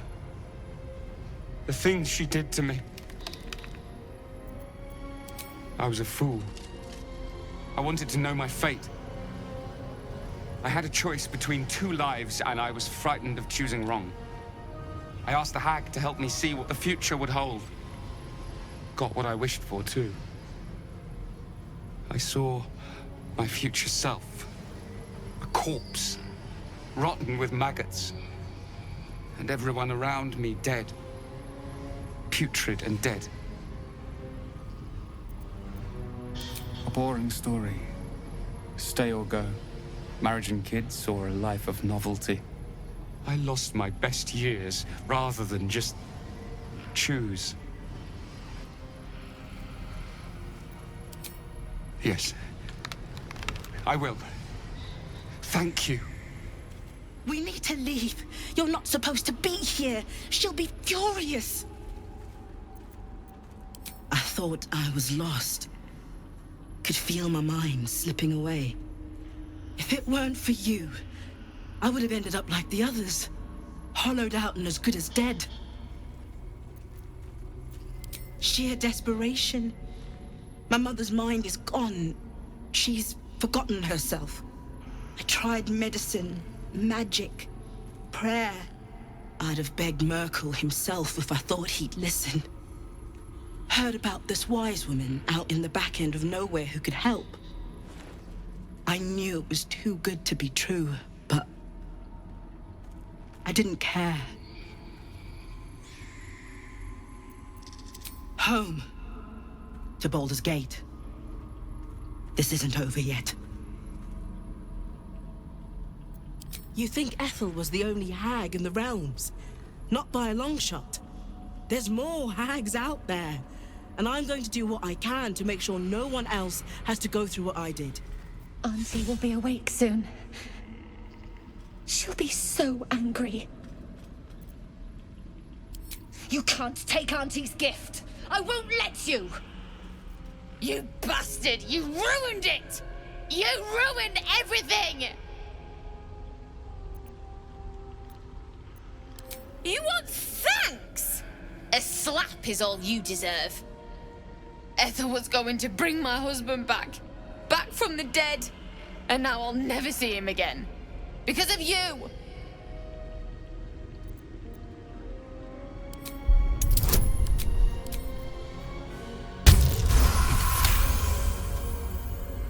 What? But she promised to look after them. Teach them magic. God, I never thought. I'm so stupid. So bloody stupid. But I should have seen it. I thought I could fix it. Give my child a good home. And bring my husband back, all in one go. People always say that. It doesn't mean anything. Look, I don't have much. But take this locket. It's worth a bit. Now we're even.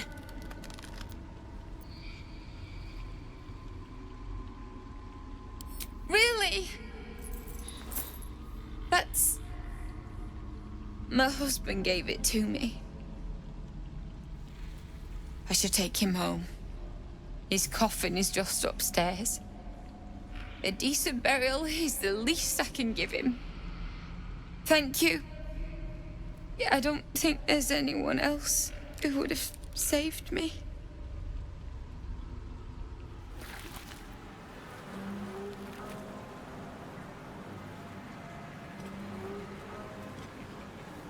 Gods, didn't hear you coming. I know I should head home, but I can't bring myself to leave. The thought of putting him in a wheelbarrow and making the journey all over again.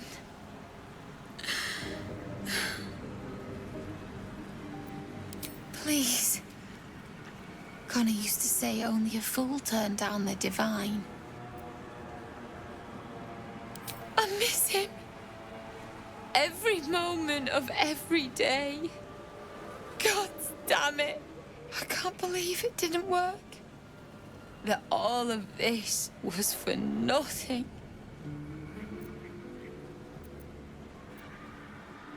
What? You can? You feel a surge of power from the wand. The air suddenly tastes acrid. It wants to be used. Bring him back! Bring Connor back! Please!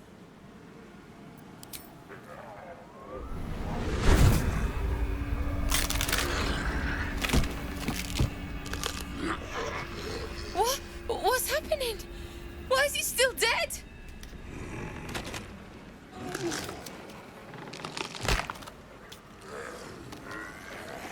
You feel something pull at you. The creature yearns for a master.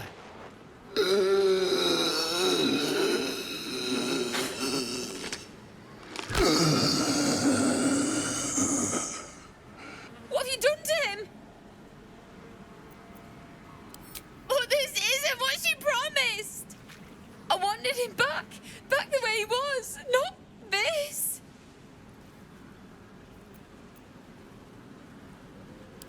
No! Don't put him in the ground.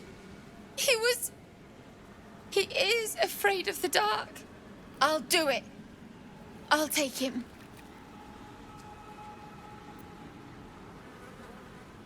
You don't know that. He could still be in there. And I gotta try. Maybe someone in Baldur's Gate can help us. Connor always said you can find anything in that city. I'll figure something out. Come on, love. Let's go.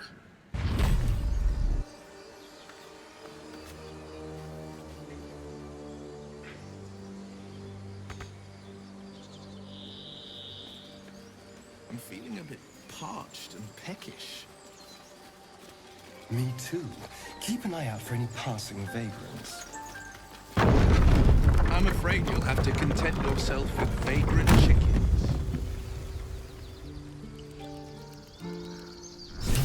This tiefling's pretty fragile. Never mind.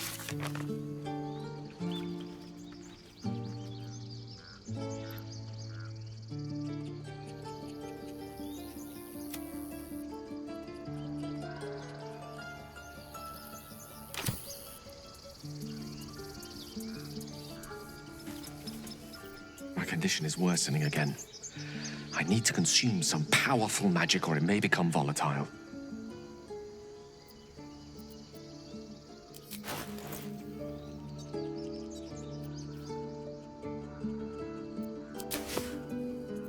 Thank you.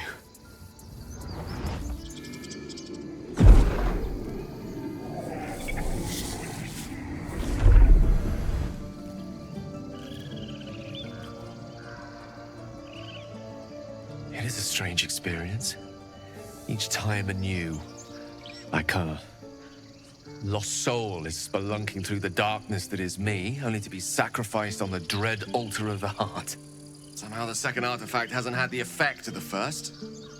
Somewhat relieved the discomfort, but I fear my hunger hasn't quite...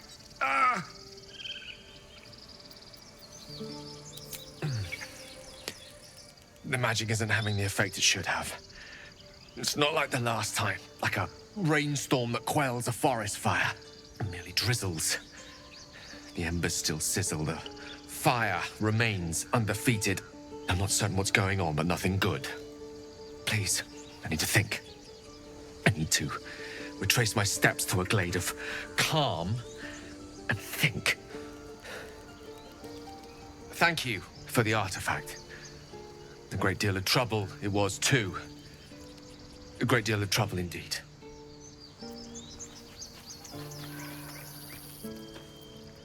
Well, my day just improved. Did you want...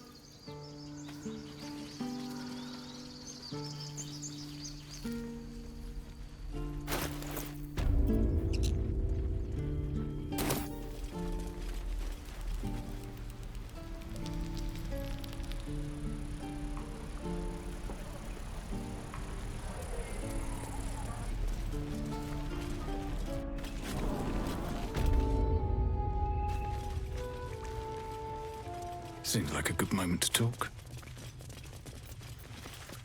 Zevlor. By Delt's virtue.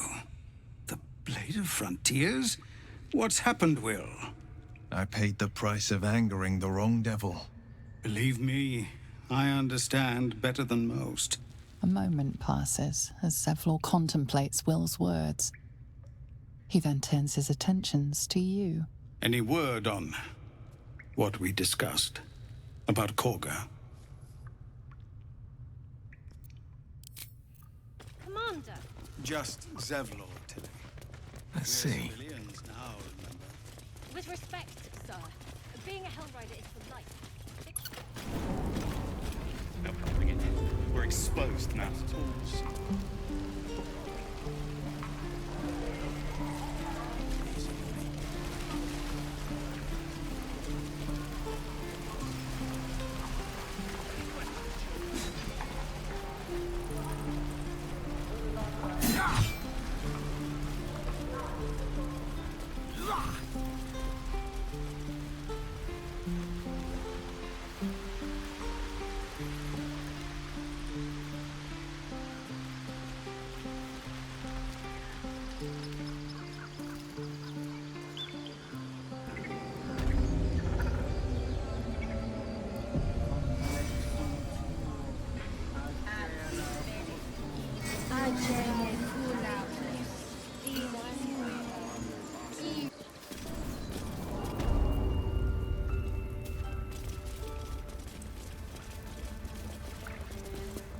I wish I could offer more assistance. I hope to see...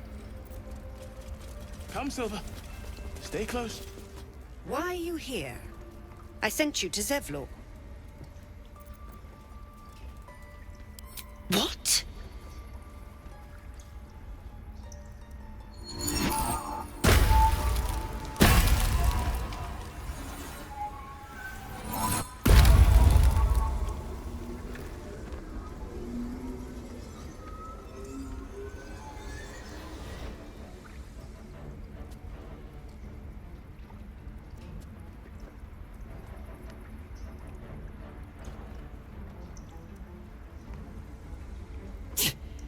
That damn nose of yours has gone poking in our business.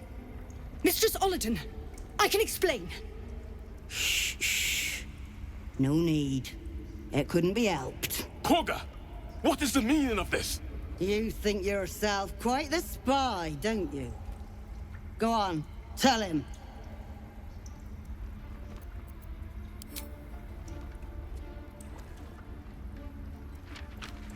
What's in there? Cloakwood? Korga, have you lost your mind? Halsin is weak, Wrath. But in the shadows, we are strong. We are safe. There is no other way. You and Halsin welcome untouchables to your midst. You defile the grove for the sake of harmony. Ollerton speaks truth. Who among you disagrees? Who would see this grove in ruin?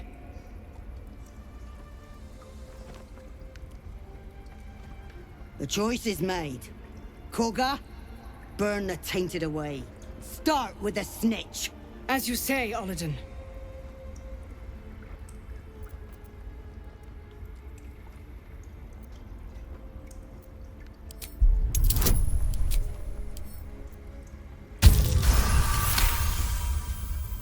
No!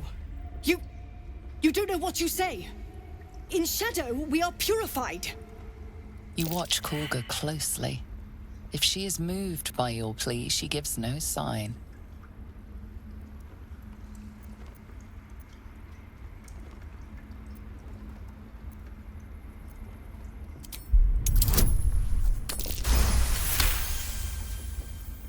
When the darkest hour fell, it was us that brought light. Sylvanas demands we illuminate shadow, not hide within it. How was I so blind? Careful, Korga. The shadows don't forgive. I belong to the shadows no longer. You've no power over me. You would question my power. Mother Earth, hear me. Grant me your wrath.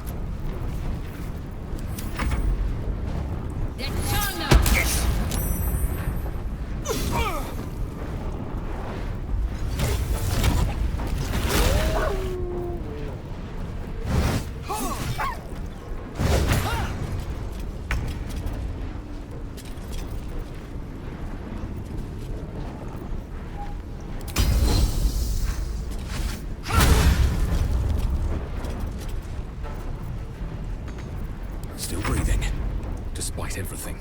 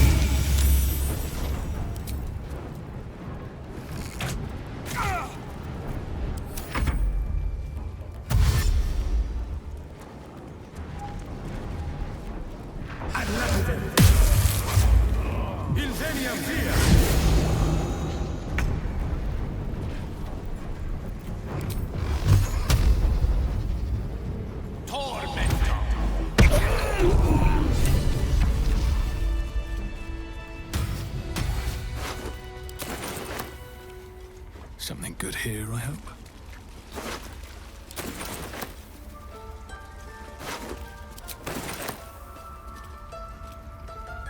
Something's on my mind. Wrath thought me a danger. Seems I've proven him right. I was thinking I could make us safe. A foolish notion. To think we'd find comfort in shadow. I endangered a child. I betrayed the Sekul's trust. We will stop the Rite and I will stand trial. My fate lies with Sylvanas. May he have mercy. We will grant them safe harbor until they depart. Meanwhile, help us contend with the goblins. Perhaps we can dissuade them from attacking. It began with a letter. There was no messenger, it simply appeared. Olladin came soon after. An army was coming, she said. Goblins, drow, and more still. Legions upon legions. The druids of Cloakwood knew the dangers this would bring. They ordained that all circles cast the Rite to shelter from the storm. Olladin taught me to harness the Tree Father's power to wall us in. In return, well, you know the rest. I would turn the Grove over to them.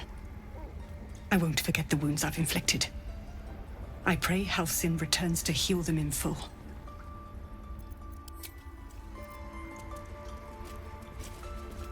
Oh, my savior. I wish you could have visited in better times.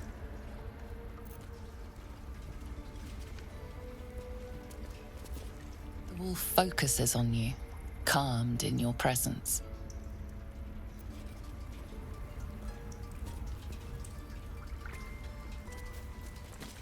You have saved Korga from herself. I cannot thank you enough.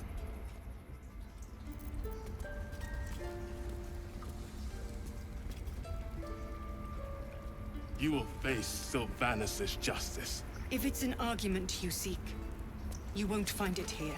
Whatever the Tree Father's judgment, I will accept it in full. I hope to see Halsin return so he can help us heal. Please, if you find him, let me know. Time to press ahead.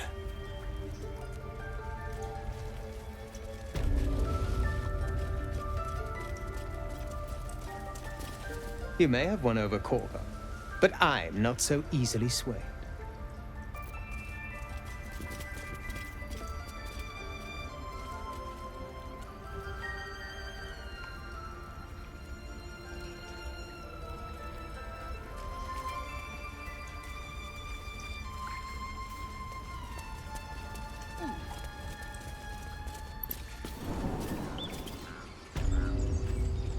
What did I tell you? Shoot! We've ceased our ritual, but that's not an invitation for you to do as you please. Be respectful of this place.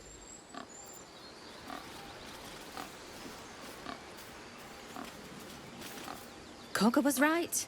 We must put ourselves first. You had no right to intervene. You're not one of us.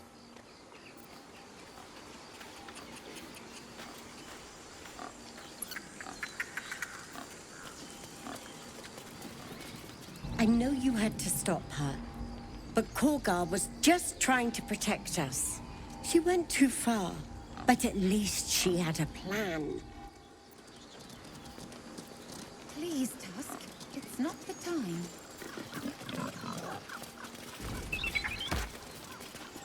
I knew Korga was desperate, but I never imagined she'd get Cloakwood involved. You pulled her from the brink. She owes you her life. By all appearances, yes. When I look at her, I see the Korga I once knew. But it could be another lie. I pray it isn't.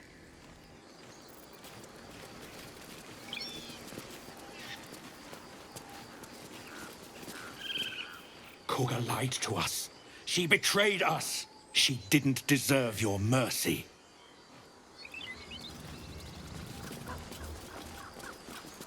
The Rite of Thorns has ceased. It seems you will be allowed to stay, but behave.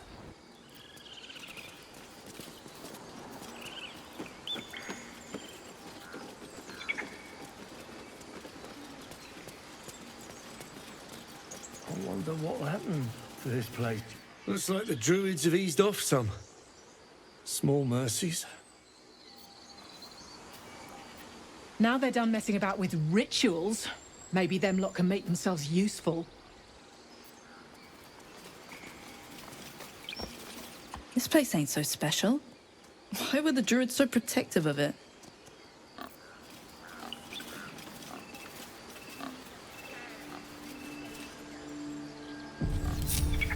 Keep a blade close. Over there.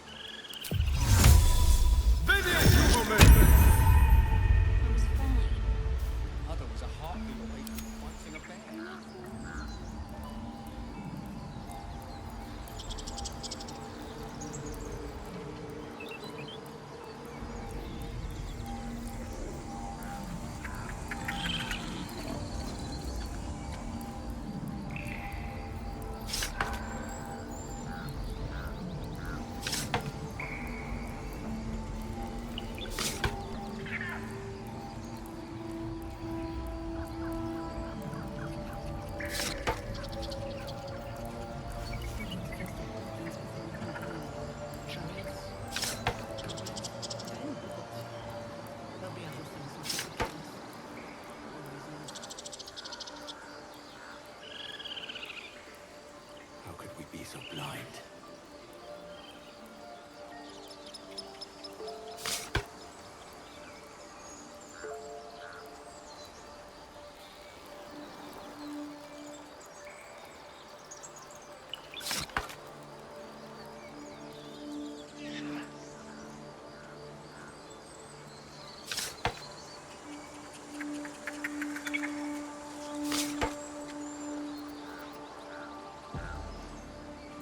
Keep your distance, darling. Watch your back.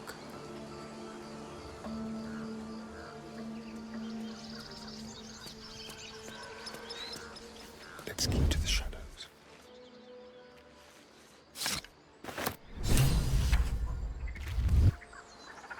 Over here.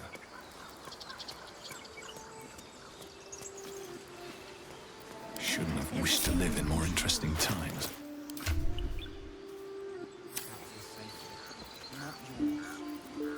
Careful, I'm right. Looking ahead.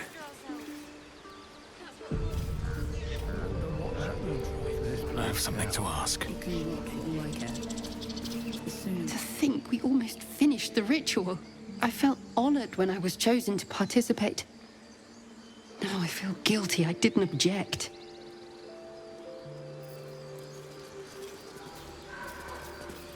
I've got nothing to say to you, outsider. Another step forward.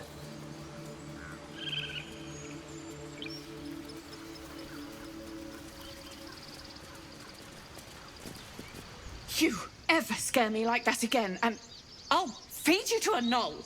Mom, I'm fine. Stop it. You saved our little girl and stopped the ritual. Thank you. We are in your debt. Likewise. Arabella? Thank you for helping me. We're not going to be safe. Not now. Not ever. Stop. I was fine. Let's see what this does.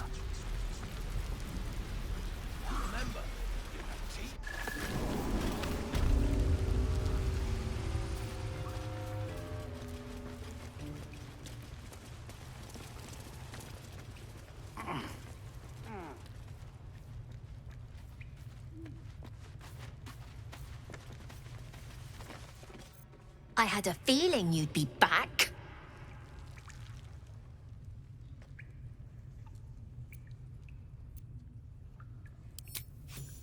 Thanks. See you in Baldur's Gate, I hope. Now scram, before I get emotional. See us coming.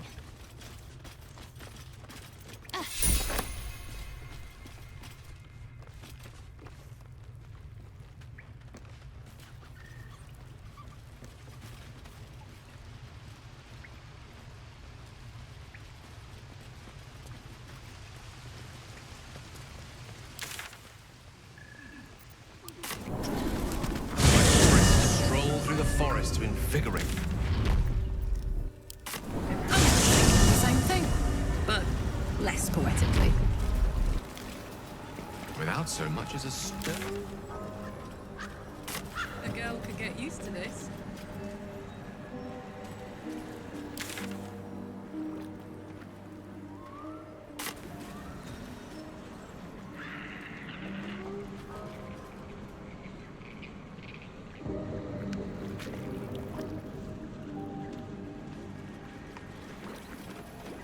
What if this crash doesn't work out, Laser? What if your kin fail you? Hag is gone! Happy! Happy! Happy! Come! Present!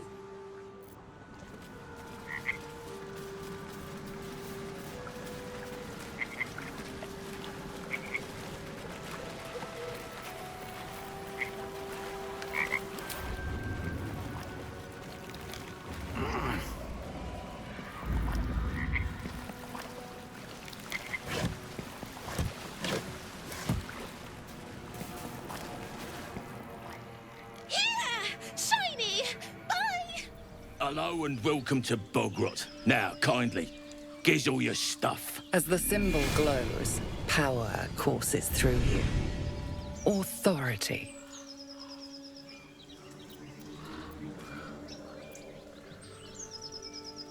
Ah, right. Might be I was a little rude. All drow are welcome in Bogrot. What have we got here? Oh, stop this thing! The goblin seems unsure whether to bow to you or attack. What do you want? Oh, I mean, what do you need?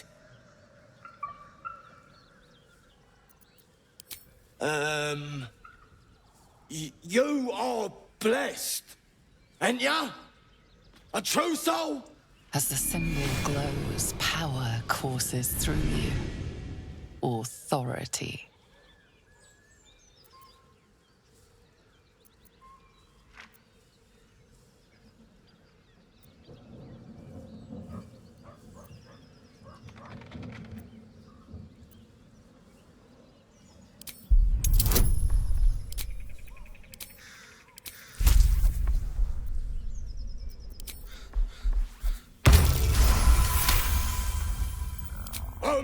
Pardon, sir. Didn't mean to doubt you. I know my place. Well, that's that. We'll be on our way. Do as you like with the pipsqueak. The goblins slink backwards, afraid to take their eyes off you. Ask the pipsqueak on the spinny tower. We're out of here. Shadowheart's attention is fixed on a damaged old statue.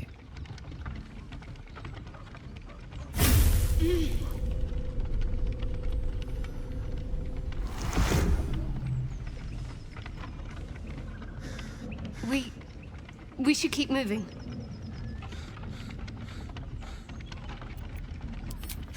You already know as much as I do.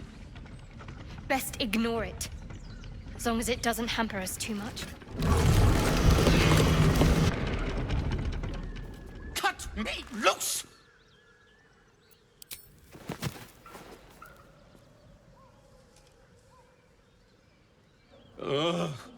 Magacamara. Those pustulant thugs! Well, get on with it. Whatever you are. I'm a deep gnome, you're a drow. You helped me, now you plan to enslave me. What then?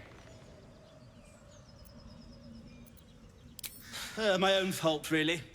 I should have dropped my pack and outrun those bastards. Alas. Take my pack, if you can find it. The only reason those goblins caught me was its weight. I'll travel lightly from now on. Ignorance is alive and well, it seems.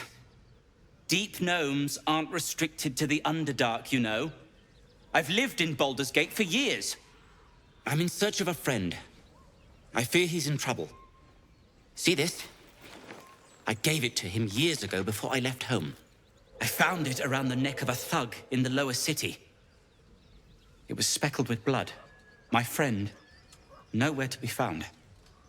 But I still have hope. I have reason to believe he's in the Underdark. Hopefully, I'll pick up his trail from there. I always help my friends. On that note, I bid thee farewell.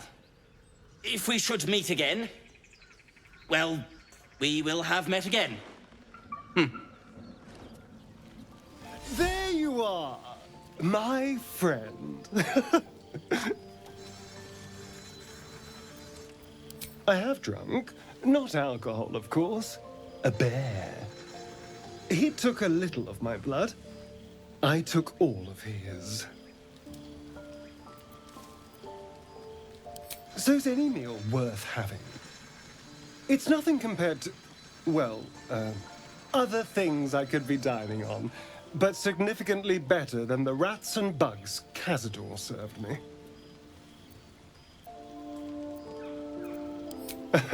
It was exactly as appetizing as you'd think. Still, that was the past. I'll never have to grovel for him again.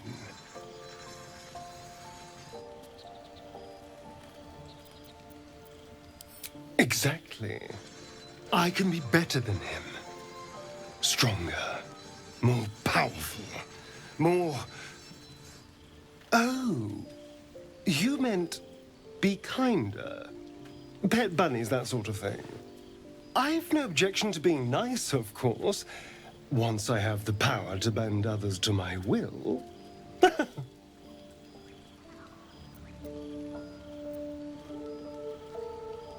Well, yes.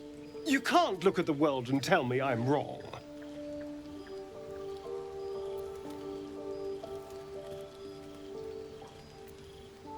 Oh, I hope so. A little corruption sounds fun. I spent centuries as the victim of a corrupt man. It was the mind flayers that plucked me away from that. They gave me a gift. The strength to take my own freedom. I'm embracing this power. You should too. So, that's what people mean when they talk about butterflies in their stomach. Fine. What's on your mind? Very serious of you. But go ahead. It's strange. I've been dwelling on what I told you before about wanting to become a Dark Justiciar. But perhaps I should be content with my lot. I'm already blessed to have you at my side, after all. Hope you're keeping well, friend. Master. Friend. I stayed with him until I knew he was gone. I'll never forget him. But I'm glad to have met you.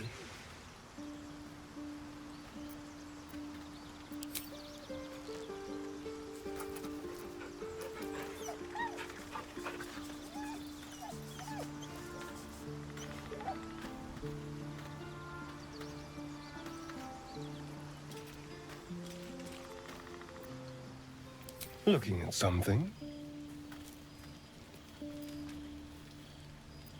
I'm looking too, but not seeing very much.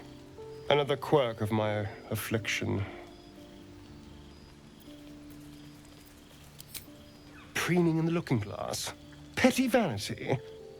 Of course I miss it. I've never even seen this face. Not since it grew fangs and my eyes turned red.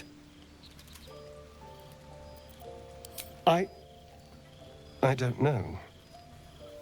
I can't remember. My face is just some dark shape in my past. Another thing I've lost.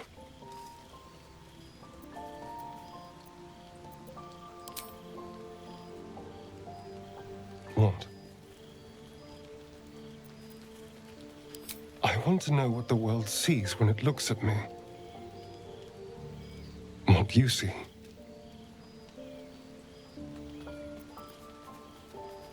Excuse me, I'm an eternally young vampire, not your doting grandmother.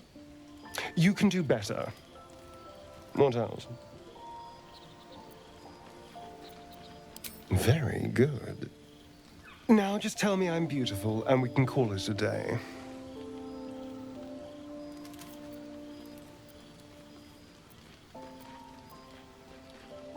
How dare you? I thought we had something special. Still, you're nice too. I better get some beauty sleep. It seems I need it if I'm to catch up with the competition. Speak your name.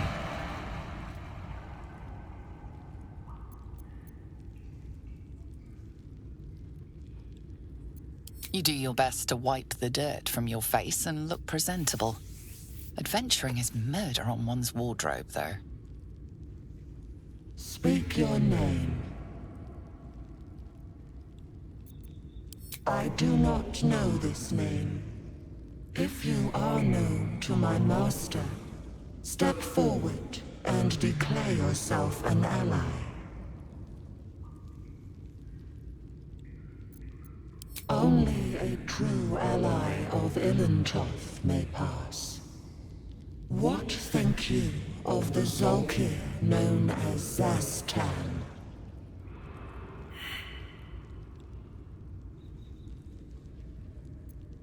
You are no Zolkir, but are you wise? Tell me, why might one use balsam ointment?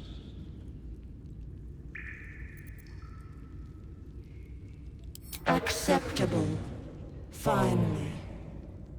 If you could see anything in me, what would it be?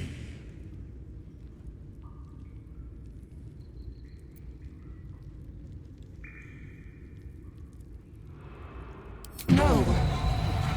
This is my purpose. I know nothing else, but you cared to ask. No others ever did. Thank you. Be welcome. The book is locked tight with no visible keyhole, only an oval recess in the cover's mouth.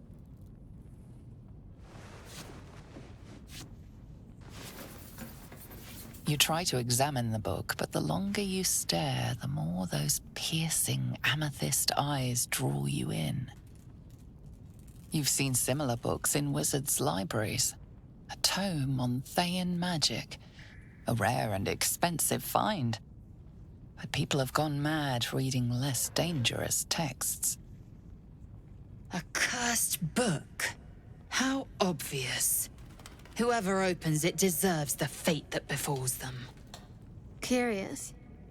Why don't you take a closer look? I'll observe from back here. Please don't open the creepy book.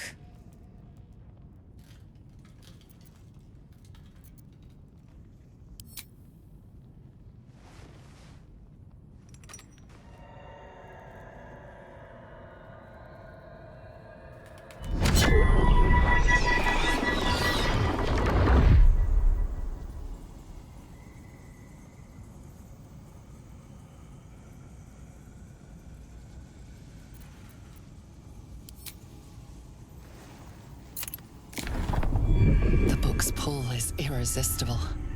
You feel changed, bettered for having opened it. Suddenly you are capable of anything. Felling mountains, darkening suns, conversing with the dead. Glyphs shift gently before your eyes. Words slip into your mind, onto your lips, forming words you don't understand. And something is trying to reply.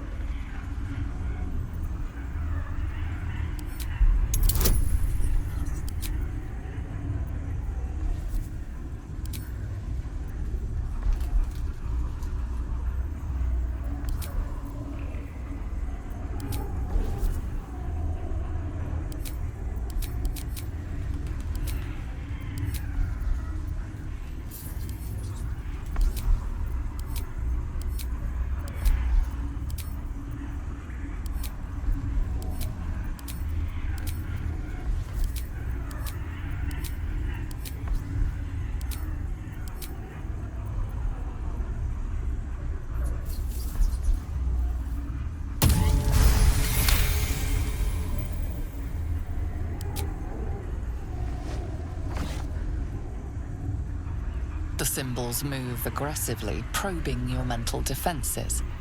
But you hold strong. For now.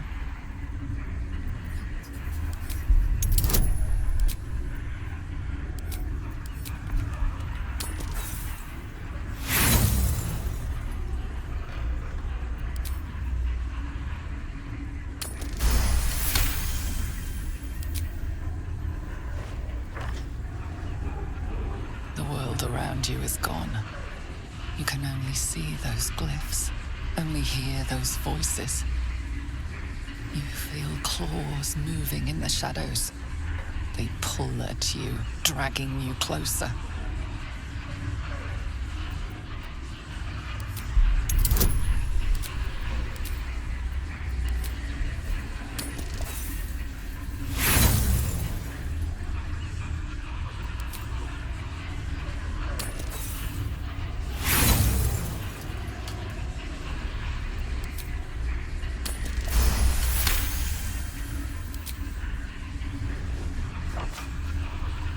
The glyphs scream, branding your mind with strange runes. You see time rewritten, fate undone, your future thrumming with power. Black strands of weave curl all about you, only to sink as into graves as you try to grab hold. necromantic spells, tantalizingly powerful, slip away forever. The book snaps closed. You've seen too much. What profane knowledge is now seared inside of you you should never have known.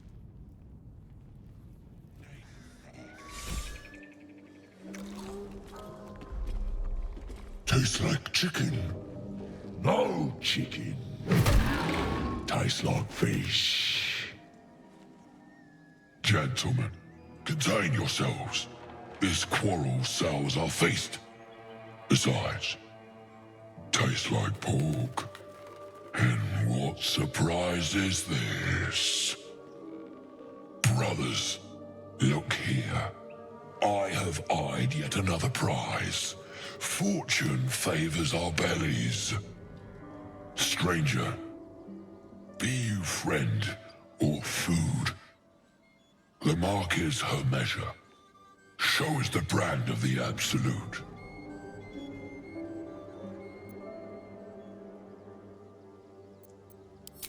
Am I not astonishing? A robust diet makes for a shrewd mind, you see. I am a gourmand. And you, a delicacy. Unless you bear the mark, of course.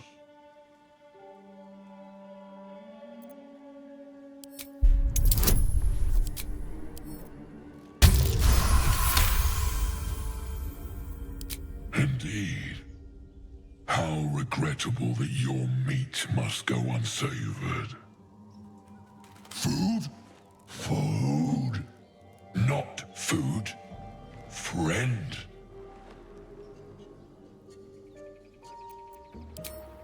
I've no use for the Absolute, or any god.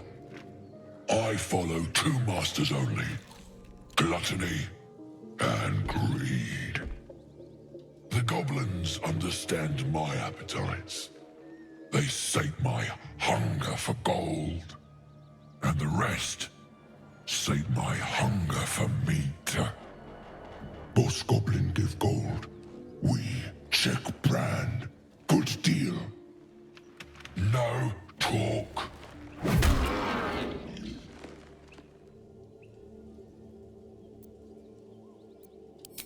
I am, by all accounts, a student of higher commerce and extortion. Make me an offer. Tempt me.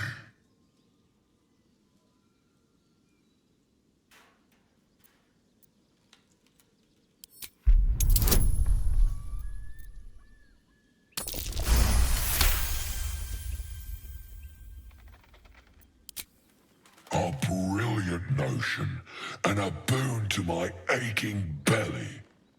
We have a deal, my tasty kibble. Take my bone horn. One blow, and the ground will quake with my family name.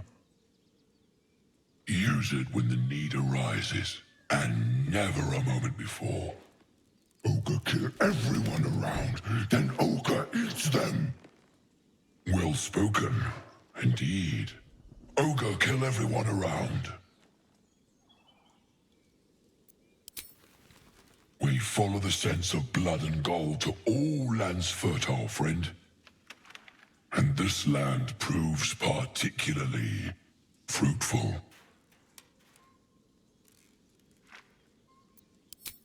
We will keep close. When you are ready, sound the horn.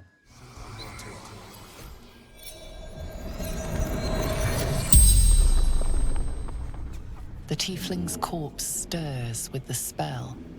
You realize the tiefling's body has been torn open by huge hands.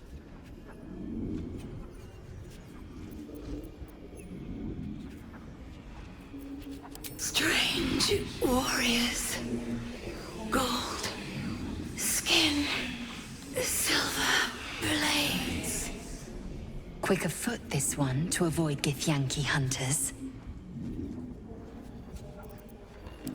Mountains. Road. Gate.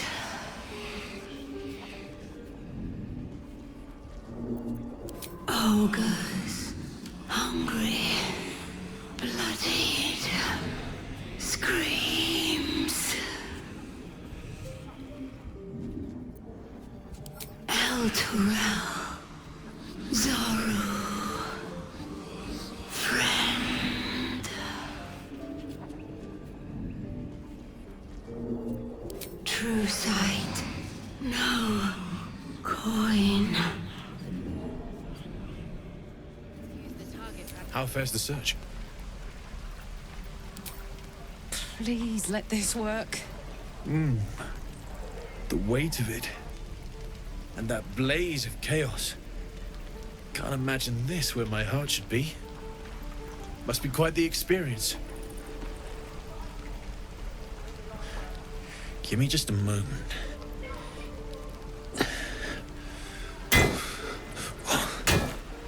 And I think...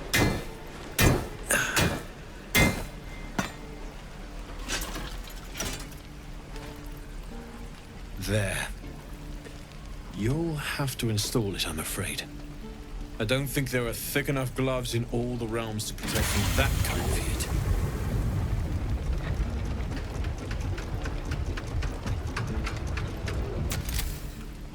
That feels... good. I'm still burning hot as hell's hole, but I feel less... changeable. Cheers, mate. Pleasure. And as for the heat, I haven't got any solutions now, but I'm not giving up.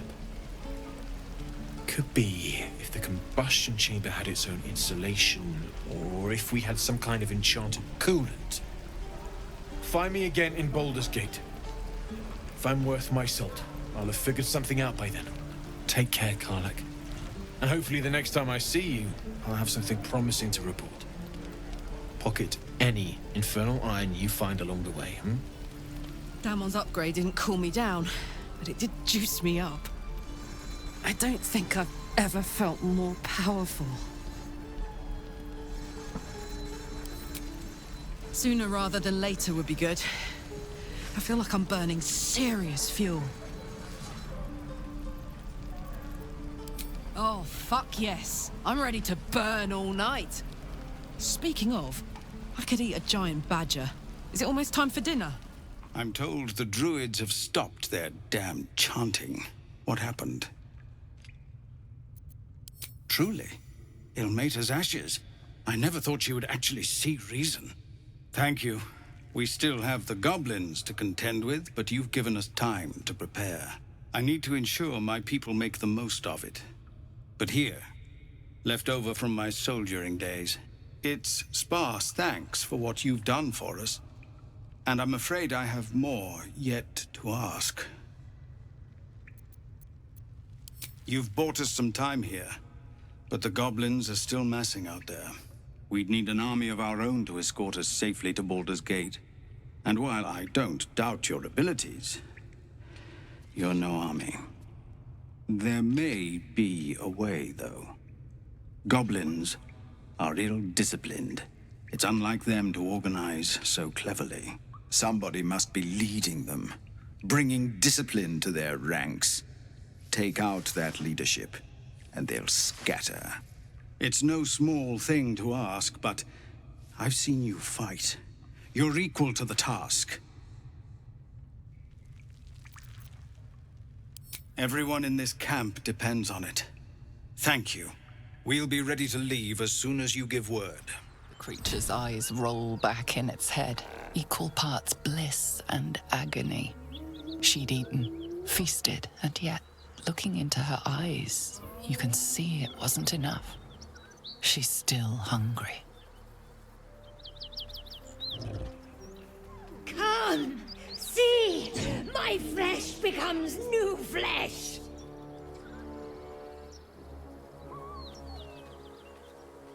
You hear what comes next before you see it.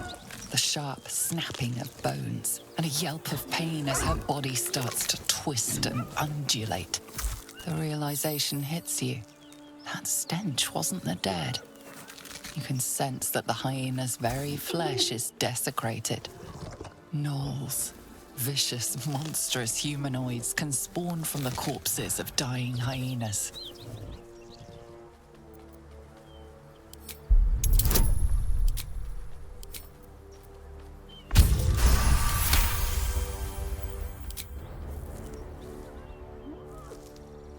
Slowly, her broken body starts to calm, to stop its wild contortions. She lies still. Flesh inside is quiet. Flesh inside is dead. Murderer! As the life fades from her eyes, the knoll within her dies too, stillborn.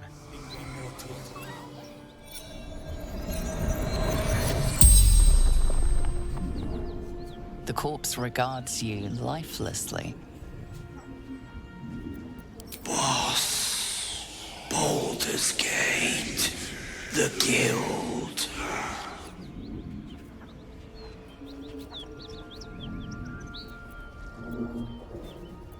Wizard's shipment. Chest. Tavern. Hideout. Secret. Rugen protected it. Took it north. Lucky son of a... The spell's power wanes. You can ask no more questions. By the gods, you're a sweet sight. Are any of my crew still alive out there? This whole journey's been one grim sight after another. Gnolls, goblins, drow. Risen Road's more dangerous than ever. You're the first friendly face we've seen since Eltergard. We're bound for Baldur's Gate. Got some cargo to deliver. But we've a stop to make along the way.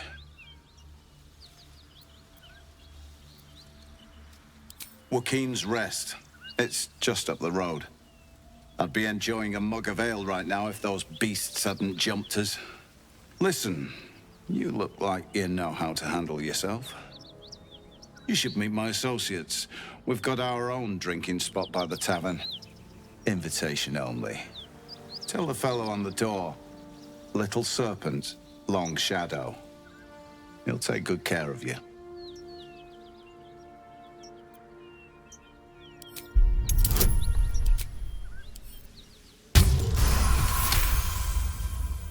Shame we lost so many agents.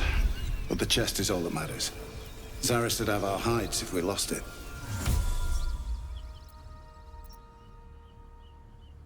Aye, the whole reason we're in this mess. Trinkets for some rich tosser in Baldur's Gate. He gets his shiny baubles. We get a handful of Tarenths. Tarenths are the currency of a merchant network called the Zhentarim. Led by the mysterious Perigost of Darkhold, their dealings are far from scrupulous.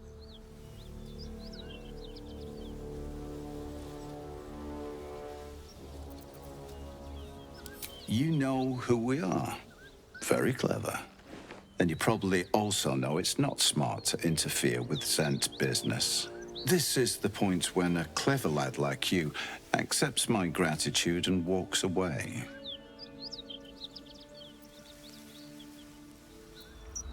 He of the unsleeping eyes, grant me the might to carry this burden. Grant me the faith to face darkness without fear. Steel our blades and temper our hearts for the battles in this life and next. He should never have been here in the first place. I'm the one that talked him into joining the Fist. A massacre. Drow and goblins slaughtered the lot. Please, just leave me be.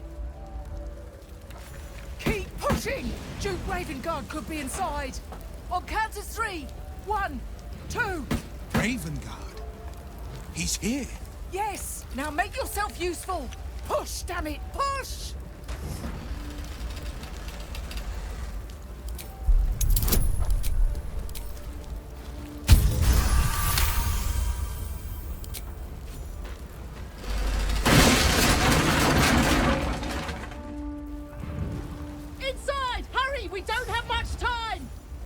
Scram!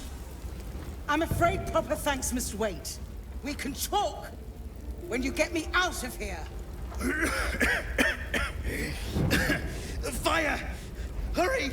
Get this thing off me!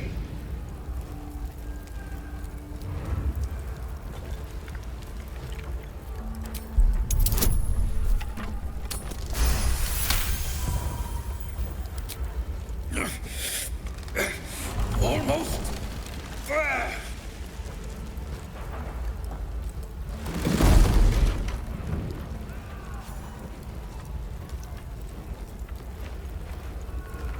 Thank you. Thank you. Councillor Floric, are you all right? Will, by the main God, what's become of you? A story best left for calmer days. Now breathe deeply. Are you in pain? Scorched throat. A few hairs singed off. Nothing a bit of time and fresh air can't cure. Gauntlet, a new duty calls. Drow have taken Grand Duke Alder Ravengard westward, if my eyes and ears can be believed. Report to the Mallet and send for reinforcements. We must find the Duke. On your command, Councillor. No, it can't be. You mean they've taken my... Yes, Will. The Drow have your father. As well you should. He is the great champion of the Council. Commander of the Flaming Fist, the binding force holding Baldur's Gate together. Without him, the city faces collapse. In fact, I fear that may have been the intention of those who abducted him. Will, you must hold little love for your father. But please, find him and return him to the city. Trust us to see it through, Councillor.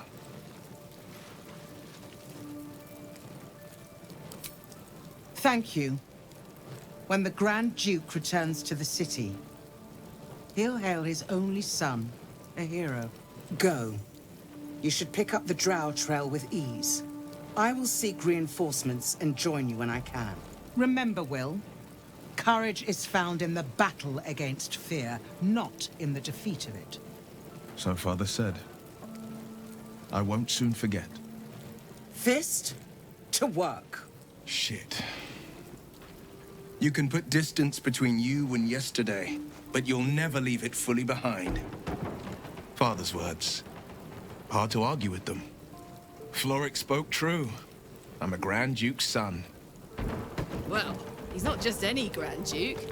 He's Alder Ravengard, the most influential Duke in the city.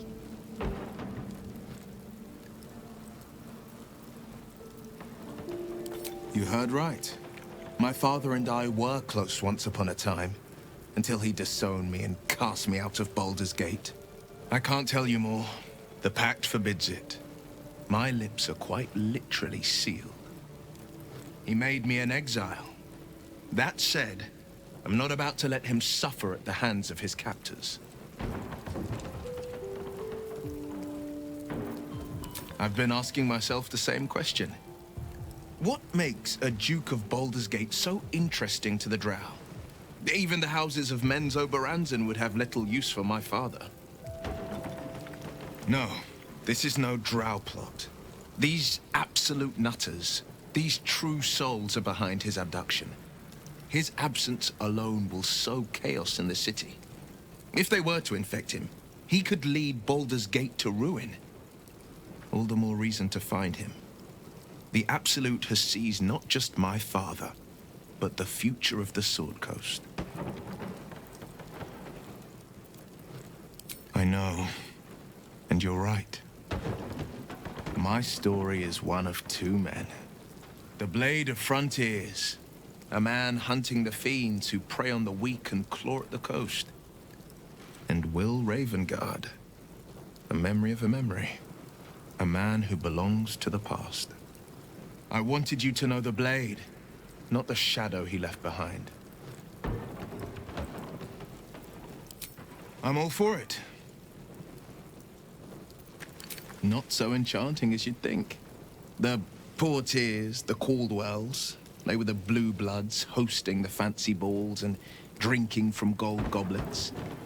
Father's the son of a blacksmith, born with barely a coin in the coffers. He made a name for himself among the Flaming Fist. Brave as Baldur and stubborn as a deep Rothay. Daring, outspoken, but hardly posh. I spent more time dueling with Father than I did rubbing elbows with lords.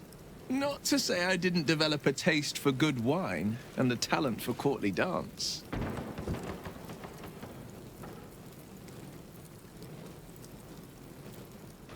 Yes and no. Father taught me the 4 pillars of power. Courage, insight, strategy, justice. He reckoned I'd follow in his footsteps. First as a fist marshal, then as a duke. Vanquish evil, maintain order, save the world. But a duke makes bedfellows with more monsters than he slays. Father called it diplomacy. I called it hypocrisy. In the frontiers, there is no posturing, no diplomacy. I slay monsters, I don't consort with them. Even if I might look like one.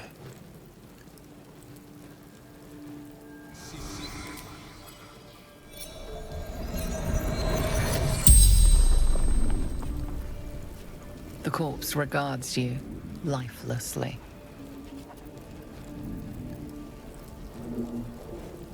Raiding, burning, killing. Take prisoners to Moonrise.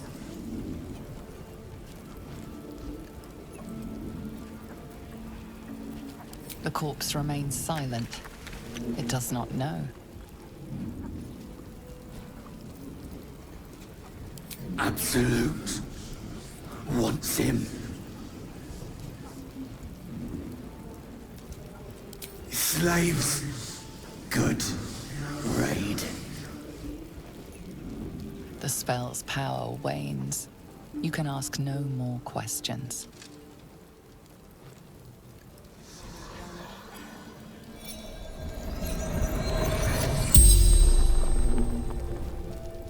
The corpse regards you lifelessly. Zayrin.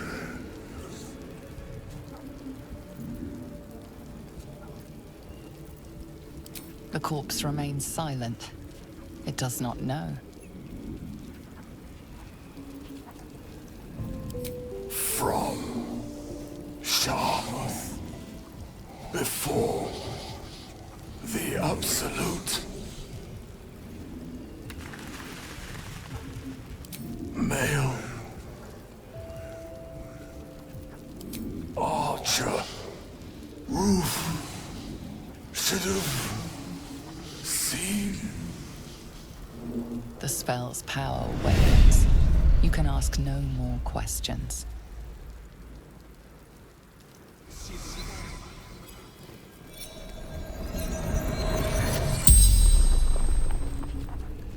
The corpse regards you lifelessly. Gauntlet. Marilla. Flaming Fist. The corpse remains silent. She doesn't know. Dead or dying. Baldur's Gate.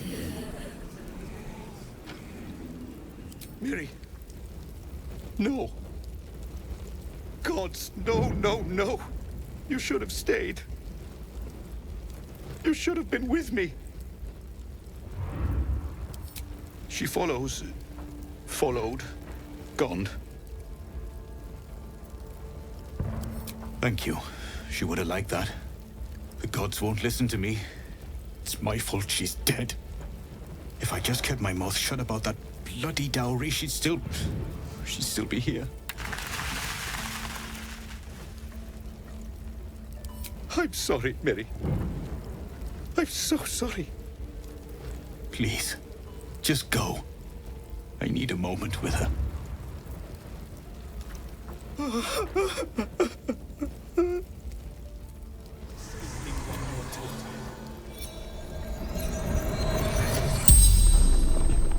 You're a medium? You're gonna speak to her? Could you ask her something for me? The dowry. She'd know where it is. It's for her sister's wedding. Miri had it when she ran out. Dowry for sister in barn. The barn? She must mean one of the empty buildings behind the inn. I trust you to get it for me. I can't leave her. The corpse regards you lifelessly.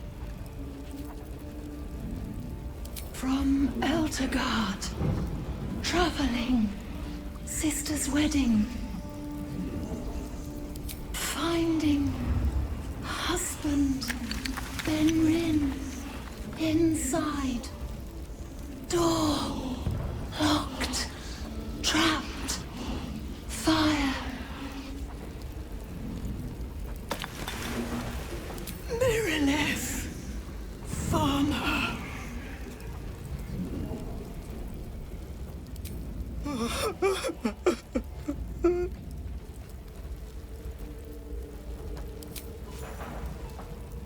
I know this doesn't change anything, but it helps. Thank you. I need some time alone with her. To say goodbye. I won't forget what you did for me. For her. Thank you.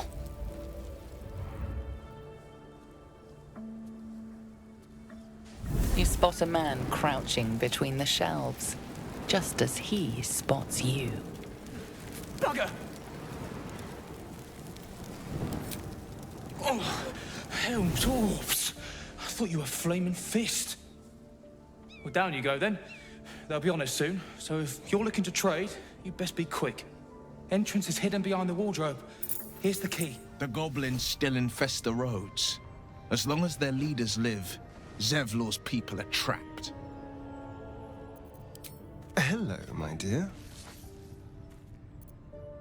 Who knows? Drow? Mind flayers? Death? Hopefully not ours. But maybe answers. If we can convince the right people to talk. That's far enough.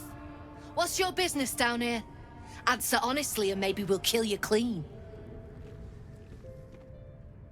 Hold on. That's the lad who saved us from the gnolls. Let him in. You revealed our location. That tongue gets any looser, Rugen, I'll cut it out. Come down then. Seems you're a friend of the family. Well, don't you cut a fine figure? Want your portrait done? If you have the gold, my pet artist will make you a most heroical likeness. Let's say we're his patrons, yeah? Found him wandering the wilds alone. He needs protection. And if his paintings cover our costs, so much the better, eh? Are you looking to buy him? I'm open to offers, mate. Threats? Not so much.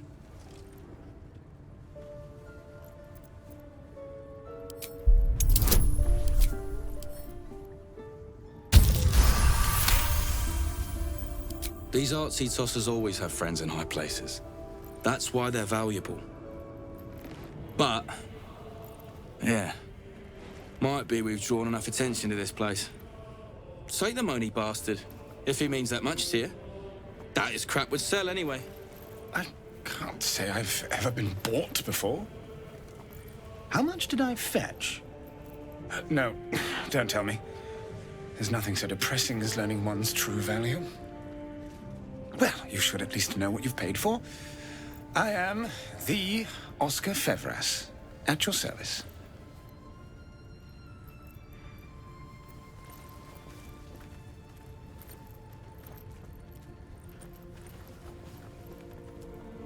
A genuine pleasure. I'm in your debt, as is my patron. My betrothed, I should say. Assuming Lady Janeth still wishes to marry me after our little, falling out. You recall a recent scandal. A patriarch of Baldur's Gate who wished to marry a commoner. I did not run away. A date was never set. There were complications. Before my fame, my patron, there was another woman. One I planned to spend my life with. But when Lady Janeth offered me a future, well, it felt only right to mention my past. Right, but unwise. I was forced to retreat into the countryside, to paint and to clear my head, to choose, I suppose. Indeed. One to split the very soul. But I dare not dwell on it any longer, lest I weep. And we have your reward to consider, once I have made my way safely back to the city. Say, I don't suppose you could spare some coin, could you? Ease the discomforts of the road some. A hero to the hilt. Seek me out in the city, truly. Beneath my brush, you'll live forever. Until Baldur's Gate, then. I owe you one for saving my people. The Zhentarim look out for their own. Even if it's Rugen. That's worth some coin. And my thanks. Our trader can show you some of our more exotic items now. But don't delay. This place is likely to be rubble soon. Someone kidnapped a duke. Right on our bloody doorstep. The Flaming Fist will need someone to blame. I don't plan on it being us. That drink I promised will have to wait. We're moving out. The elf song's my local. Look me up if you're in the city. You're a friend of the Zhent now. That's worth something in Baldur's Gate. Assuming we make it back there in one piece. I suppose you've noticed I'm not terribly fond of wolves. I've always been terrified of them. Ever since I was a child. I showed you my memory of when I was lost in the woods. It can hardly come as a surprise. The Mother Superior wasn't above using it against me. If I disobeyed, sometimes instead of a whipping, she'd threaten to drag me to a wolf den. Never failed to bring me back in line. Why is it always the bad memories I can still recall? In any case, I'll be keen to avoid them.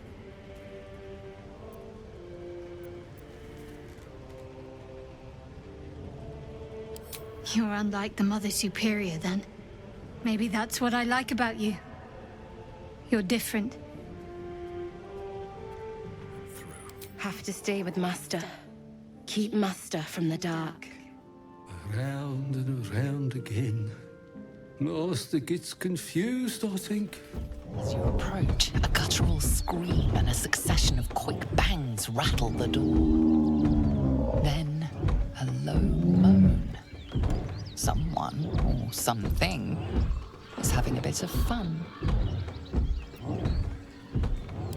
Go away!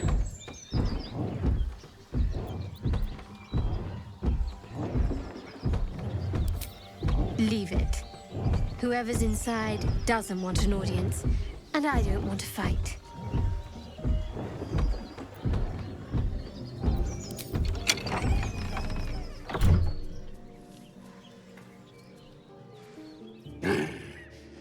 What the hell are you doing?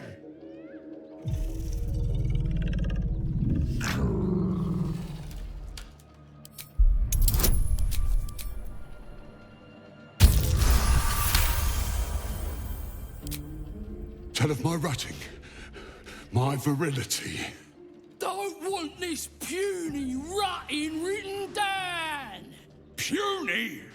I am strong. I am virile. I am Enough! Oh, moment ruined.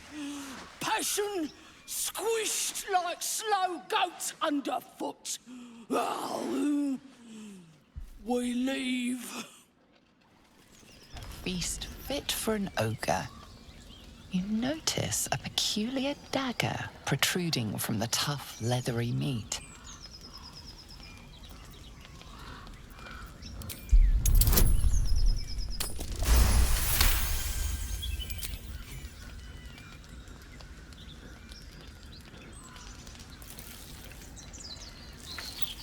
You yank the dagger free, leaving a narrow slit behind.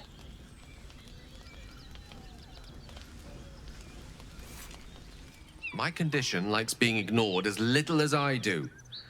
I must consume another artifact. And soon. Thank you.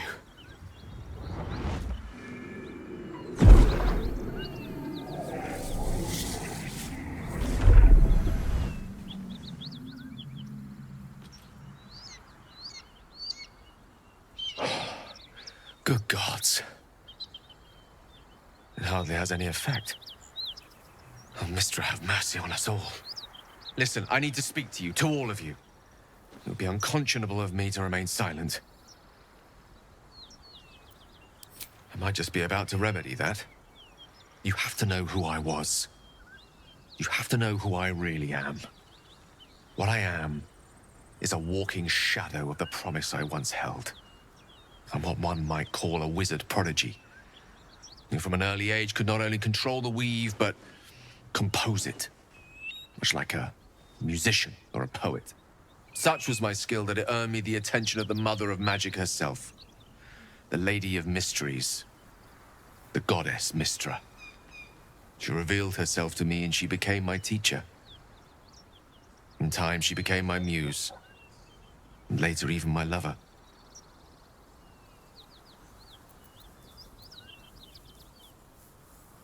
I am, after all, the villain of the tale.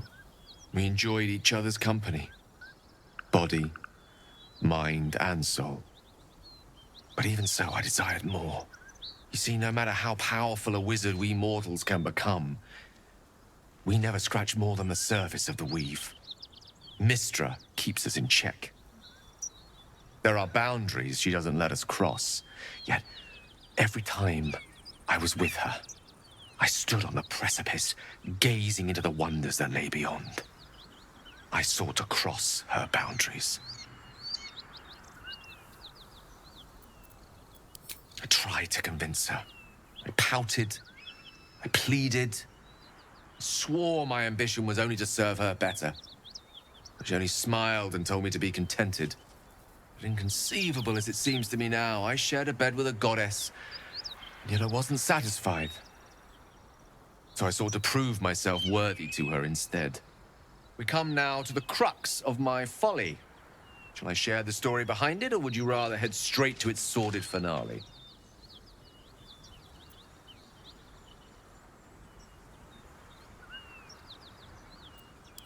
Very well. Here goes. Once upon a very long time ago, a mighty lord lived in a tower.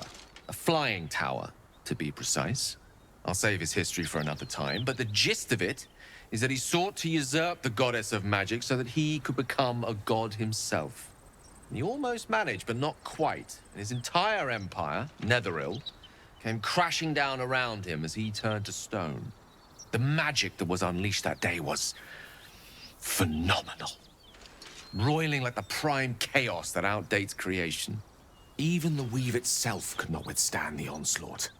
It fractured, then shattered, and all magic was lost to the mortal realms, until the day Mistra returned.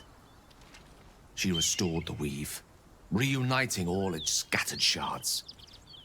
Or so I thought. Until, in the course of my studies, I learned of a book. A Netherese tome in which a piece of the fractured weave had been sealed beyond her reach.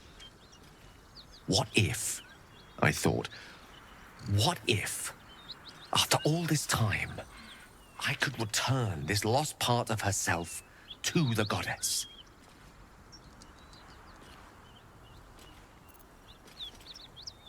The answer was to try. The outcome was to fail. was certain that this deed of raw power, draped in romance, would convince Mystra to take me by the hand and welcome me into her hitherto forbidden domains. I was mistaken. I obtained the fabled book and took it into my study. As for what happened next... Here. Place your hand over my heart. Let me show you.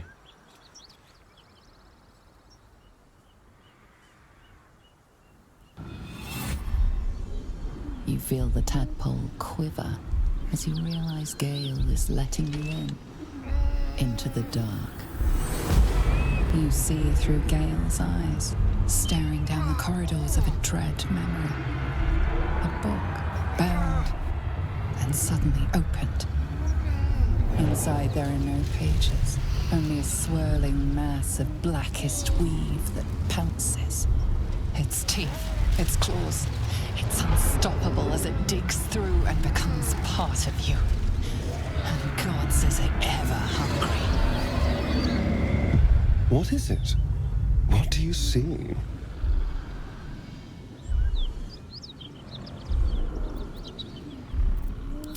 I'm sorry, but I had to. After all, this is only the beginning.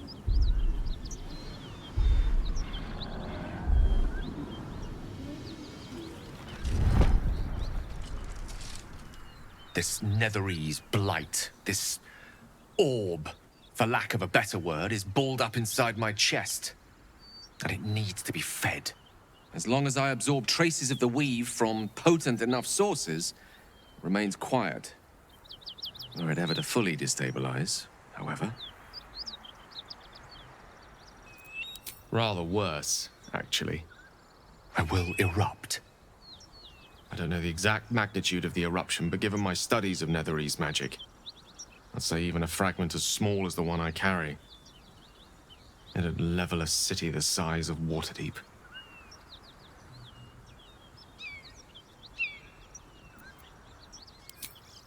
Every waking moment. Every dreaming moment, too. But there was no way out. All of this. It must feel like a betrayal.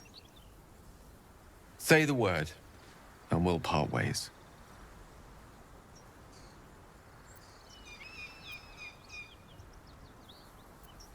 You'd have us debate that Netherese Jack-in-the-Box should be a blip on the horizon by now. Come now, have a heart. Gale is one of us, and we should stand by his side. That is a great relief. Oh, a great relief indeed. You truly are a soul that steals my own. From all my new rallied heart, I thank you. I thank you all. I understand if you stand against me. I'm humbled if you stand with me. Either way, I will do my best not to let you down. I stand at a precipice, but if you do not give up hope, neither shall I. I'll fight. I'll resist as long as I can. Now, even I am tired of the sound of my own voice. Let us venture forth. What are you doing? Hold up before they see you, Gresham! Nobody. Just another harassing fool trying to get to Baldur's Gate in one piece. That lot are swarming all over the bridge. I don't know what they want, but it can't be good. I'm going to find another way around. You ought to do the same. I doubt a fight against them would go your way. What? Just follow you around? I go my own way. Alone. Drop your weapons! I'll feed your innards to the ants before I do that, Istik. This is your last chance! No, look up. That was your last chance, Istik. Now burn!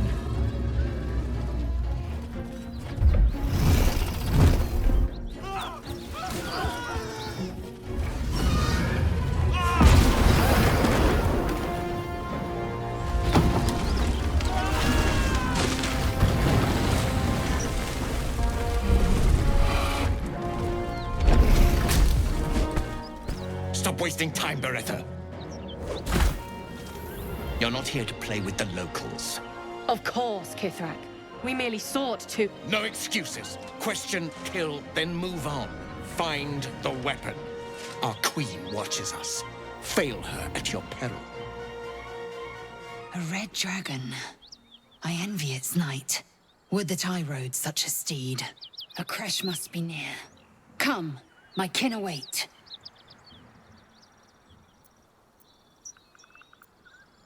Nonsense. They will lead us to the cure we seek. Ryder, my time is short. Lead me to... Shh. Such a familiar tone. Were I not merciful, I would slice the skin clean from your meat. Yet you are not bleeding. For I am nothing if not merciful. Your name, child. Lae'zel. Lae'zel. Proud. Regal, even. You will call me Gestil Kithrak. Voss, Knight Supreme. The Queen's silver, the Queen's sword. I am who you say. A Geich vessel has fallen from the sky, Lae'zel. Thieves aboard have taken a weapon most precious. It is polyhedric in shape and inscribed with the sacred runes of our people. You suddenly feel a strange anxiety take hold. Not your own, but that of the artifact you carry. Somehow, it's afraid you attune your mind to it. The artifact does not want to part from you. It does not want to fall into the Gith Raiders' hands. Take word to your creche. You are to join our search. Speak up, child. Affirm your mandate.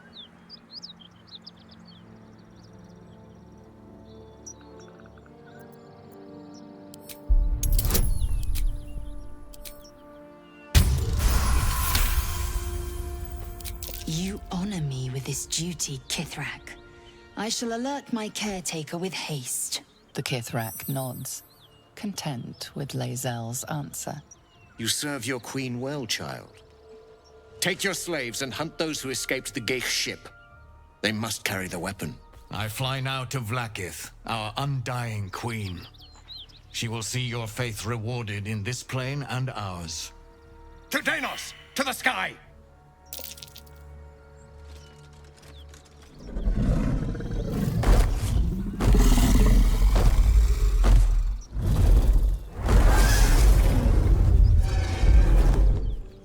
Damn it all!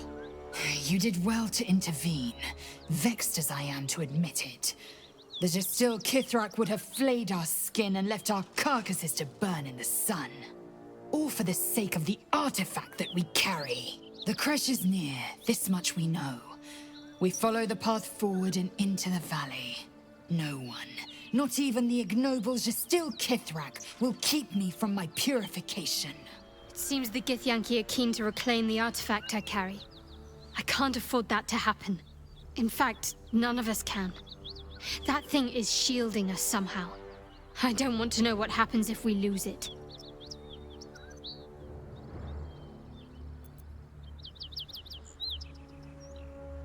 I only know what I know. I was ordered to retrieve it, and that's what I intend to do. The rest is immaterial to me.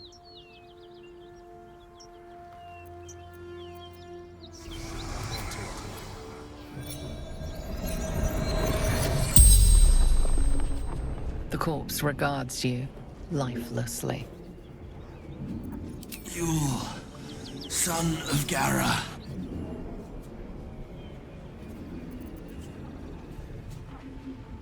Fellow scout, Druid's Grove.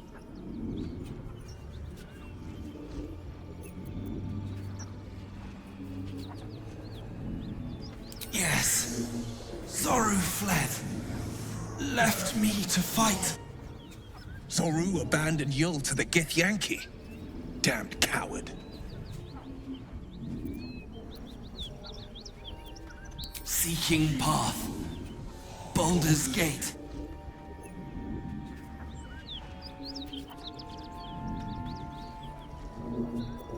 The corpse remains silent. It does not know.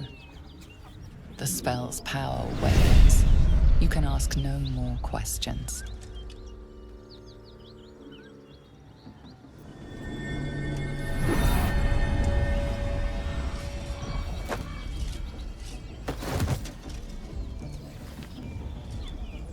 Hear my voice. Obey my command. The voice is irresistible. You recognize the overwhelming authority that you've used on others, only infinitely stronger. Your vision clouds, leaving you in a dark, featureless shadowscape. Nothingness in every direction. Then there are 3 figures before you. An armored male elf exuding power and command. A handsome younger man with a quick, easy smile. And a pale young woman with even paler eyes. These are my chosen. They speak for me. Aid their search for the weapon. And you will be worthy to stand beside them. In my presence. The visions fade and the voice falters as a strange energy swells around you. The many-sided artifact. Somehow you understand it's repelling the presence. My power grows. My forces gather. The reckoning draws near. The voice is quelled. The artifact's doing. Whatever power the artifact possesses, it shows no sign of it now. Huh. So, that's what people mean when they talk about butterflies in their stomach. Did you want something? I know. I felt it. Yes. No. I don't know. The artifact seems to have powers, and a will of its own. It protects us. I don't know how or why, but I'm glad. I felt it go from me to you. You need its help, just as it needs us. It's still just a box, after all. Might not be possible. It's stubborn that way, prone to lashing out. Keep it for now. We can all help to protect it. That contraption's a hot ticket item.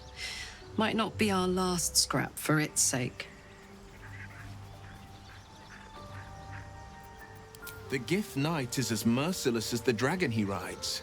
That we still have our heads is nothing short of a miracle. Githyanki patrolling these wilds is an unexpected surprise. Whatever they seek, they'll not hesitate to kill us if we stand in their way.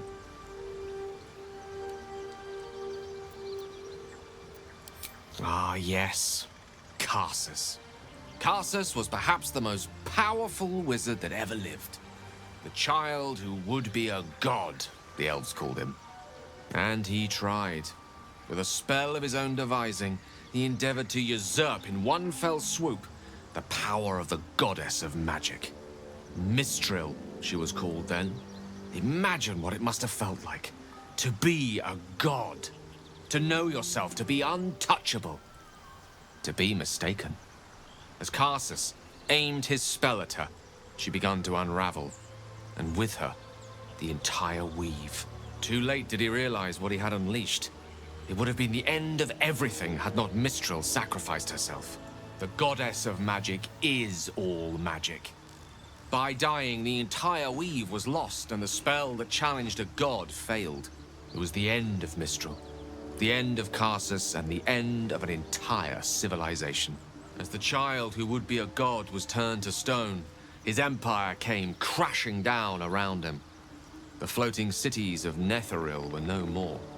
An event that came to be known as Karsus's folly. For a spell, Mistral was reborn as Mistra. Upon her return, the weave returned with her. Now, so many centuries later, I try to follow in the footsteps of Karsus. Not to destroy Mystra, but to prove my love for her. I tried to control only a fraction of the magic that was unleashed that fateful day. I merely sought to return one tiny diamond to an imperfect crown. Gale's folly, one might call it. History, repetition. It's the way things go.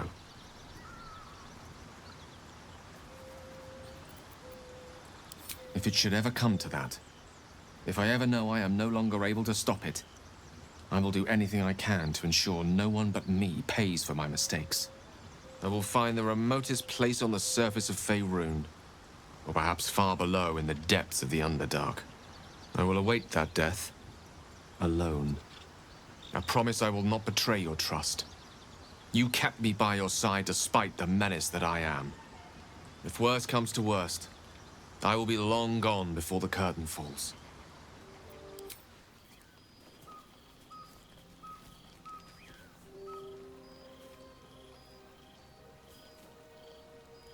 The air is heavy. Moisture drips down your forehead. Pain shoots through your fingers.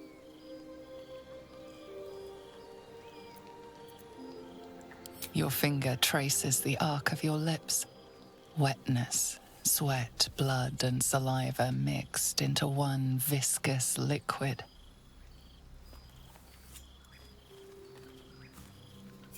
Chukil Gate Vlakith Mazathok!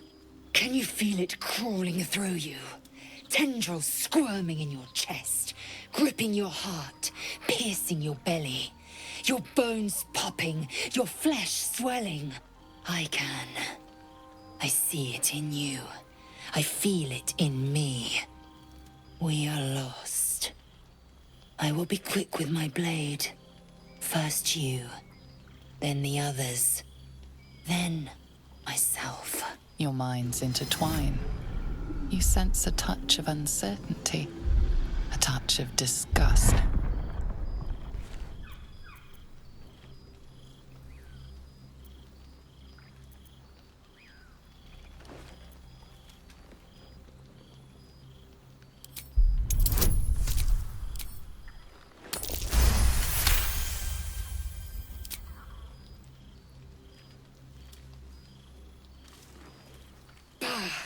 I cannot trust my own mind, so it seems I must trust yours. I will wait, but know this. I am watching. If the sickness does not pass come dawn, I will end us all.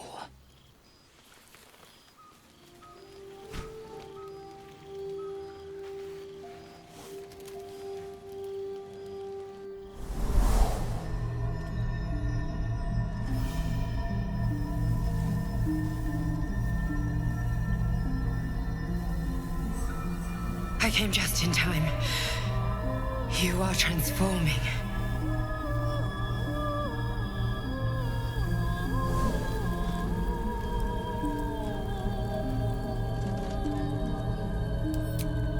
Yes, you have. I saved you before.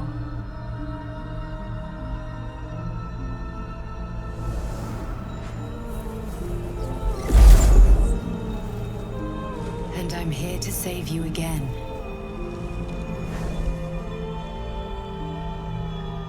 Don't worry. You will not become a Mind Flayer. Not while I'm around. I'll protect you.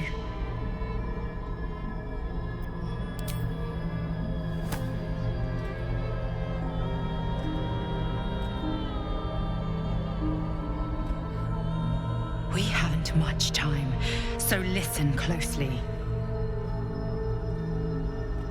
There is great potential within you.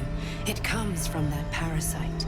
Your instinct is to resist the power it gives, but you must accept it, nurture it. I will keep it from consuming you, but for the sake of both of us, you must learn to wield it.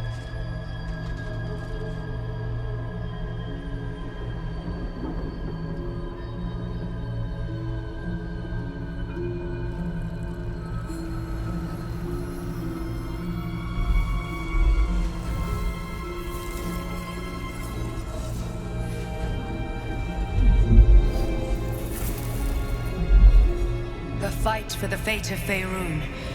A fight we are losing. For now. You can change that, but only if you embrace your potential.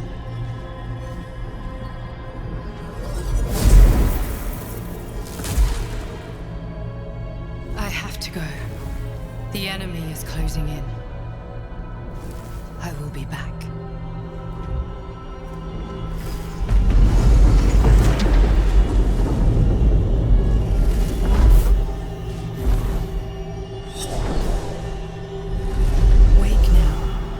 You'll feel better. I promise. Did you have any strange dreams of late? Vivid ones? Damn. I was hoping my imagination had gotten the better of me. But this must be something more. This dream companion wanted me to use the tadpole. Use its power. Whoever it was claimed to be an ally, but I don't know. It seems like we can't escape this mess, in the waking world or otherwise. I had a wild dream last night. This beautiful entity came to me, promised to protect me, told me the parasite in our heads could give us power. Sounds like it. What did you make of it?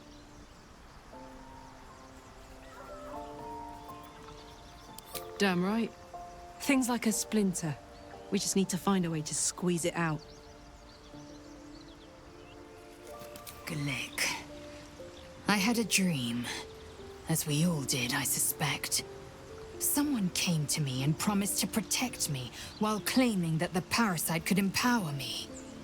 The parasite has taken root, it would seem. Every word, every promise, it is Geich deception. A wise choice. These parasites are a threat to be destroyed, not an opportunity to be exploited.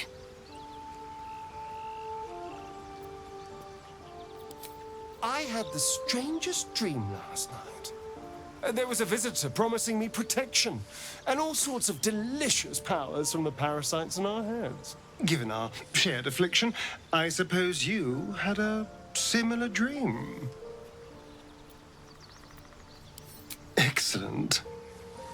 Now we can see what these tadpoles can do for us. Is there a reason you're such an utter drip? I mean, do you have some sort of condition? Honestly, it's like you hate good news. Did you actually want something, or are you just here to spoil my fun? I had a dream last night. A vivid one. And so did you, judging from the way my tadpole is tingling. Someone came to me and promised to protect me while claiming that the parasite could empower me. Tempting as these powers sound, we should recognize this dream for what it is, the tadpole's little trick. No good ever came from trusting honey-tongued strangers conjured up by illithid worms. Well said. This dream figure is no friend to us. My apologies. Huh. Not quite myself just yet. I had the strangest dream last night. A visitor came to me. A vision of unparalleled beauty and power. She told me she was watching over me, protecting me, and that our tadpoles could prove beneficial if we embrace what powers they have to offer. An uncanny apparition. Not entirely sure what to make of it.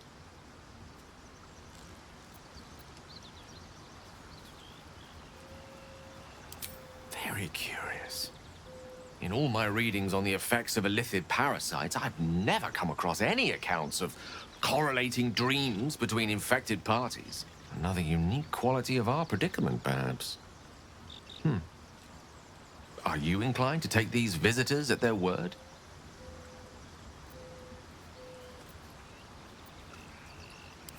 Nothing wrong with maintaining a healthy suspicion in such matters. Still, it might be wiser to keep an open mind on the matter. Our visitors' promises of aid might yet bear valuable fruit.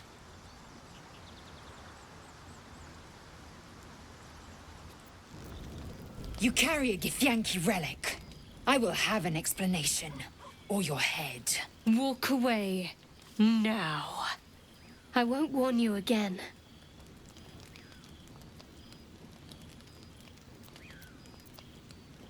That artifact is an heirloom of my people. Likely she spilled Githyanki blood in order to steal it. This cannot stand. Heirloom? Plunder from some conquered realm, more like. This artifact is the only thing keeping us from becoming slaves to our parasites. Be glad I have it.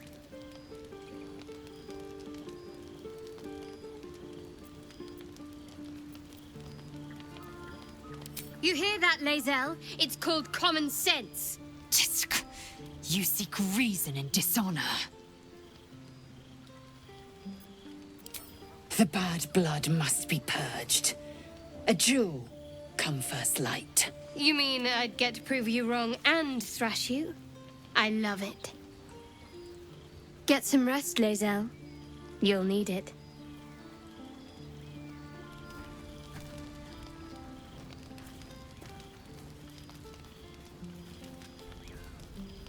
You had every chance to look the other way. But here we are. You chose this.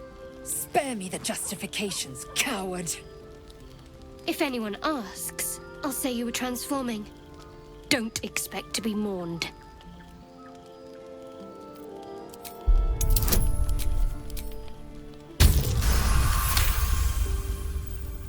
She's a liability. It's the artifact we need, not her. Let me up, and I'll show you.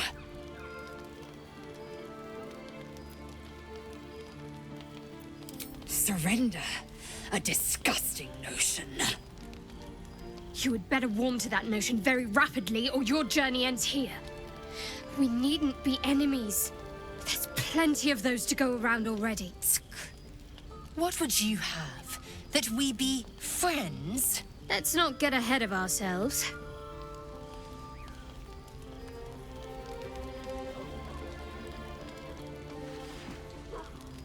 But imagine what we might achieve if we channeled some of that hostility back at our real foes, instead of each other. They wouldn't stand a chance. I was hoping you'd come to chat. What do you need? We aren't dear friends now, if that's what you're asking. But I trust we can all sleep a little more soundly in camp now. You have an interesting definition of friendly, but yes. Speak. It is over where I am concerned.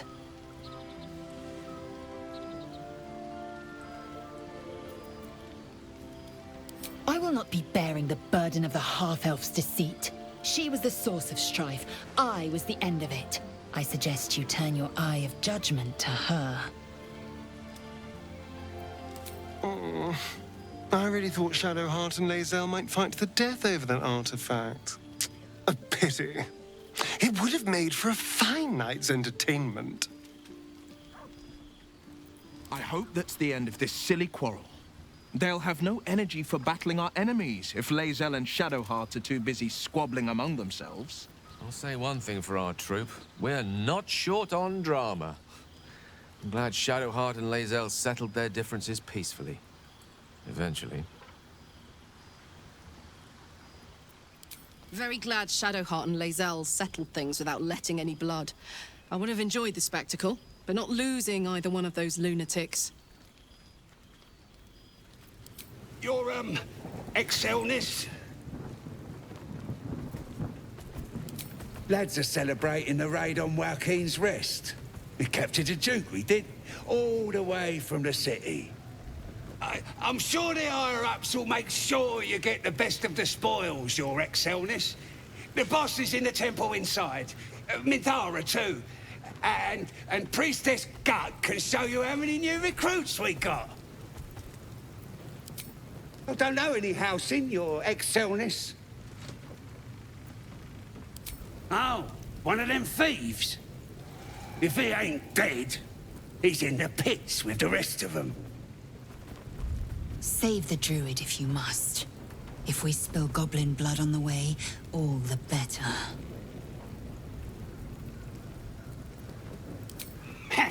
Depends who you are. We're celebrating a raid. No better time in camp than this.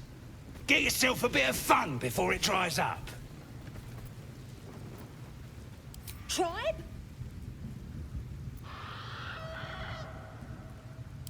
Tribe! Tribe! And the Knoll gnawed her arm clean off. So much for the flaming fist, eh? You ain't here? We sacked Joaquin's Rest and left it to burn. Drow flinging magic, Knoll snapping off heads. Inn's nothing but a pile of ash by now. Glorious. Bunch of prisoners got towed to Moonrise. City snobs mostly. But the flaming fist? Pile of smoking corpses. I figured a drow would know the broken road. Take the north path. It winds you around sure as sunshine till you reach the towers. Looking at a future true soul, your dryness? Boss Ragslin says I'm next in line.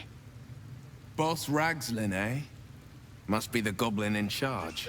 With fragulous crown and with scepter abraid, draw Ragslin, short work of the innkeeper made. The inn burnt to ash. The captives were many. Goblin kind had reduced them to cowering filfhenny. So raise it, your goblets, and drain them with pride.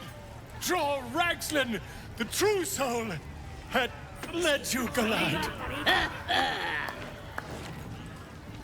I reckon draw Ragslin's the gobbo in charge, the way this one's carrying on.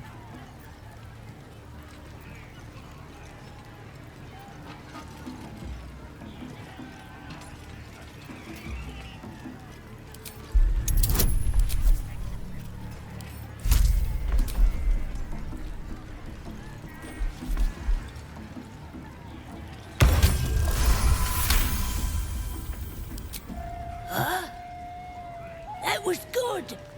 Carry it on, Pigeon.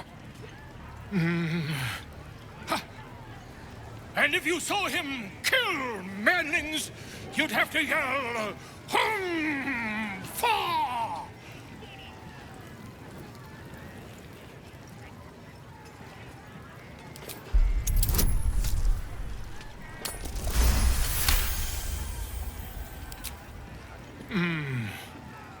Why? He's a meatier creature than any I've spied. Oh, Balderdash. Oi, stranger! You meddling with my pigeon. He's talking stupid now. Come, let's continue our ballad. Draw Ragslin, draw Ragslin. I am draw Ragslin. Tumptuous. Draw Ragslin. You broke him. Wait, wait. Draw Ragslin. We pray. We. Come on, pigeon. Back to your cage. Now look what you've done. Welcome, your greatness. I've got some good stuff if you're looking to buy. Nicked him off the dead, didn't I? I mean, raid spoils, your majestically.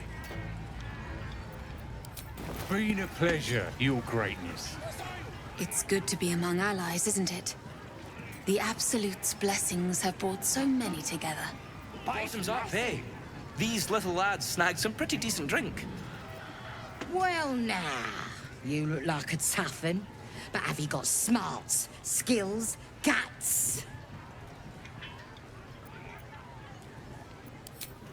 Don't hang about, do ya? Maybe that serves you well out fighting beasties, but this ain't that. This is chicken chasing.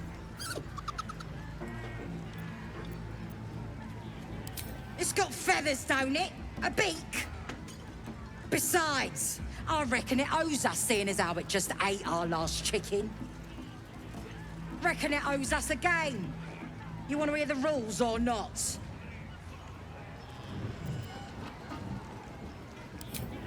Only the greatest game since eggs sprouted legs, mate.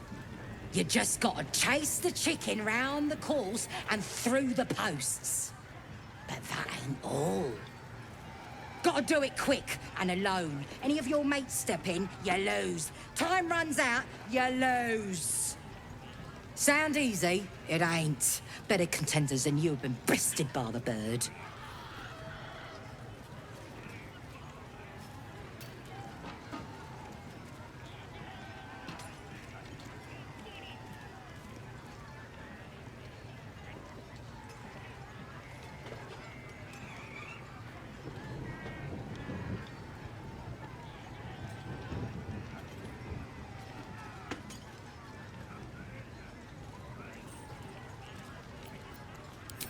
No skin off my arse. Just remember, you had the chance to be a part of something grand, and you walked away. Mother gone.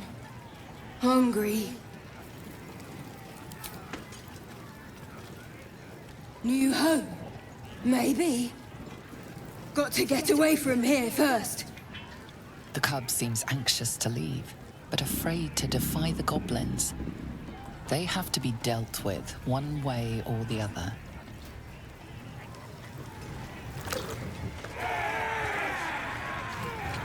What you standing here all dry for? Come here, have a drink. What should we toast to, eh? Guys! This one's giving us a toast. You raise your glass and shout.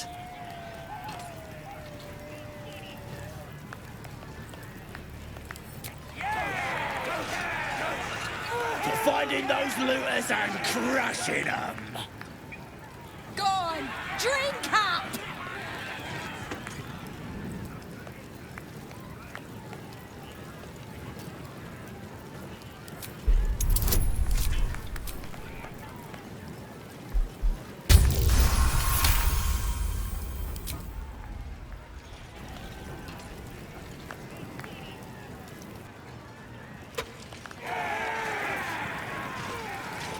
Bravo! Now get out of our way. I need another drink. You poisoned us! As the symbol glows, power courses through you. Authority.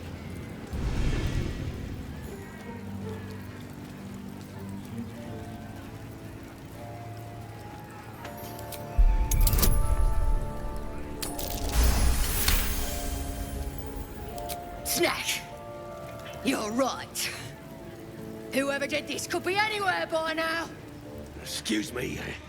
If you have a drawer inside, planning and such. Someone kill Bear. No more fun. I smash him. Oi! Ain't no party in here. We're doing the Absolute's work. State your business. Now. As the symbol glows, power courses through you. Authority.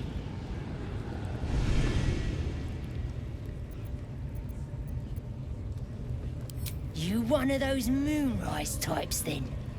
Your kind usually don't deal with Boss Ragslin and Priestess Gut. Guessing you're after Minfara. Could be her blood by the looks of you.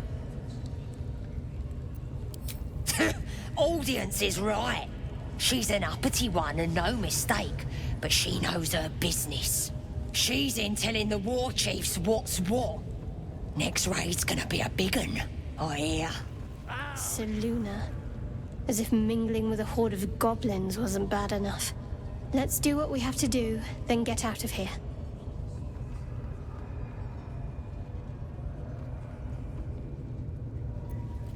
Most would think us mad for wandering right into the middle of a goblin war clan. I suppose that goes to demonstrate just how desperate we are.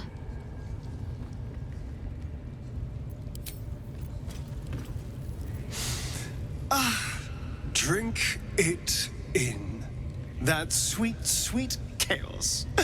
Not that I approve of goblins, of course, filthy little beasts, but I do like a good den of debauchery.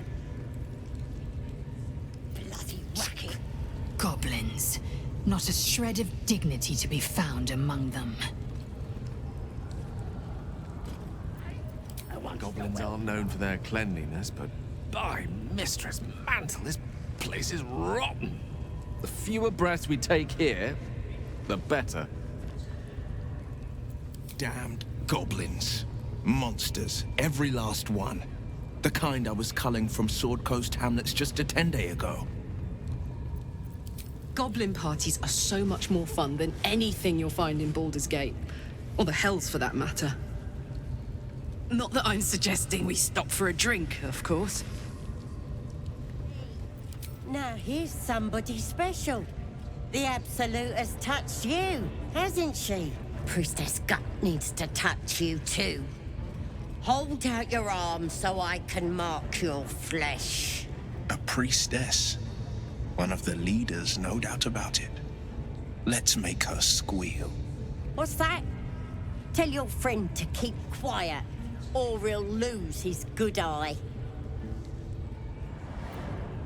Ready for the fire, are ya? Maybe you don't need it. After all, you're special, ain't ya? Like me. She probes your mind, tangling your thoughts with hers. A familiar sensation. She too carries a parasite. Darkness seems to swallow the temple, leaving you with a vision of the goblin priestess receiving instruction from a handsome young man, one of the chosen. The vision dissolves away. You stand before the goblin priestess in the temple once again. Her faith floods into you, a tide of shuddering ecstasy. Her tadpole nestles within that mania, secure, hidden. I feel you in there, digging around. Works both ways.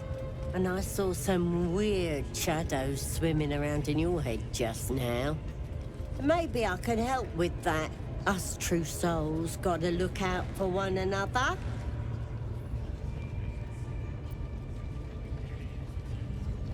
Of course. Don't want this rabble interfering with true soul business. Let's go to my chapel. Ready to clear your head? Whatever the Absolute tells me to. Don't worry, she loves you. I can tell. Don't want a crowd of gawpers. Everybody else needs to leave. Ready to clear your head? Smart. All you need to do is open yourself to the Absolute. And I'll do the rest. Psionic feelers creep across your mind, like a pickpocket's fingers seeking flaws in fabric. It's all slippery in there. What are you hiding? An image of the Mind Flayer reaches out to her from your memories. Hells! We need to fish that thing out before it eats any important parts of your brain.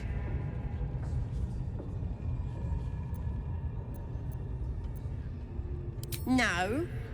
It's messing with your brain. You're seeing things, probably hearing voices too, yeah? Don't you worry. I've got everything I need to fix you. Might get a bit messy, though. It involves you putting your trust in the Absolute. Simple. You won't regret this. Being a true soul, you know the Absolute don't like to touch nothing unclean. So drink this. It'll purify ya. You recognize telltale flecks of werejackal blood. It's a potion of sleep.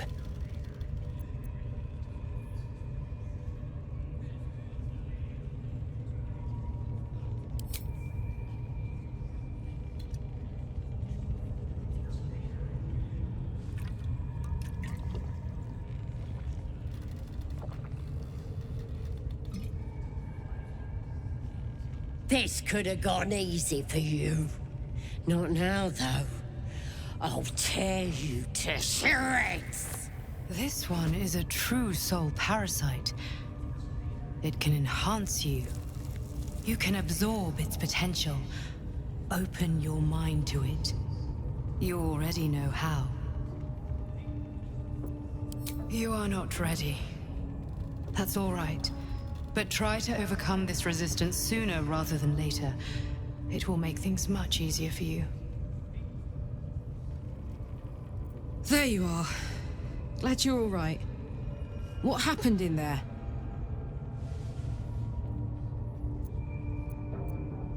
I'm sure you had a good reason. God's rester. There are enough absolutists in this place to fill a reserve trench. One of them must have something interesting to say, right?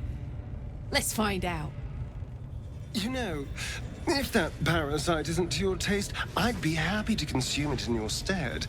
I don't relish the thought, but if you're going to just leave it sitting in your pack, well, one of us should try it.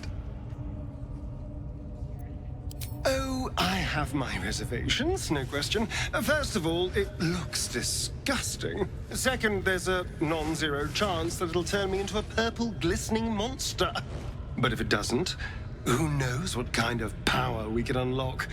And power is always worth a little risk. Excellent. I'll have a rummage around and help myself in my own good time. Thank you. Your generosity is appreciated.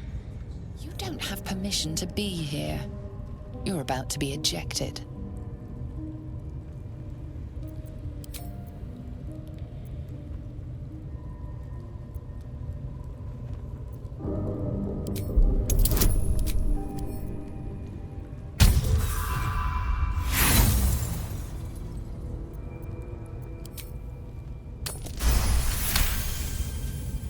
You've been granted free passage.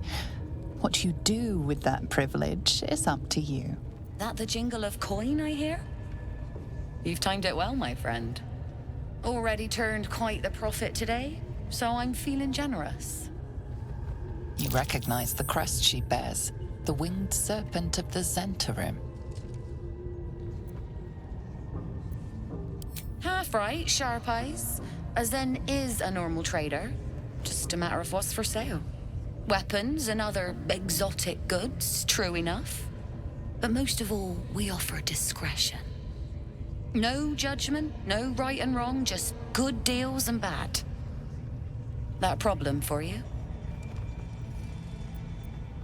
Bit quieter, if you please. This crowd just burned that into the ground, you might recall. But good. That means Zaris and her little operation weren't found. Seems you're a friend of the family. That warrants a discount. A small one. Pleasure. Poor lad. I could give you peace, you know. But no. You gotta keep silent, don't you? Where do they flee to, you stubborn rat? Please, stop!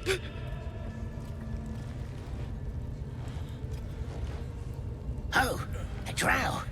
I didn't see you there. Please, if you want to have a try. The git snuck in here with his mates, looking for some forgotten thing. Said they ran to some kind of grove. He doesn't want to tell us where it is, but he can't resist forever. Course, now that you're here, we'll gladly let you take over. Oh, of course. There's weapons in the fire if you want them. We'll leave you to it. Come, Grush. Let's go. I don't think I got the stomach for this. Please, please. Let me out. There's no reason for this.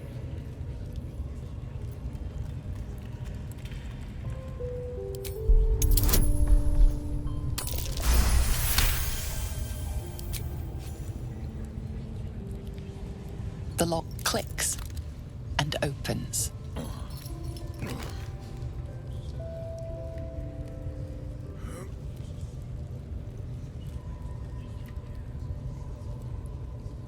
Thank you. I better go before they catch us. I should be able to make it to the grove on my own. They need to know they're in danger.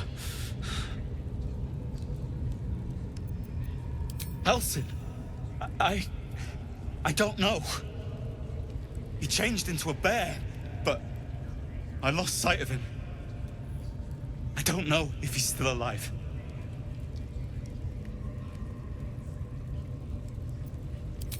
Yes. It should be here somewhere. They said there was a hidden passage underneath this temple. The place was supposed to be abandoned, but when we arrived,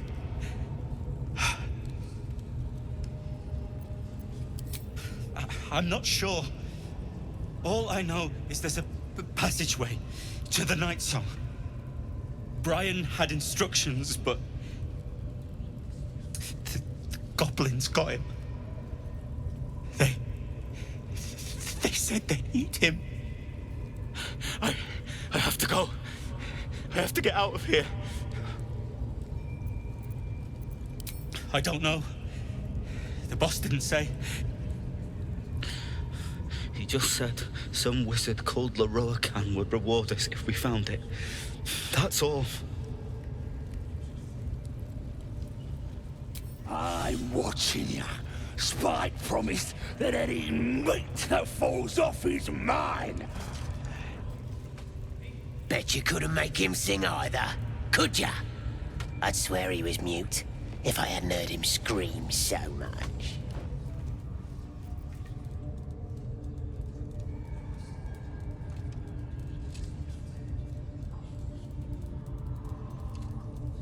Greetings, child.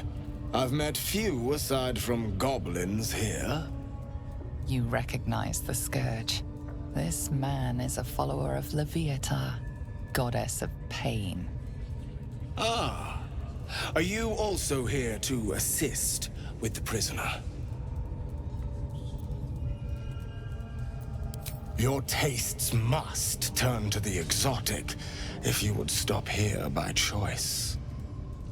I was invited to discuss pain and its intricacies, but even I find these goblins crude and, well, primitive.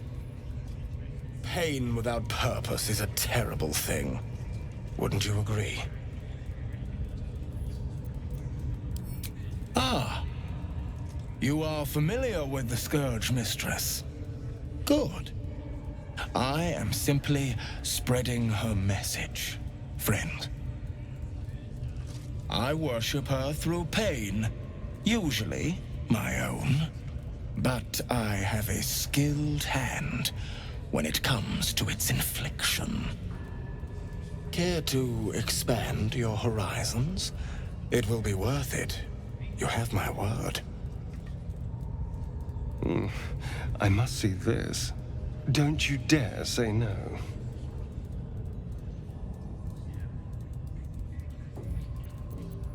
Oh, I have something exquisite in mind.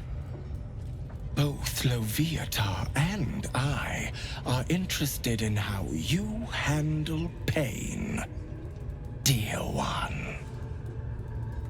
And should you delight her, you will most assuredly receive her most gracious blessing. Trust me. Simply face the wall, and we can begin. The pain you suffer will cleanse you. Do not fight it.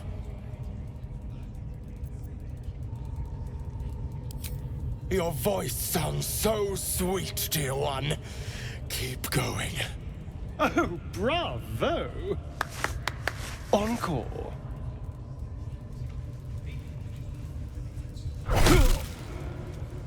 Pain is proof that we live. Revel in it.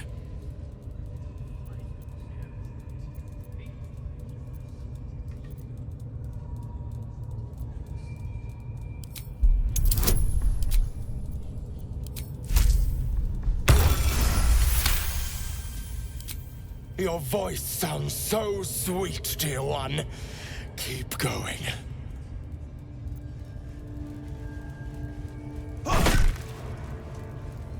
You are doing so well! Do not give in now!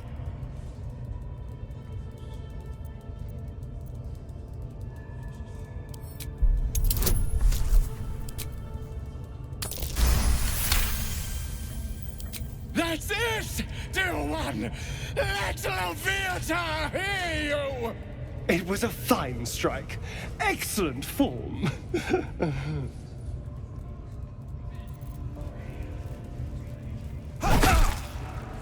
Sweet child, you bore the pain like a true believer.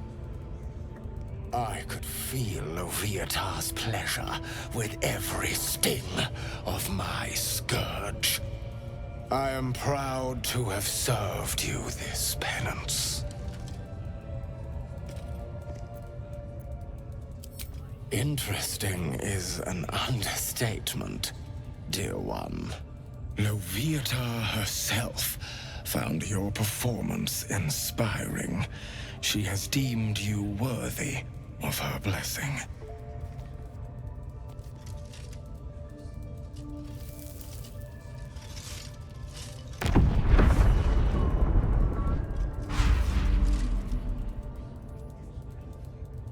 And on a personal note, thank you. That was positively divine. Don't go bothering my pigeon. He's mine. Keep him safe. Listen to him coo. Till I gets hungry or some such. What's it to ya? Then catch one on your own. As the symbol glows, power courses through you. Authority.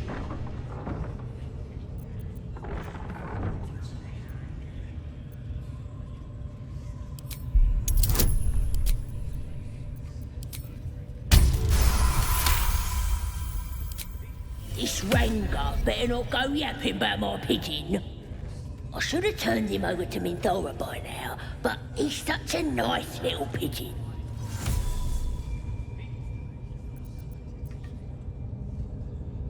What? I ain't. Minthora don't give a cake what you think. Bah, just take him if you care so much. See if he'll sing for the likes of you, though. Bloody think. Here's the key. Pigeon's all yours. Ah, my friend, we can speak freely. I'm in no hurry to take my turn on that spit out front. Perhaps you'd be so kind as to unlock this cage? Aha! An individual of some learning, I see. You're quite right. Volothamp Gedab, realm-renowned author, and tastemaker at your service. Well, I will be at your service once I've been freed from this ensconcement. Speaking of which... Bless you, my friend. I'll wait nicely, but please don't tarry. Aha! I knew I could count on you, my friend. We mustn't tarry, but I'd hate for our friendship to end here. Please, won't you meet me once we've both slipped the goblin yoke?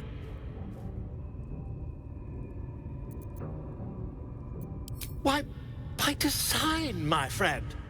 How better to learn the ways of a people than to live among them? I dare say the experiment has proven most fruitful, too. I'll be happy to share my findings once we've found somewhere safe to parley. An invisibility potion, my friend. A bit less refined than your mendacious methods, but by God, it'll do the trick.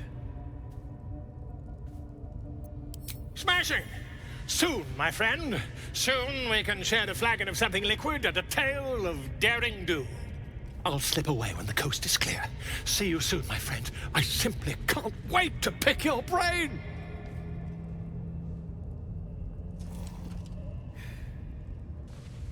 Yes, my desire. Closer, my sweet. I will wrap you and bind you and bite you and eat you.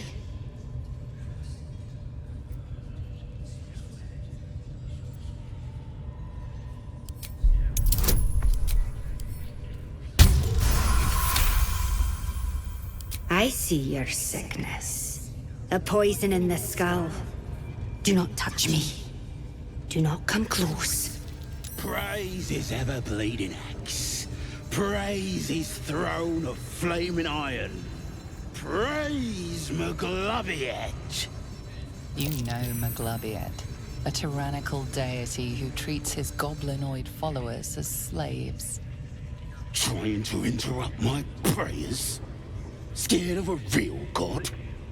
You're as goonless as the rest of them.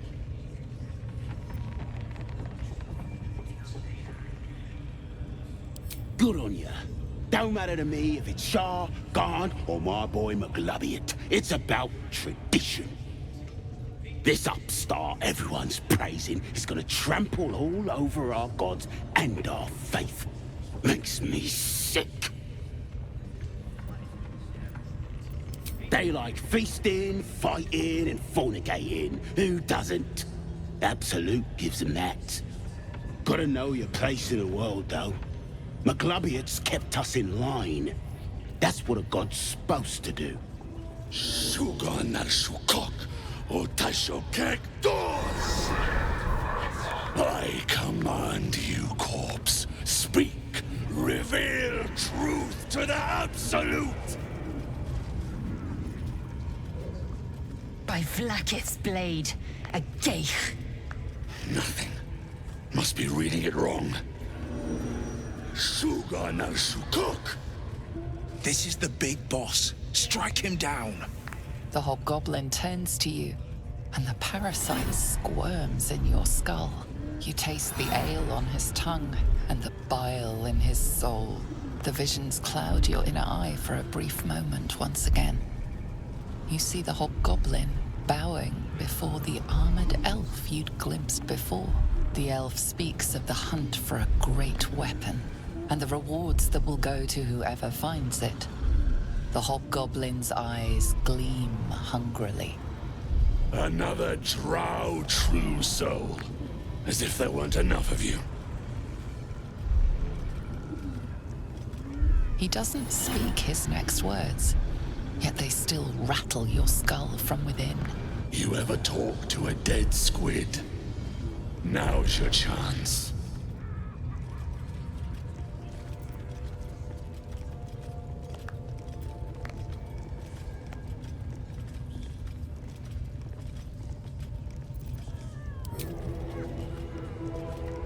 This Mind Flayer's build is smaller, its garb plainer. A fearsome creature even in death, but not the one that tormented you. Yet it too roamed the Nautilloid. It would have seen you, known you. Absolute says the dead squiddy had a weapon.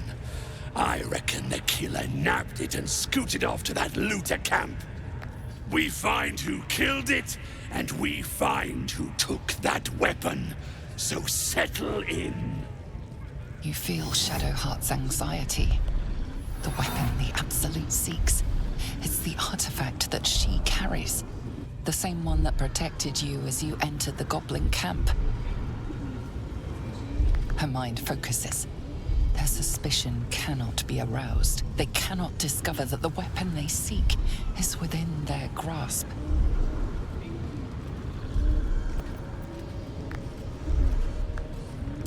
Then take it. Absolute knows I am not getting anywhere. You read aloud the words on the scroll.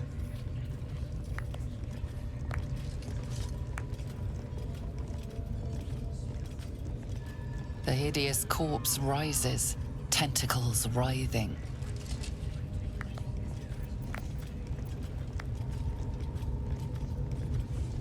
The creature responds, not in words, but memories. You see a clawed hand open a holding pod, devoid of flesh, only darkness. Damn it. I saw it too, and it tells me nothing.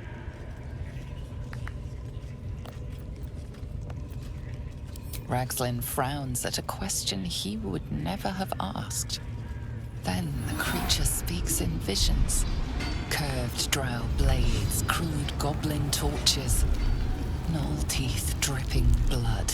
You see other mind flayers arranged in a serene circle. Absolute unity. Absolute power. You're kidding me. Very helpful, squid. Suspicion floods Ragslin's mind. Your brain howls as you consider your final question. Curiosity conquers the hobgoblin's suspicions. You suck in a breath of relief, and visions consume you once more. A swarm of Githyanki dragon riders, silver blades held high, control panels melting, flesh pods spilled open. The corpse collapses, silent once more. No! We're not done!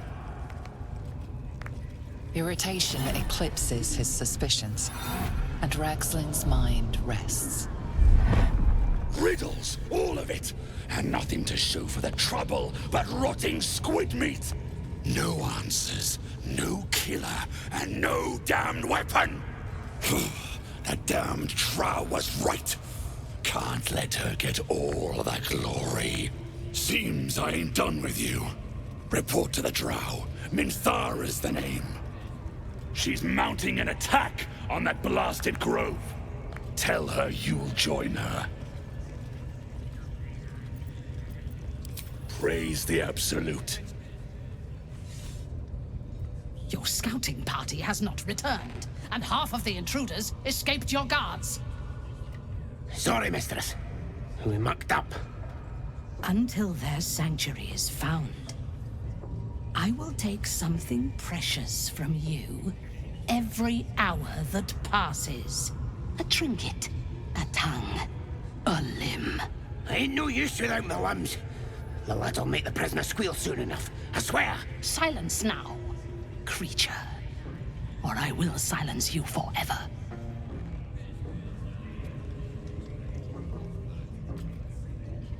As she turns to you, her thoughts mingle with yours. A cold hand caressing your brain. The chamber melts away to reveal a dark, endless nowhere. In it, you see a vision. The Drow listens as a pale-eyed young woman whispers in her ear. One of those the voice spoke of. One of the chosen. The vision fades away. The true soul? Do not think that means we are equals, Jalok. Are you here to join my hunt?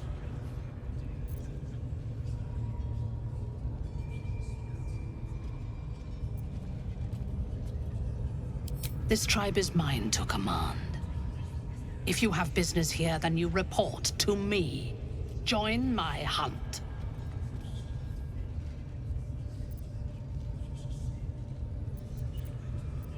Yes, I suppose I might offer passage.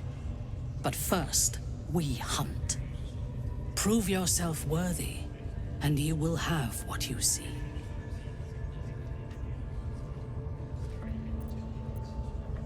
They are servants of the Absolute. In sufficient numbers, they are an effective force. Expendable and willing. But they do not have the wits to lead this hunt with me. Do you? Worshippers of a false god. Their existence is an insult to the Absolute's claim on this region. There is a weapon the Absolute seeks. I'm sure those wretches have it hidden away there. We will find it amongst the dead and the ashes. Her excitement is palpable. She lingers on thoughts of victory, of unbelievers' blood spilled, and of the weapon. She will seize it, in the Absolute's name. The thief, whimpering in our dungeon, tried to flee to their sanctuary. We will continue to remove parts of him until he tells us exactly where it is. He's been resilient, but he'll talk. She is seeking the grove you visited. Already you feel her mind closing around yours.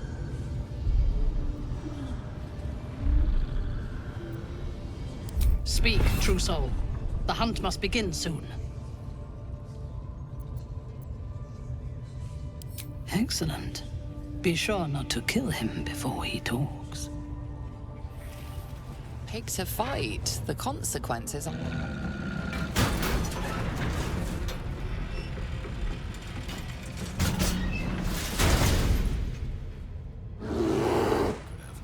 Pardon the viscera. One should cherish all of nature's bounty, but goblin guts are quite far down the list. You aided a bear without knowing if it would savage you. A true friend of nature. Or perhaps a lunatic. Either way, I owe thanks. I am the druid Halsin.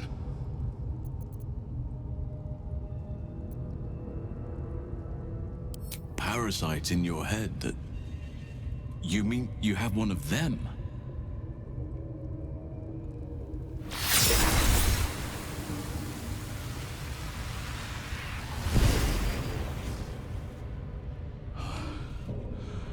Oak Father preserve you, child. You're infected, aren't you? The Mind Flayer's spawn. But something's different. You're aware of the monster inside you. You don't bow to the Absolute like the true souls do.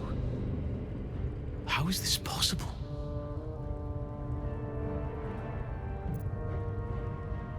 Perhaps. But I wouldn't want to place all my faith in blind luck. You weren't speaking lightly when you said you needed help. Let me tell you what I know. I've been studying these parasites for a while now.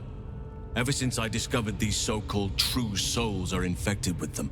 Someone is using very powerful magic to modify these tadpoles.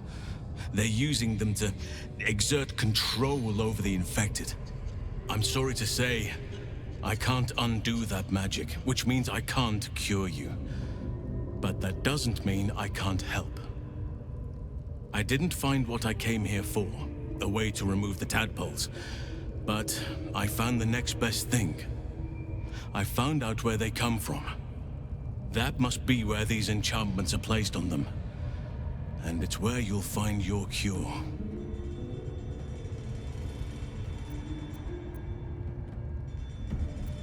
I overheard that the cultists are sending all of their captives to Moonrise Towers. Innocents go in, true souls come out. Given that all of these true souls are infected, it has to be the source for this magic. If you want to find a cure, you must head there and discover how the tadpoles are being manipulated. Gladly, but first I must return to the Grove.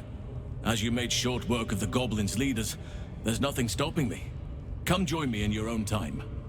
I can see to some matters there, and we can discuss what comes next amidst more bucolic surroundings than here. Decaying legs protrude from the hole. A failed escape, it seems.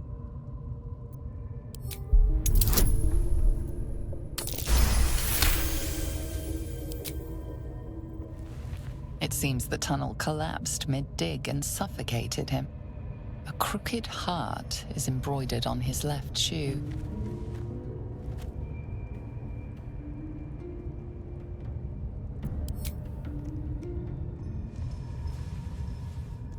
The body comes loose, revealing a tunnel.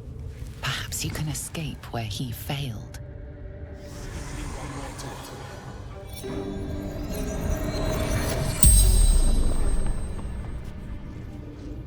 The corpse regards you lifelessly.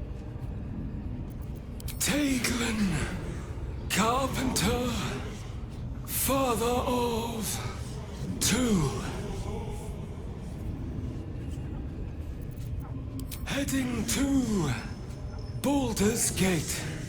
Didn't hear Goblin Patrol. My son Garland did it. If I ever missed him, could look down and remember him. Goblins took my friends, cut them up for the wargs, for meat. Digging too quickly, felt tunnel collapsing, kept going. Better dead than warg meat. The spell's power wanes. You can ask no more questions. You think this is funny? I'll be the one laughing when things turn ugly. Safer in here and out there. Ha! Look at where the Absolutes love gotten. Dead! Thanks for breaking me out. Gonna find me a new tribe. One that appreciates the old ways. No more than a few pecks. I'm afraid this spread is most inadequate. Our bargain is at an end. Unless perhaps you've a spicier deal?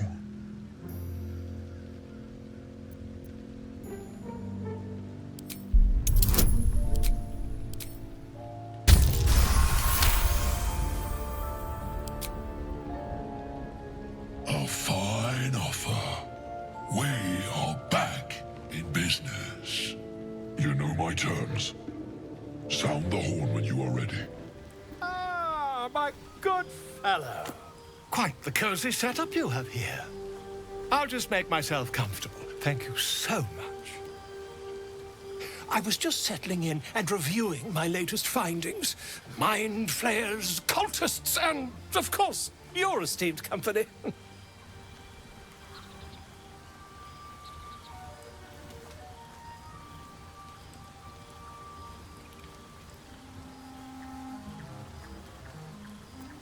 Why, I'm practically an expert. They've tentacles, you know. Quite shocking.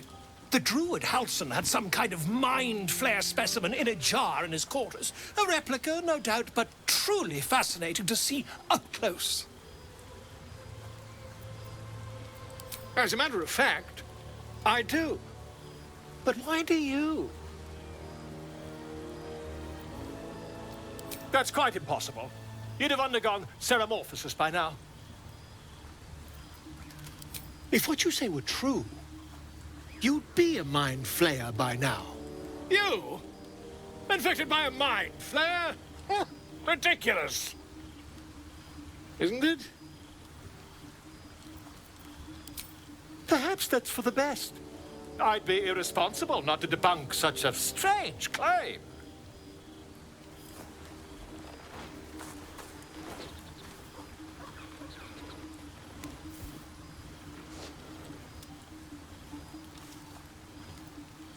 If I just peer in your eye, I could quickly...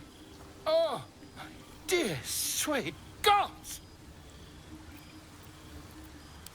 If we managed it, we'd have a specimen of incredible rarity on our hands.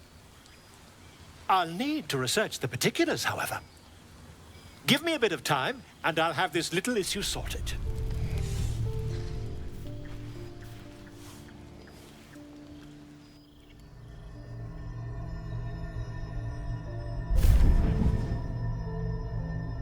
I promised I'd be back. Don't worry. I have things under control. For now. You haven't been using the parasite's power. You think you don't need it. But things haven't gone as you expected. You hoped a druid as powerful as Halsin might be able to remove your tadpole. But he couldn't. You're desperate to be rid of it. Understandable. But you're looking for solutions in the wrong places.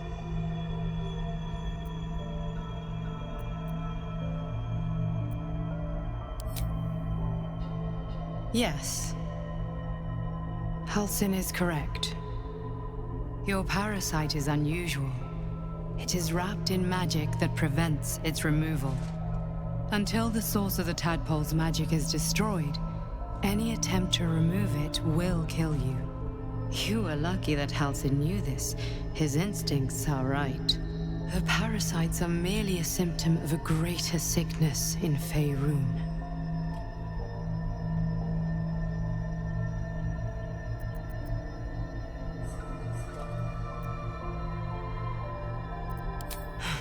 The Absolute's aims are not yet clear to me, but its progress towards domination is clear. These parasites are more than illithid spawn. They are vessels for control. The infected hear the voice of the Absolute and believe it to be a god. You witnessed it yourself with Priestess Gut. That is how the cult of the Absolute is spreading. The highest of their rank, the True Souls, carry a tadpole just like yours. It is how they receive their orders. It is what makes them obey. When the order to transform is given, it will not be a matter of days. They will be mind flayers in an instant. Were it not for my protection, so would you. Because I am just like you. And I need an ally. Just like you, I was infected with a Mind Flayer parasite. Just like you, I seek to be free of it. I've been trying to escape from this evil for a long time. Once, I almost succeeded. Now, through you, I've been given a new chance. You can go where I cannot, and I can protect you from that evil. If we work together, we may turn this around. Hells, they need me. I have to go.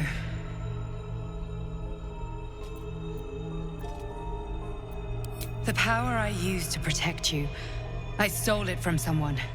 They want it back. I will hold them off for as long as I can, but sooner or later I will be worn down.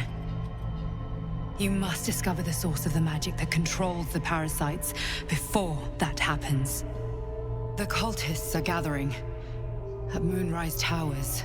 Use the powers your parasite gives you to convince them you are one of them. And when you find the source of their magic, destroy it. Go. Our freedom depends on it.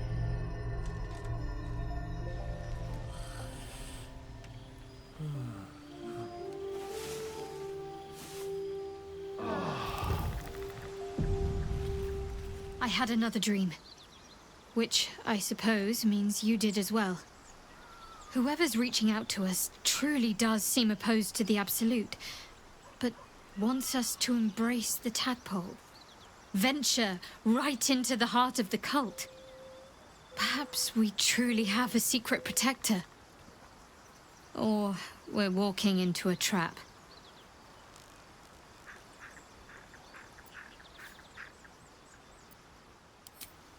Another visit from the Golden Paladin. It said we'll get the answers we need about the tadpole if we infiltrate the cult.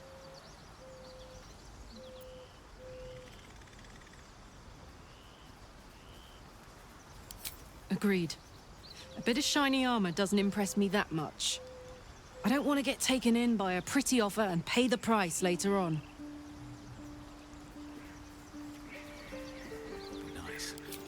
I had another visit from that dream figure. I take it you did too. It claims that if we infiltrate the heart of the cult that's giving out these parasites, we'll find the answers we're looking for. It gave me another gift, too. Just like it did the first time it appeared. Rather generous, if you ask me.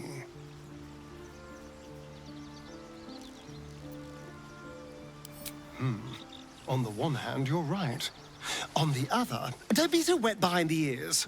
Did you actually want something, or are you just here to spoil my fun? Another dream.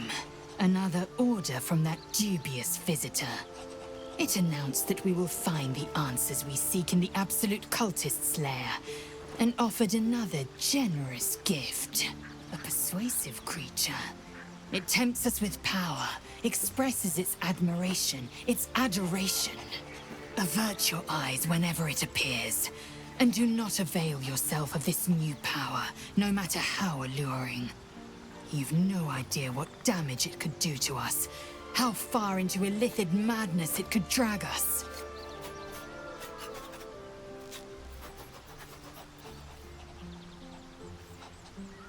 Well chosen. Battles are won with swords, not mind games born of brainworms.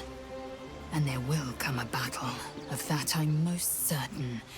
The one truth that fell out of the dream figure's cankered lips.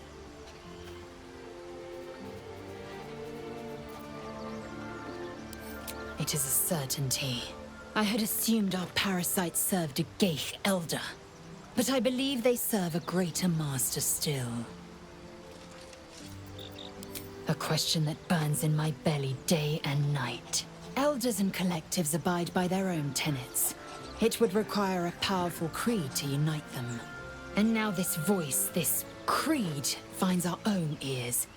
If it reaches this plane, it may reach others. I had another dream last night.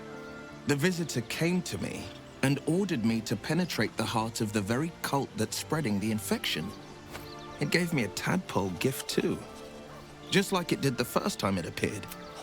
At first, I thought we should avoid these gifts no matter what advantage we gain. And yet, I can't help recall the words of my father. The best plan is the one that works. These powers could be enough to edge us towards victory. Then we'd do well to walk around it. Use these powers sparingly, if you must use them at all. I've been dreaming of our enigmatic visitor again. She told me our purpose was to take on this cult of the Absolute, to infiltrate its ranks and bring it down from the inside. She even offered me greater powers, the result of some manipulation of the tadpole's psionic abilities. Given the magnitude of what we're up against, I see no harm in considering the benefit this offer might afford us. Could be the only way to reach this source in one piece.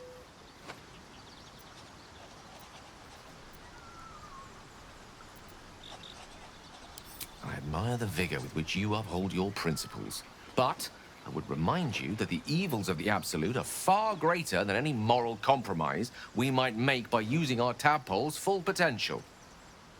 Your confidence in our existing capabilities is quite rousing, though. Perhaps that spirited enthusiasm will be strength enough to subdue the cult when the time comes. Ah, my good fellow. Quite the cozy setup you have here. I'll just make myself comfortable. Thank you so much.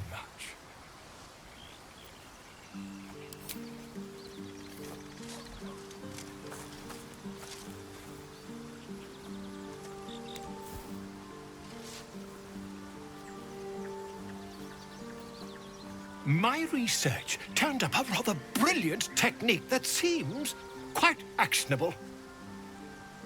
It's not too deep. Just behind the orbital socket. I could attempt an extraction. I've a needle in my tunic, after all.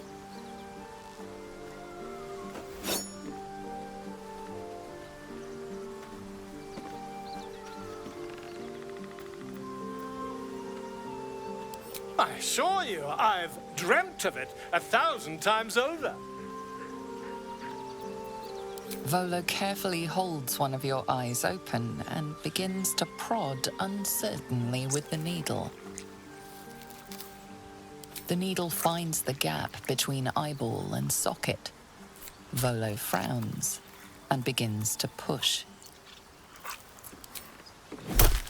Pain shoots through your body as the needle snags on your optic nerve. I think I have it! The needle seesaws back and forth, plucking the nerve like a harp string. Oh, bother. There's some obstacle in the way. I shall need a more robust implement. Volo carefully withdraws the needle from your eye. Then, reaching into his bag, he produces an ice pick. Volo slowly brings the ice pick closer to your eye. Now, don't move. Cold metal presses against the skin beneath your brow. And then, tap, tap, stab. Do you feel that? Ha! I think we have the blighter on the run. I agree. It's a feisty critter. Just a little further. Volo tears the pick from your brain with a violent jerk. Your eye plops down into the mud. Drat! He pauses, looks down at your eye, and recoils slightly as it sinks into the mud.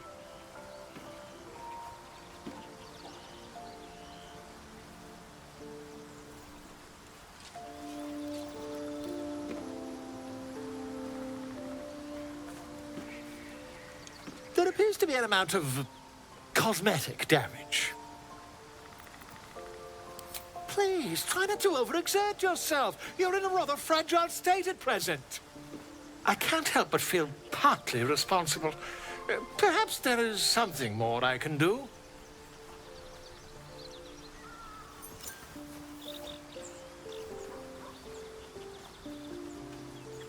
Take this. A far superior relic to that old jelly you were chained to. Try it on for size. And, it was very nice to have met you. I'm sure you'll sort out your little brain problem one way or another. Far away from here, if you've a heart. Terribly sorry, my friend. Ta. Welcome to the League of the Lone Eye, my friend. Not to minimize the pain of Volo's poking and prodding, but I promise, you'll be used to the prosthesis in no time. Besides, I find it gives one an air of mystique. No one's more intriguing than a man with one eye.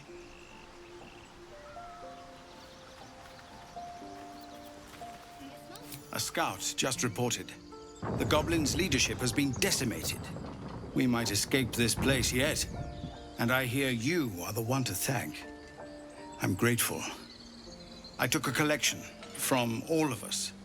It isn't much, but you've earned it. Very good of you. Thank you. Halsin will likely want to thank you too, mind. He returned just a while ago. I believe he's catching up with Korga. As for us... No armies at our heels. Amazing. We can finally leave. But perhaps we need not speak of farewells. We'll join your camp tonight to celebrate if you'll have us. Elturel didn't want us. And those druids sure as hell didn't either. But you risked your life for us. You saved us! Just like Baldur. I hate you. You killed all the goblins, and now we can't practice swords anymore. I left my sword in the cave. Don't tell, but I don't want to touch it again. Bah! At your age, I'd already spilled my own cousin's blood. Face your fear, or it will devour you. I'm glad you killed all the goblins. I hope you made them scared. It smells bad out here. I want to go home. I knew this would come right if we just stayed positive. Not that your blade didn't help too. Let us go. I wish to feel the road beneath my hooves. Taste the fresh grass. God, it seems we might actually make it to the city now. Hope the neighbors are a bit more welcoming. If any of your stuff goes missing, just let me know. You're family now. Mattis says we should say thank you. I'm glad you didn't die. No discounts once I'm running the wider Baldur's Gate, mind. I'm glad you came through it alive. We owe you. More than we can repay. You took care of the goblins. Nice work. I'd have put good coin on you running off into the sunset. But you did it.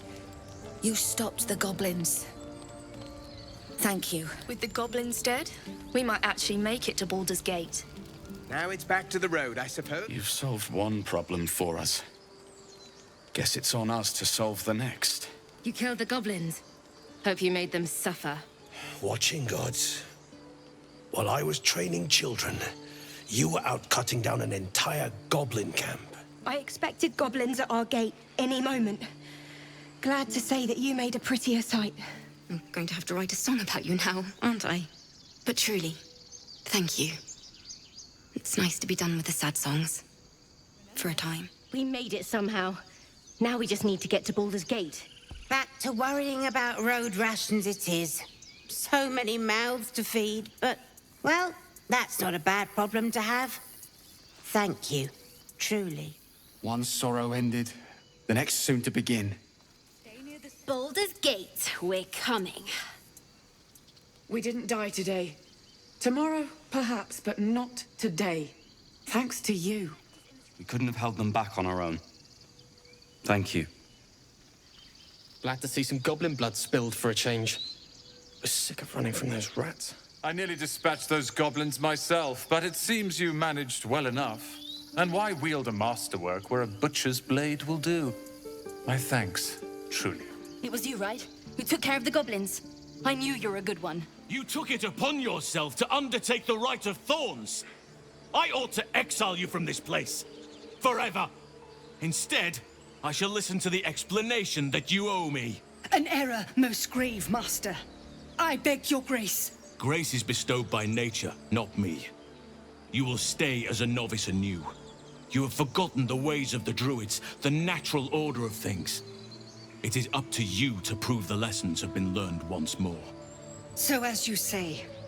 And so it is done, master.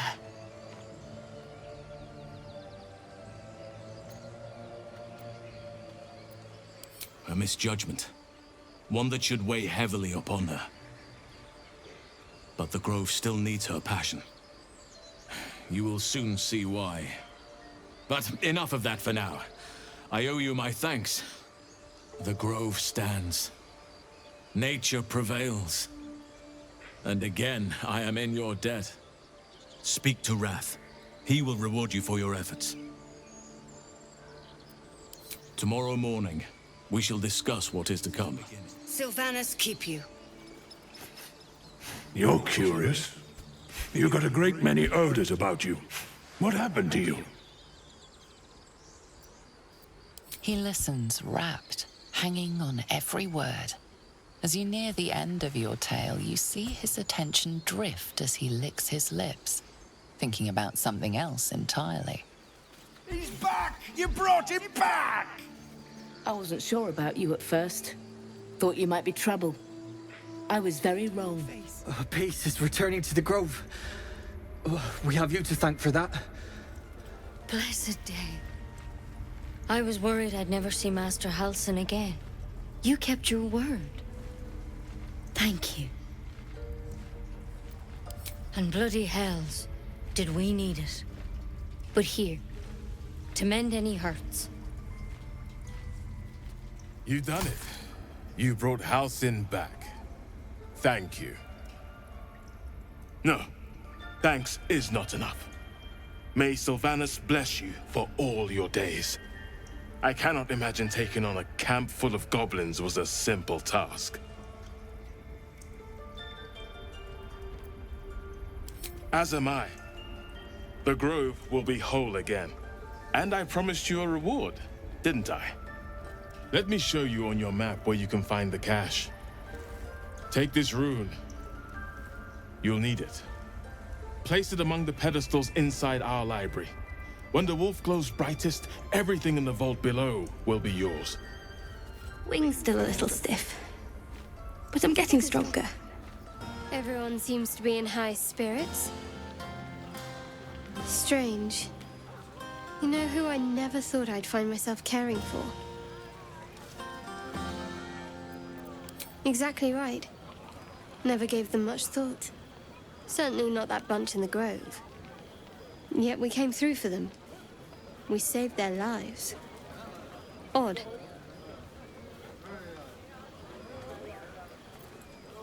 That's more easily said by some than others. But nobody's here to debate right from wrong. We should have had wine more often. More warming than the fire. Would you look at this place? All these people, happy because of us. It's nice to be somewhere where good is still possible. And with good potations, too.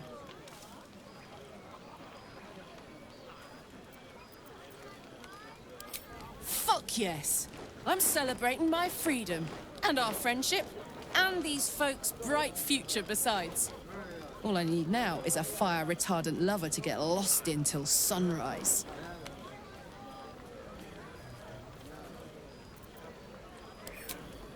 Not so much. You spend the whole time avoiding swords and schemes. Plus, people just get nastier as the night wears on. I tried to make friends at first. Learned my lesson fast. Better to keep to yourself in hell. You too, soldier. Enjoy yourself tonight. You've earned it. You know, I never pictured myself as a hero. Never thought I'd be the one they'd toast for saving so many lives. And now that I'm here...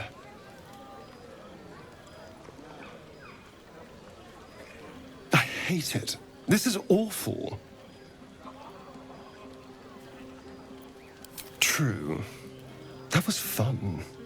Still, I would have liked more for my trouble than a pat on the head and vinegar for wine.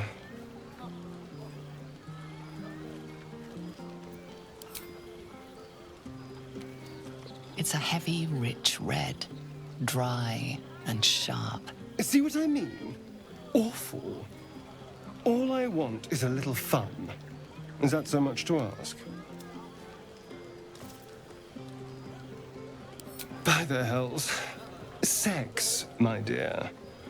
A night of passion. Let's wait until things quieten down. Once the others are asleep, we'll find each other.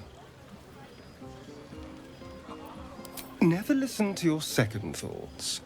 They always spoil the fun. But fine, if you're determined to ruin your evening, I won't stop you. I have seen the Kithraki tear a screaming Neogi's legs from its belly to fashion into blades. Yet they could not match your nerve today. It was enough to drive me to madness. I smell their blood on you still. I smell your moisture. How torturous for us both that I'll never get a taste. Oh, but do enjoy yourself this night. I intend to myself. Beautiful night, don't you think? Nothing like a brush with destruction to make one appreciate the majesty of the celestial canvas.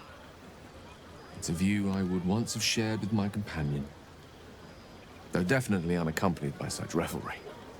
She preferred it when we were alone, curled up before a crackling hearth with some ancient, esoteric tome between us.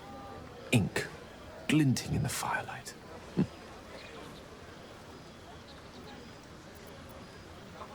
Oh, not everyone is comfortable being alone with their thoughts. Though I never felt alone with a book in my hand, or with her for company. I speak of Tara, my Tressim, assistant, my constant companion through all the ills and tribulations my hubris has thrust upon me. She'd be most impressed by our efforts saving these tieflings. Proud, even. And I've given her little to be proud of recently. After I was afflicted with my condition, I locked myself in my tower for an entire year. I was inconsolable, wallowing in my self-inflicted tragedy. I've given up on myself. But Tara never did. It was her encouragement, her research that led me to my treatment. Once we knew that magically infused items were the key, she went out to find them for me. She saved my life. After so long being cared for by someone else, it feels good to have repaid the favor. Not directly to Tara, but to these poor tieflings. I'm sure she would approve.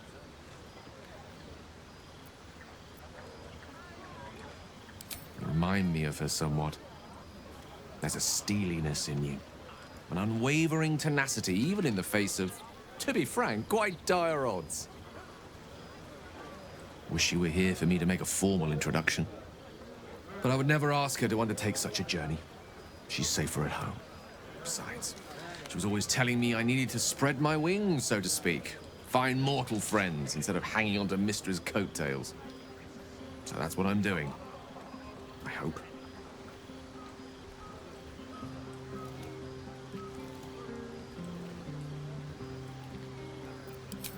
Sadly not. If I'm being entirely honest, my social circle is rather small. More of a dot. Or a pinhead. I've got acquaintances, certainly. Plenty of colleagues. Friends? Those are precious indeed. I hope, though we've only known each other for a short time, I might be able to count you among that number.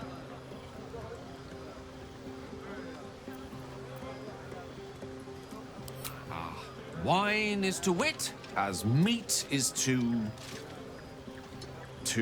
Oh, can't bloody remember it. There I go then, proving your point. Perhaps we'd better leave it at that. My ineloquent tongue isn't worthy of your ear at present. Go, indulge in the frivolities. They're good for the heart. And mine will be all the lighter to see you enjoying yourself. Ah, hells. I was hoping you wouldn't notice I was gone. Oh, the blade doesn't sulk. I was just reflecting on what has happened and not wanting to be Mr. Serious at a celebration. In truth, I don't feel in a festive mood, and I didn't want to cast a grey cloud over the night. I'm a devil. I love the people from the Grove, but I unsettle them deep down, as I seem to unsettle everyone nowadays. You don't want a devil at your party. Horns this sharp will pop the balloons, you see, and the guests won't take kindly to scars quite so monstrous.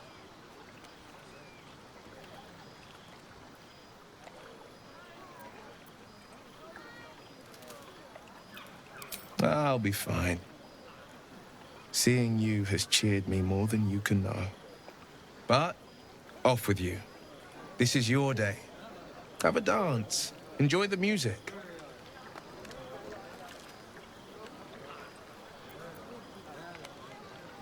Some time alone beneath the stars, and I'll be back to my old self. Promise. Still, it's a night to remember. You've made sure of that. Look at them all. Guzzling poison like we've the right to be happy.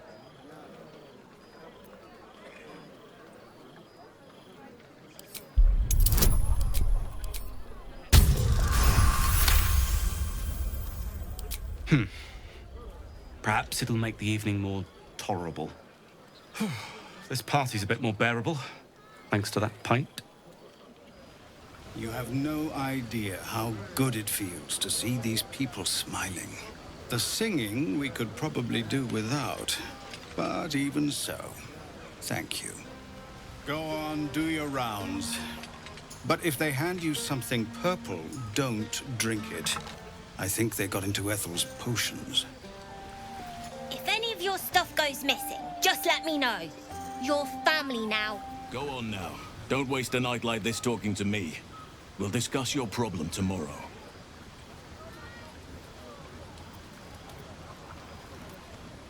Later, perhaps. Don't worry about me.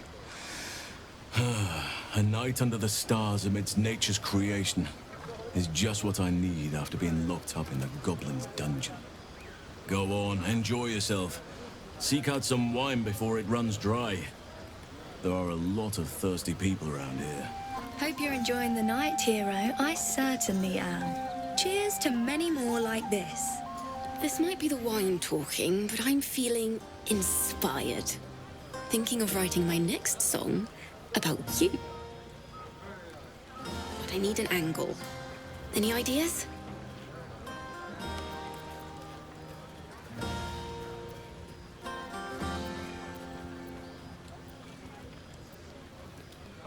Absolutely. With a foot in two worlds, you're the force joining both. You're going to love it. Your song was coming along. Then things began spinning. Worry not. I shall return to it at first light.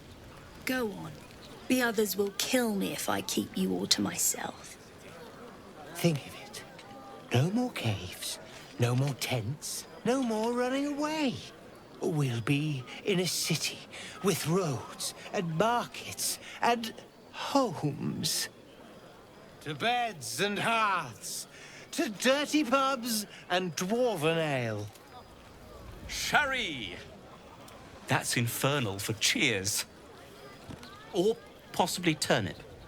I need to dance! No, I need to lie down. Do devils even grow turnips? Can't all be souls and flesh of the damned. Lie down. Then dance. Don't let me drag you away. Enjoy yourself. You've earned a night of revelry. Patience? Have you no respect for showmanship? Having performance issues, Roland? Hush you, and behold!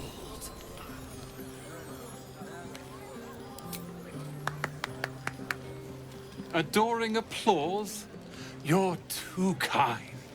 Remember when he could barely cast that? They grow up so fast.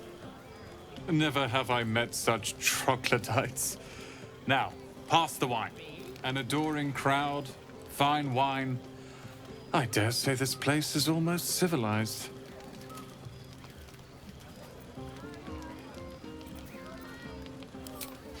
Not at all. But perhaps Leah had a point. What is the point in blades and spells if we don't use them? Though we won't need either soon. As Leroican's apprentice, I'll take care of everything. Are Roland and Leah actually getting along? I know you cut down a horde of goblins, but this is far more impressive. Elturel was the last time the three of us talked like this. Let's hope it lasts until Baldur's Gate. Look at them. How happy they are. We did that. Yeah. Don't tell Roland, but his magic show might be the highlight. He's been doing them since we were little. He'll make it big in Baldur's Gate. I know it. Cheers to a night we won't remember. We should have had wine more often. More warming than the fire. The buzz of celebration quiets to a soothing hum as you approach your bunk. You've picked up a few pleasant memories on your journey amongst your struggles.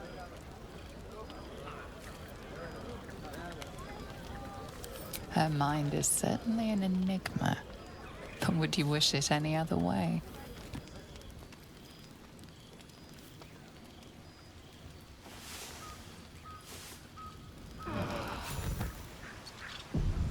I trust you enjoyed your evening. After all your efforts, it was well deserved. It may be some time before you're afforded another such night. There is much to be done, and I promised I would help you however I could. I'm certain a cure for you can be found at Moonrise Towers, but it's complicated. The journey specifically, it's extremely perilous, though it seems you're well accustomed to navigating danger. To Moonrise Towers, then. May the sun and stars guide us.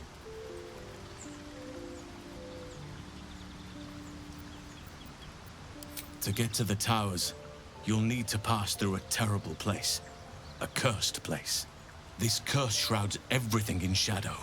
You will not find life, light, or anything natural there.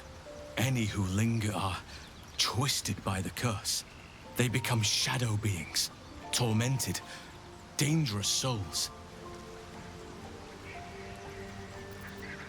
You could go overland, along the Risen Road or through the mountains. Easier at first, but you'll run into the shadow curse eventually. You could also go under. There is a tunnel somewhere in the ruined Temple of Selûne. It leads to Moonrise Towers through the Underdark. Long ago, a man called Ketheric Thorm built a secret stronghold deep down there, before rallying a whole army of Dark Justiciars, Shah worshippers. Dark Justiciars. I must see for myself. Aradin and his lot were looking for a way down there. They were promised riches if they retrieved a relic called the Night Song. But I think there's more. From this stronghold, Ketheric's forces could access both the Temple of Selûne and Moonrise Towers. But he was defeated before he could launch an attack.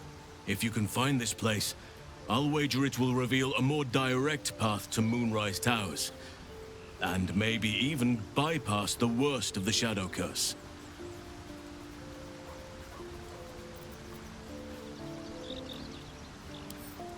Already? If only I'd gone with you instead of Aradin.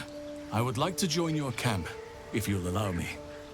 I can offer my skills, my counsel. I've long sought to return to Moonrise Towers. It seems our fates have aligned. Unfinished business, and a lifetime of regret to repair. I helped overthrow Ketheric Thorm and his Dark Justiciars years ago, but I failed to prevent him from unleashing darkness across the region before he was defeated. I spent years researching the curse, trying to put an end to it. Nothing has worked.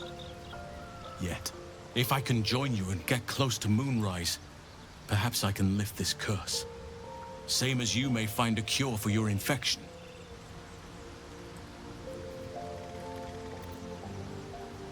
Precisely. Then perhaps I could have done something about both the Shadow Curse and Ceramorphosis aberrations. But in my eagerness, I put far too much faith in the abilities of Aradin and his band. We didn't even get close. I've chosen a successor as first druid, Francesca of the High Forest. A bird's already been dispatched to summon her. I need her to stay focused on her training. The Grove will need a skilled healer in my absence. The Grove needs to move beyond the mistakes of the past. What it needs is an unknown quantity. An outsider who can enforce the Oakfather's teachings without bias. This is why I chose Francesca. She will restore simplicity and purity to the Grove in my absence. Contrary to how some think of us, we druids can play politics when necessary. Now, we've quite the journey ahead. Best get started. Do not be so impatient to move on as Halsin. As ever, the Githyanki Kresh remains our priority. Well, my day just improved. Did you want something? I was. He mentioned Dark Justiciars, and we've come across other signs of a Sharan presence during our travels. I'm not sure I can dismiss that as a coincidence.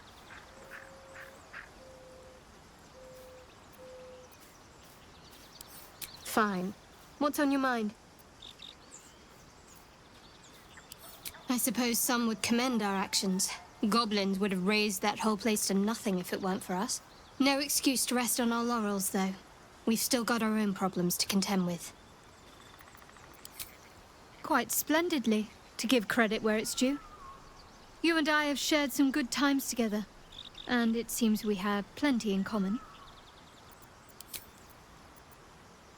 Very serious of you, but go ahead. It's strange.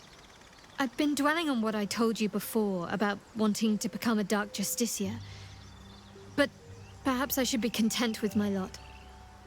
I'm already blessed to have you at my side, after all. Oakfather's blessings to you.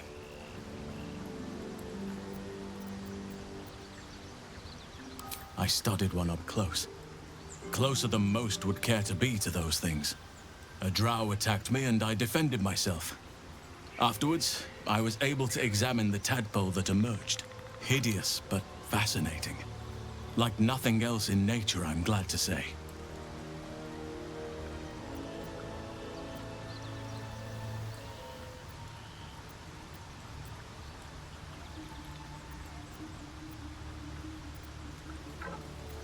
It's had the whole region around Moonrise Towers in a chokehold of darkness and despair for years now. Those who remained are shadow-cursed. If you don't die at their hands, then you become one of them. We have to get to Moonrise, but the less time we spend in its blighted surrounds, the better. Precious little, but I'm quite certain it can still be found. Well, there's hardly anyone left to share the responsibility with. Few who witnessed the fall of Moonrise still draw breath. What Ketheric Thorm unleashed is not something that nature can undo by itself. I must do what I can. I studied the Shadow Curse for years, but to truly understand it and stop it, I must reach its source.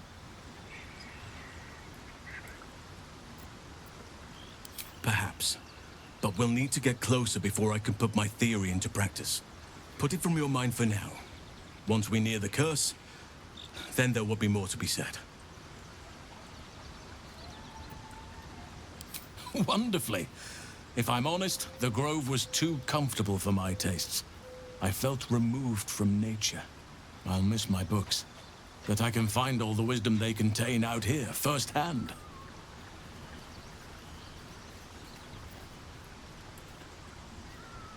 Is that so?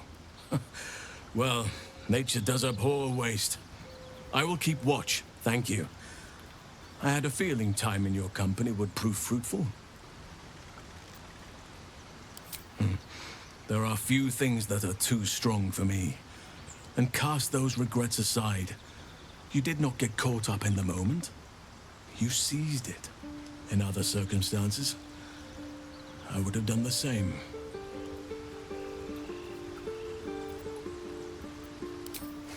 Of course. Whatever you wish.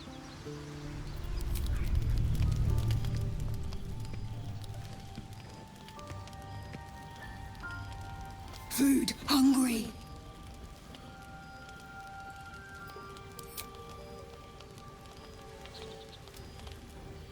Want, bite.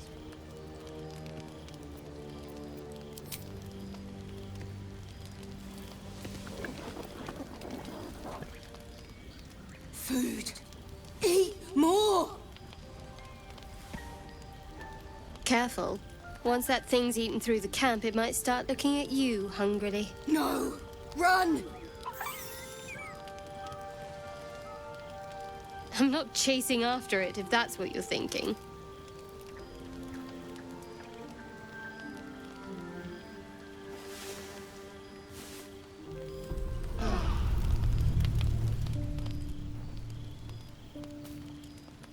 Blood hurts.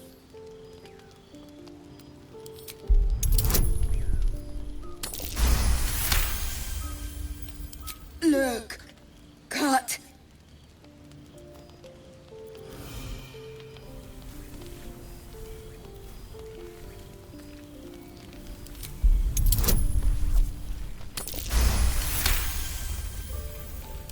As the wound closes, the cub begins testing his weight on the leg. Good. No hurt. Teeth. Claws. Bigger.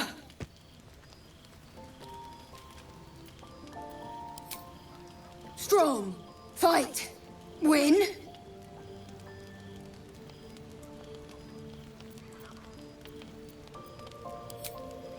Too big.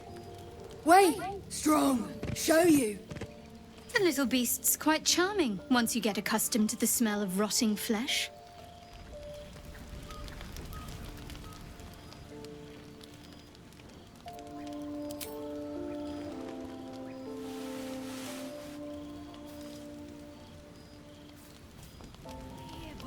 dog is unable to speak through the small bag he holds in his mouth.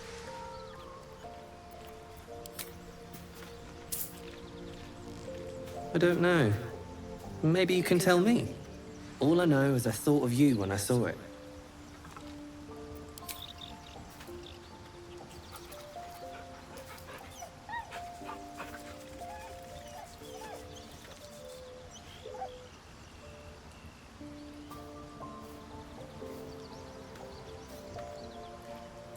Hello.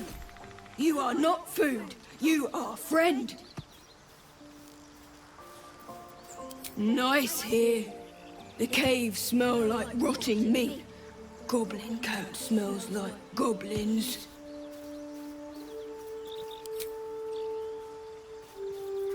Ooh, more.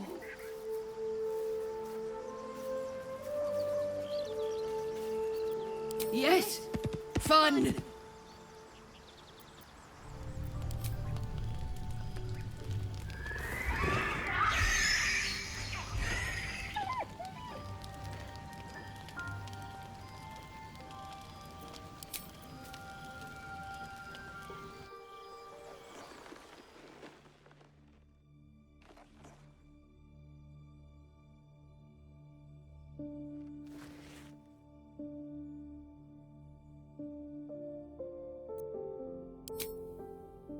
Nothing.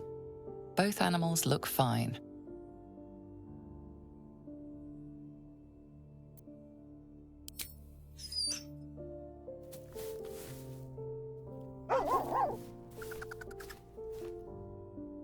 Just a bad dream. It's all right. Goblins had me in a cage. Poked me with pointy sticks. Hush now, it was just a nightmare. We're safe here, with Master. He'll settle in. Give it a little time. I suppose I did. You've been good to us. To both of us. Gomwick would be happy I'm with you, I think. Like it here. Warm fire. Scratch reminds me of Big Brother. Used to. Mother ate him.